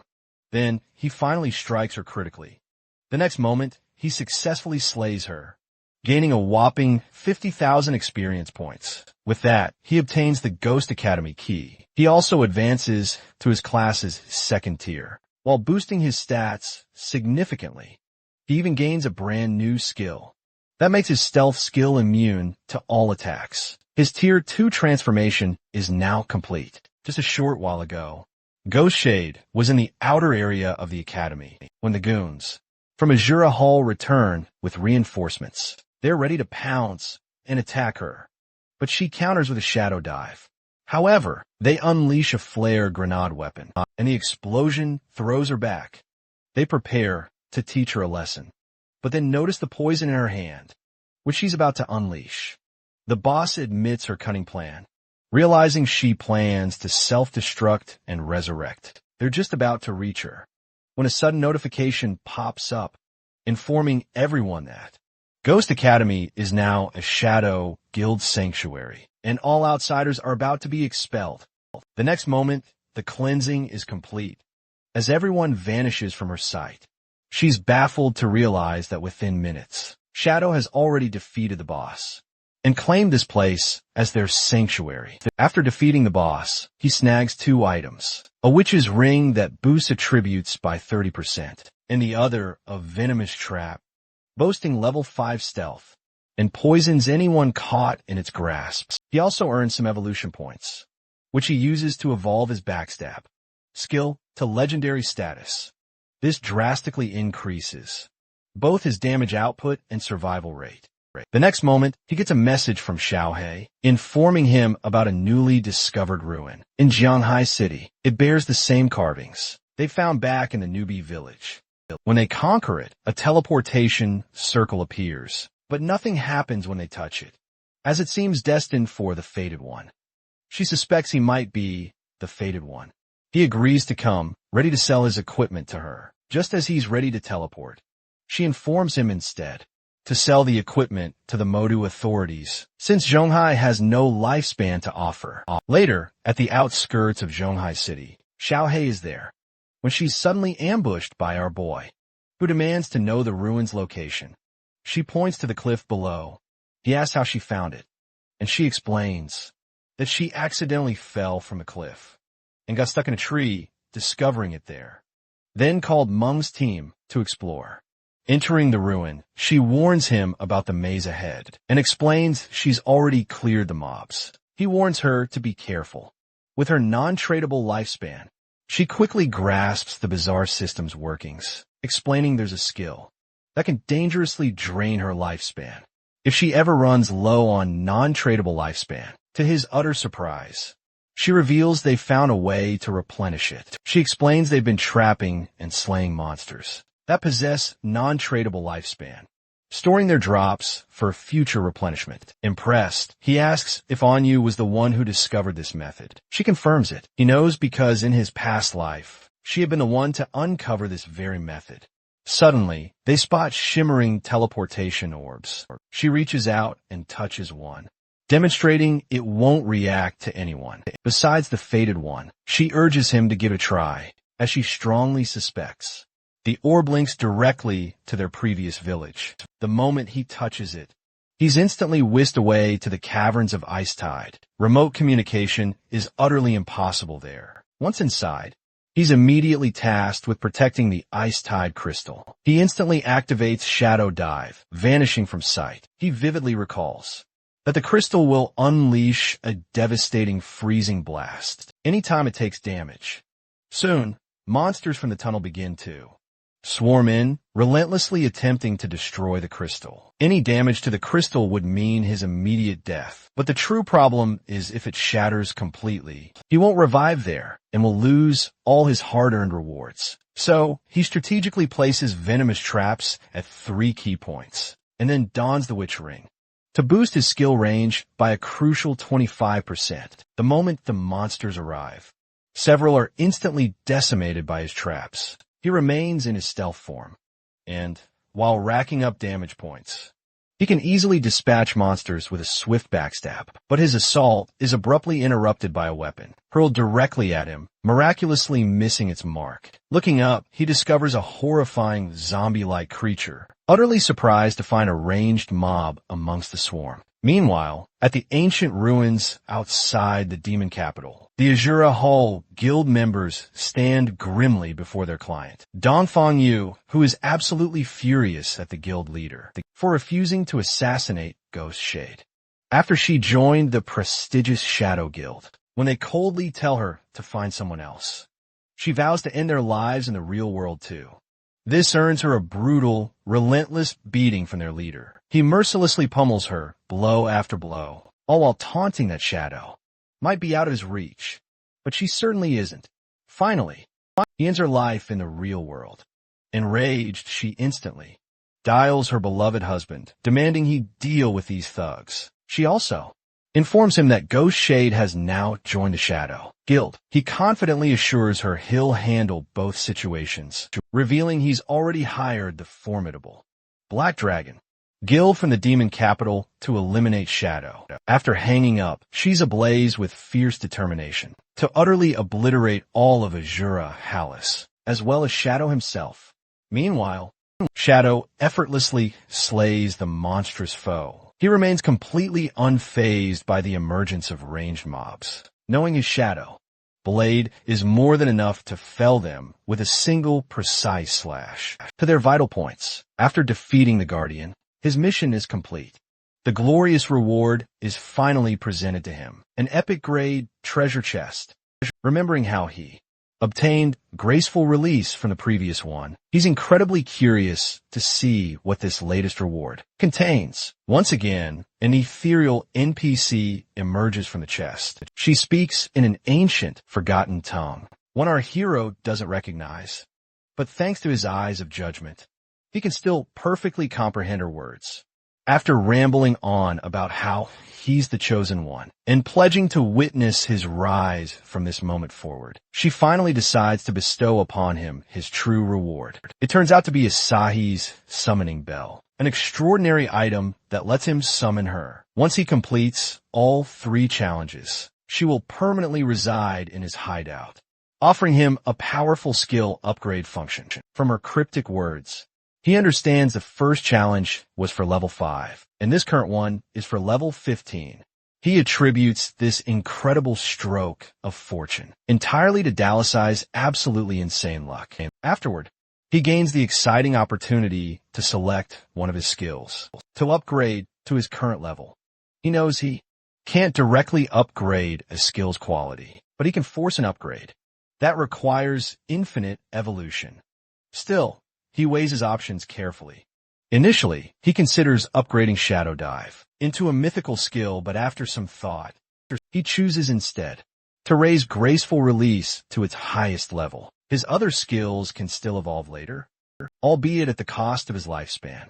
The upgrade boosts Graceful Release to level 16, and at that moment, a teleportation gate to exit the ruins appears before him. Just as he prepares to leave, he notices something else tucked away inside the chest, an equivalent exchange pack.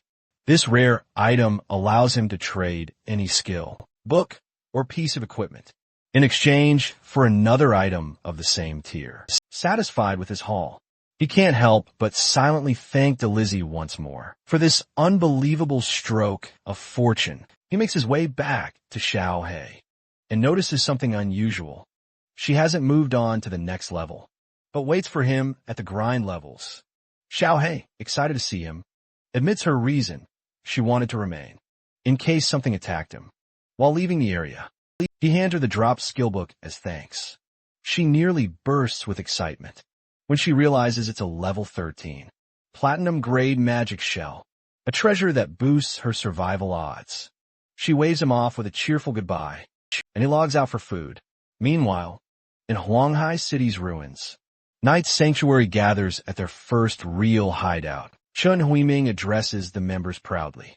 This small base means safety, rest, and a foothold in the city. He points to the one who made it possible. Xiaoyu, caught off guard. Cheers erupt as Xiaoyu steps forward, slightly overwhelmed by the attention. She thanked her leader first, then her friends, and even those who mocked her, believing their criticism. This pushed her to grow even stronger.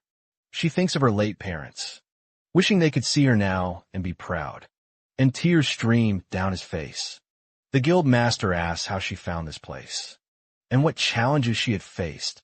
She explains it all to everyone, describing a dream where a warrior guided her here. The crowd laughs, dismissing it as a joke. When asked more about her dream from last night, she describes a massive platinum-grade hideout. Still, more laughter erupts.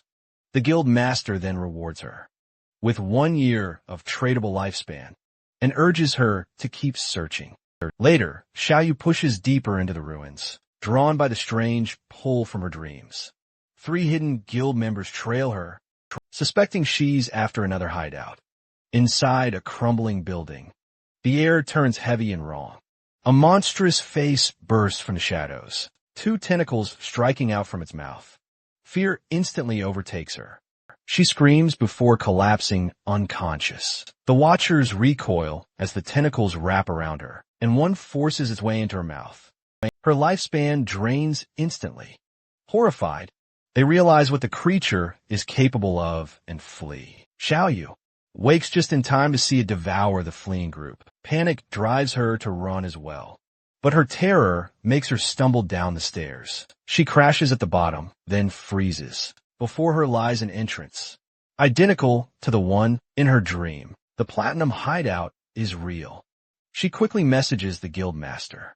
He orders her not to move, pulls her into his party, and tracks her location. Relief washes over her until the sound returns. The monster is back, looming behind her.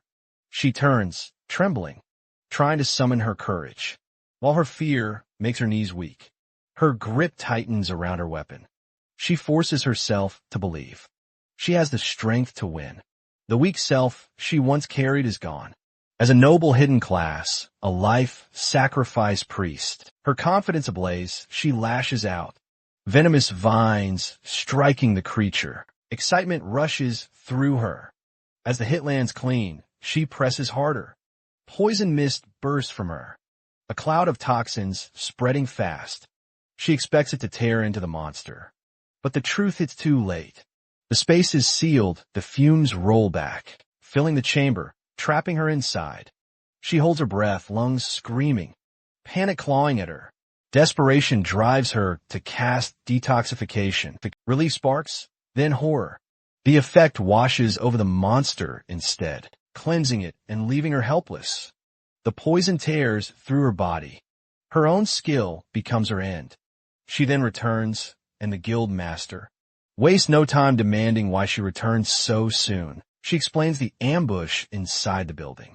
His expression shifts, relieved that she survived. A soul-sucking monster that drains all lifespan. She answers brightly, faced with certain death. She had chosen to kill herself first. The guild master praises her sharp thinking, calling it genius. She accepts the compliment with a grin and rushes back to rejoin him. On the way, her thoughts turn smug. The 3 players who followed her had paid with their lives. Serve them right. A week later, she leads the guild master to the hidden entrance of the platinum grade hideout. He approves, promising a reward once it's theirs. Orders snap into place. Data spreads the team around the perimeter, ready to cut down anyone who dares interfere, even members of the Shadow Guild. The guild master signals the charge. Members rush the entrance. The gate refuses to move, no matter how hard they push. Data strikes again and again until the truth clicks. The gate itself is the guardian. He swings with full force. Damage numbers rise above the stone. The guild master grins and calls it theirs for the taking. Suddenly, the entire force unleashes their attack. Explosions relentlessly batter the main gate. Far away, Shadow receives an urgent notification. His hideout, the Soul Cleaning Grounds, is under attack. Its durability at 99.3%. Teleportation is locked. Someone's found the entrance. At their current pace, it'd take them a year to break through. He mounts his wolf and races toward the ruins. Near the perimeter, he stumbles upon another scene. 2 players are relentlessly chasing a girl, their voices cutting with sharp threats. One of them brutally strikes her down. The other binds her tightly with holy restraint. They sneer, twisted smiles on their faces, accusing her of trespassing in night territory. She protests, desperately insisting it's all a lie. Shadow freezes, a sudden jolt running through him. He knows her. It's Yang Xiaoya, his kind co-worker who once brought him lunch. His gaze sharpens as he spots their guild marks belonging to the Knight's Sanctuary, the very guild attacking his hideout. The 2 players bicker over who gets the first strike. They never finish. Just then, Shadow's attack skill flashes into existence. 2 heads drop before their bodies even hit the ground. Yang Xiaoya looks up, utterly stunned. Her eyes widen, disbelief flooding them. Those eyes, they're so familiar to her. She knows them. They belong to Qin Feng. Shadow snaps his fingers, activating the curse of blooming flowers around her. She asks if he's Qin Feng, but he vanishes before she can finish her sentence. She wonders why his eyes resembled Qin Feng's so much. Then she dismisses it. If Shadow were Qin Feng, he wouldn't let Xiao. You join the Knight's Sanctuary as a black slave. Outside the Soul Cleaning Grounds hideout, the guild master greets Shadow with excessive flattery, apologizing for his men robbing travelers and declaring it a crime worthy of death. He thanks Shadow for teaching them a lesson, reminding everyone that Shadow once saved them from the terrifying headless assassin. Since then, they've supposedly followed his example, claiming to be the most righteous guild in the game. He finally asks why Shadow came. Shadow states he heard they're attacking a hideout. The guild master confirms, then suddenly freezes. When Shadow bluntly declares this hideout is his, pure panic erupts. The master insists Shadow's hideout is solely in Magic City, but Shadow coolly explains players can own one per city name. He already holds hideouts in both Magic City and Zhanghai. The guild reels, realizing they've utterly invaded his property. Xiaoyu bursts into anguished tears, unable to fathom why her dreams gave no warning. The master quickly apologizes, desperately asking how to make things right. Shadow demands 500 years of lifespan to repair the damaged gate. The master collapses in absolute shock. A desperate member begs Shadow to lower the exorbitant demand, but Shadow refuses, warning them to stay absolutely silent if they don't grasp the true cost. The master seizes Xiaoyu. Absolutely furious, she dragged them into this mess. She admits her fault and pleads with Shadow to punish her. Instead, offering her service for life and all future lifespan. Shadow, to the guild's surprise, calls the master by his true name, then asks if he truly thinks she's worth 500 years. The guild master explodes with killing intent, violently punching Xiaoyu aside. He accuses her of faking her sacrifice, just to win Shadow's favor.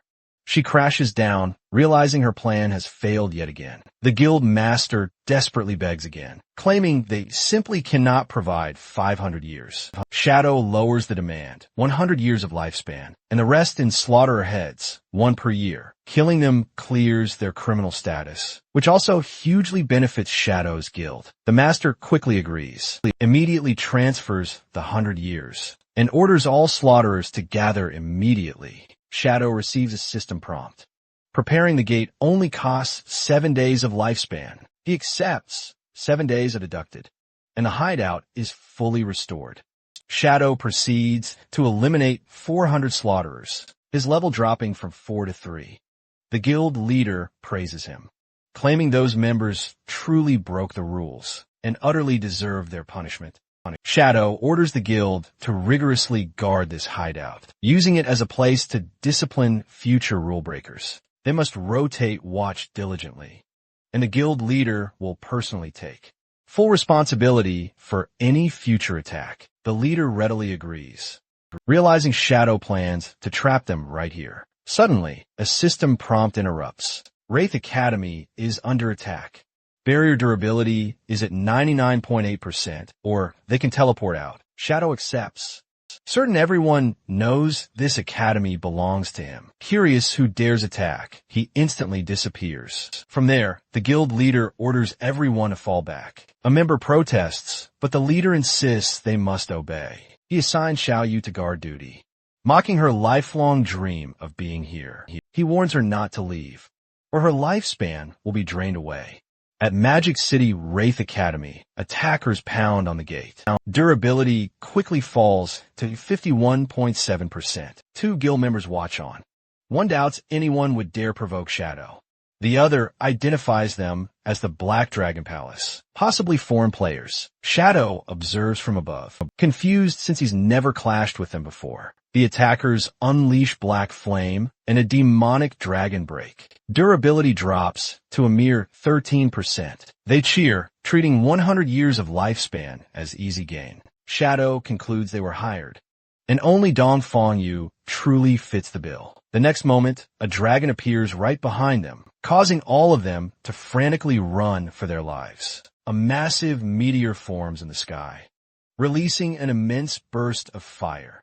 The leader shields himself with his bare arms and remains astonishingly unharmed, surprised to take only 3,000 damage. He mocks the seemingly weak power, until an energy slash instantly decapitates him. Panic spreads like wildfire as their leader falls. A girl suspects Shadow's presence, and others claim he might possess permanent invisibility. Shadow then stands directly before her, recognizing her as Zhang Jinshuan. Her in-game name, 10 Miles of Green Mountains. She is a soul hidden class, a soul painter. The dragon and meteor were her creations. Unlike mages, soul painters draw their skills, excelling in defense and team battles, but are weak alone.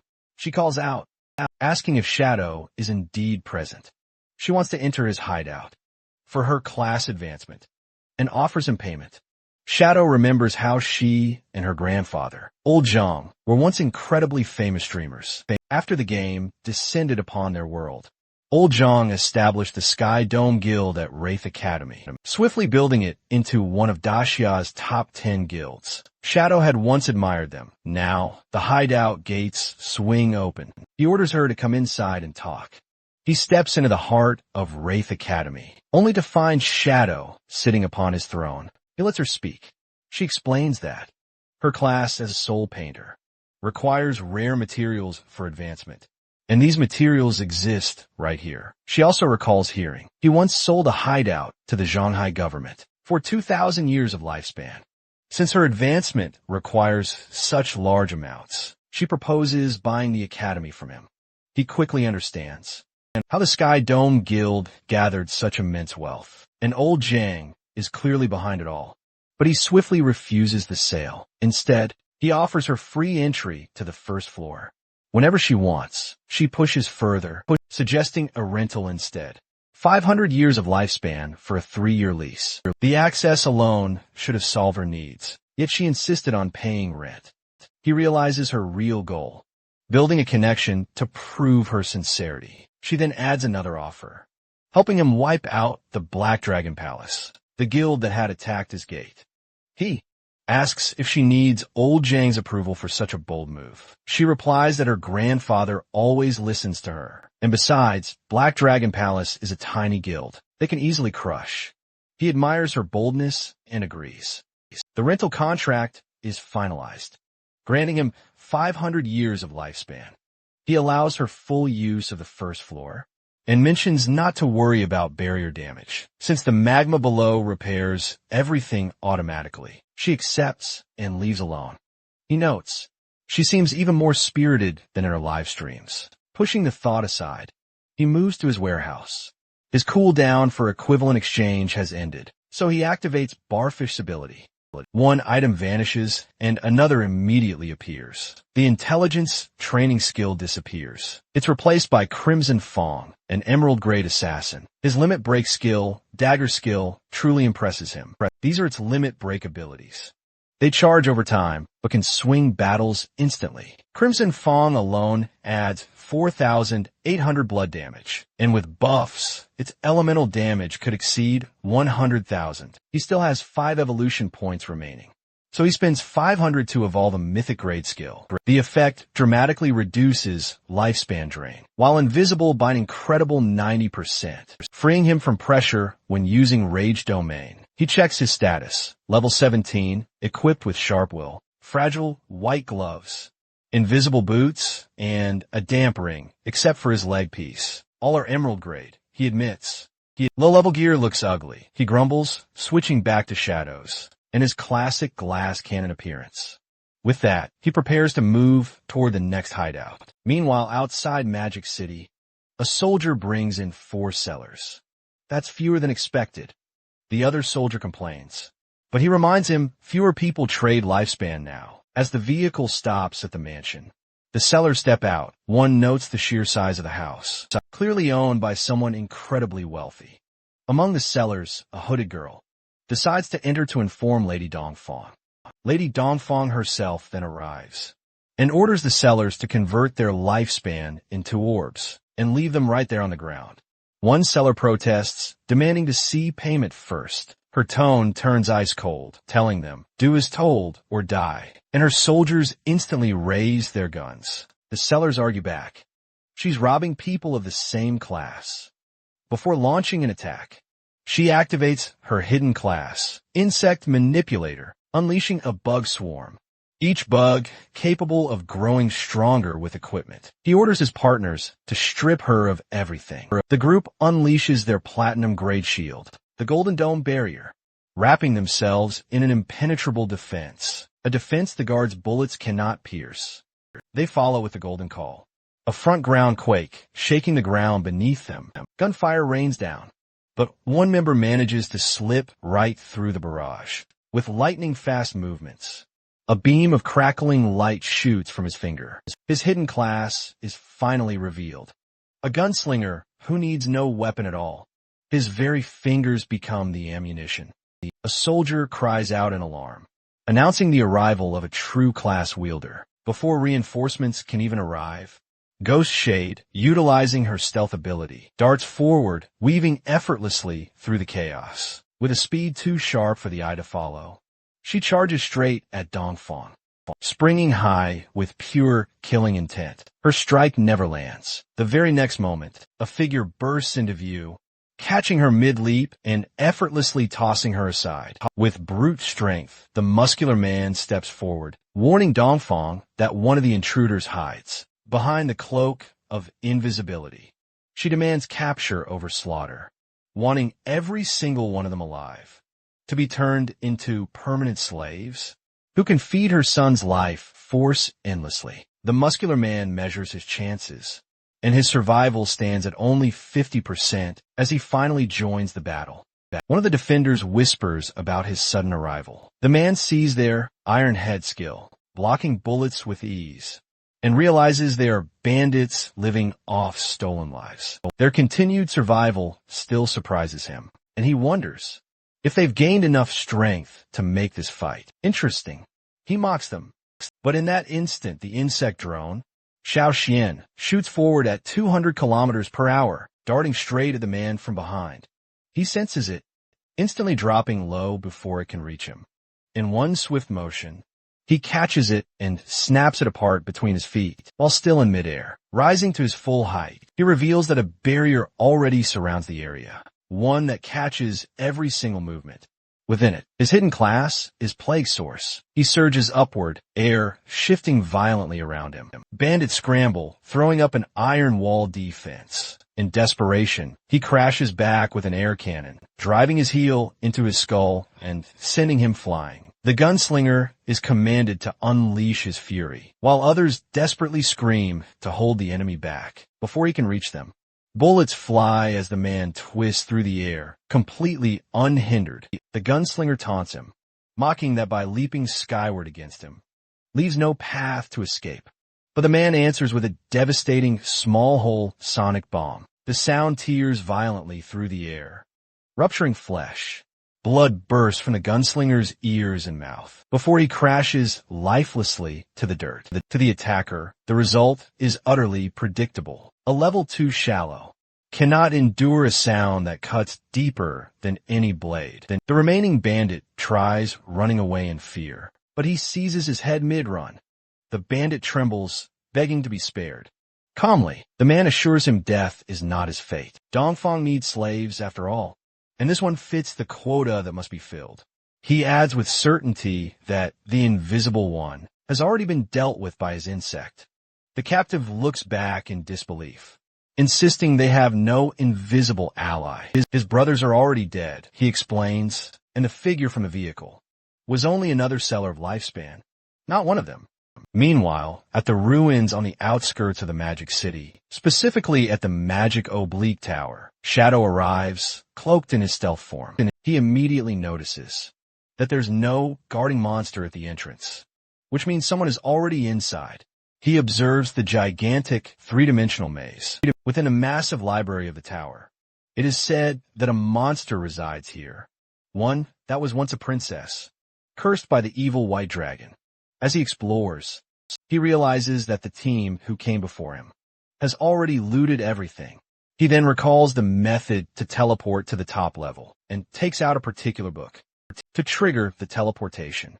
In an instant, he is transported to the top floor, where he finds a team already battling the Guardian, the Despair Princess.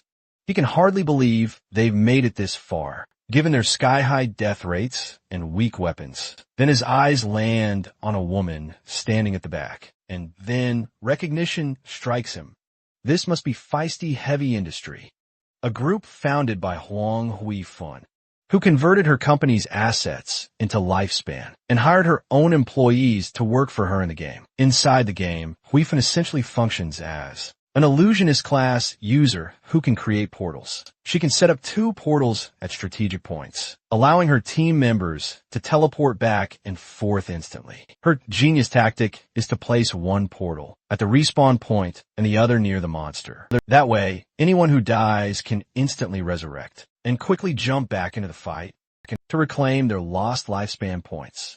This tactic is undoubtedly why her guild soared to become one of the Grand 20 guilds in Grand Chia. Back in his past life, that is, now, facing a platinum grade level 18 monster, Shadow doesn't believe their tactic will work here. This monster's power allows it to absorb lifespan 100-fold more efficiently than normal monsters and convert that stolen lifespan into raw strength at this terrifying rate. The creature will evolve into an Emerald Clash and wipe out their entire guild. That's why Shadow approaches Huang for a negotiation, demanding thousands of years of lifespan points and any assassin class item drops, in exchange for him killing the Guardian on their behalf. Huafan instantly recognizes him. He stresses again, emphasizing that they simply cannot win against this monster. If they refuse to hire him for this, then they should withdraw immediately. His blunt words infuriate her son, but his mother quickly steps in and stops him. But her son isn't fazed, leading to him being attacked by Shadow, who also shockingly eliminates their portal. Huang furiously demands an explanation, reasoning that while punishing her son might be understandable, but destroying the portal is absolutely not. Shadow clarifies his true intention to prevent more people from flooding in to fight this monster. He knows that in just a few moments, the monster will transform into an Emerald Grade and wipe out a guild. But an Emerald Grade monster will grant him even better rewards. Right then, Ghost Shade makes contact with him. She spills the details on Dongfang, even pinpointing her location. He agrees to rendezvous later at the ominous Graveyard of Bones. True to his word, he meets her there. His first demand, her enemy's class, and more specifically, their holder trait. She reveals he's a vicious close-range fighter, equipped with a noxious farting skill. What's worse, he can effortlessly see through stealth. That revelation instantly makes him realize his class must stem from the very source of plague. So he elaborates, explaining the foe likely possesses a first-tier plague ring encircling them, allowing them to detect her even while hidden. Typically, plague users boast insane regeneration, effectively rendering them almost immortal. She questions if such a formidable opponent has any weakness. He responds, revealing that while the plague massively enhances the body, it simultaneously magnifies desire, leaving them mentally vulnerable. Furthermore, he strongly advises her to evolve her blade of Netherworld skill, upgrading it to Tier 2's Wraith of Netherworld. This advanced skill will enable her to weave illusions, especially potent against those with weaker minds. For her, this is the key to shattering the current deadlock. He impresses upon her that advancing her class is essential if she truly wants to exact her revenge. She's bewildered by his mysterious source of information regarding her own class, but he counter-questions, asking if she has ever truly explored her own trait during training, urging her to maintain her resolve. She finally grasps the secret to his power and resolves to follow his guidance. He then proposes she train within the graveyard itself, where she can swiftly upgrade her skills. However, the monsters here are all elite level, boasting triple stats and HP. Yet, with precise attacks aimed at their vital points, she still stands a chance to emerge victorious. She is utterly awestruck by his strength. Before departing, he implores her to risk everything, because that is her sole path to achieving her revenge. As he departs, she muses for a moment, realizing the word revenge also ignites a profound killing intent within him, as well at the same time. At the ruins of Zhonghai City, Xiao Hei is exhausted after exploring the ruin. The next moment she spots a plum-like fruit and eats it. The fruit is not only delicious, but also grants her 50 experience points. More fruits are lined up ahead of her, and getting greedy, she follows the trail of fruit. Meanwhile, Xiao Hei receives a call from Enyo, asking her to head to the corrupted coast area, because Nelian has been captured, and they need her help. She promises to assist, and as she checks her map, she realizes she is already near the corrupted coast, and Yu promises to come get her on her way. While eating the plum, she curses Nelian for being an idiot. If not for his father, no one would ever work with him. From the edge of a cliff, she spots some fatty creature below, and wonders if it's a boss. Then her eyes fall on Nelian, laying nearby. Finally, she sees the boss. Clearly, that is Soul Devourer, a level 20 emerald grade monster. She can't believe her eyes as it devours other monsters. And not only that, it grotesquely molds their flesh into meatballs. At that moment, Yu arrives beside her and asks about the boss. Both of them are disgusted by its vile act, but relieved that it hasn't touched the players yet. They decide to wait and observe. Still, a heavy concern weighs over them. That, whether they really take down an emerald grade monster, or should they call for backup. Then they notice the monster's strange posture, and suddenly realize it's pooping. Xiaohei is horrified. When she recognizes the plum-like fruit she has been eating, it was actually its poop. The next moment, the boss notices them, and activates the whisper of the gluttonous ancient god because of the boss's skill. Everyone suddenly starts feeling unbearably hungry and begins devouring the meatballs made by the monster. Xiaohei, however, wonders why she alone remains unfazed by the compulsion. Then her eyes widen in horror, just as the boss swallows Nelian whole. Now, she finally understands that the Soul Devourer forces players to gorge themselves until they're fat, only to devour them later. Immediately, she calls Shadow for help and quickly explains their dire situation. Shadow, who's been hunting the bloodline monster, promises to come at once. By now, he already holds the keys to 3 other platinum-grade hideouts in Magic City, but he knows he must deal with this bloodline monster quickly before the Despair Princess evolves. When he arrives at the location, Xiaohei frantically explains that Meng and you have already been eaten. Then, they both witness the monster defecating, and from its foul mass, Nelian emerges. This sight horrifies her even more. Shadow, however, knows this monster well. It's a servant of the gluttonous ancient god. Its skill forces players into gluttony, making them gorge themselves until they're fat enough to be devoured. The only way to resist its compulsion is by consuming its excrement. He realizes that Xiaohei must have already done so, though she's too embarrassed to admit it. She desperately begs him to save their friends. Without hesitation, he leaps down and forces more of the creature's excrement back into it, making it vomit out Meng and Yu. Then, with a graceful release, he unleashes an instant shadow slash, slicing right through the monster's hide.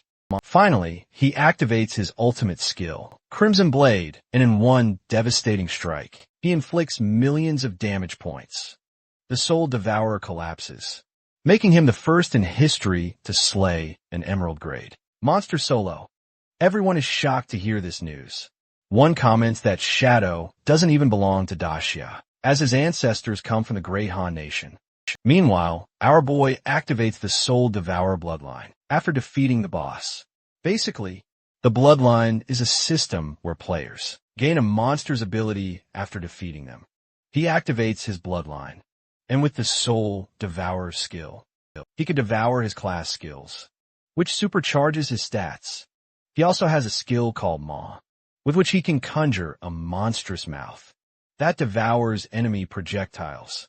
This restores his HP and drastically reduces incoming damage. He then unleashes Soul Devourer to amplify his stats. When he spots a bronze teardrop, the Poison Blade, which enchants weapons with deadly venom, he immediately uses Soul Devourer on the Poison Blade, but only gains a paltry 0.3 physical strength. That's absolutely pathetic by his standards. But then a thought strikes him. It can evolve. So he sacrifices 242 evolution points to upgrade the Poison Blade to legendary level. Instantly, his physical strength surges by 2 points. He's thrilled with this new skill, because with Soul Devourer, his attributes will ultimately skyrocket, hundreds, even thousands of times beyond a normal player, making him truly unstoppable.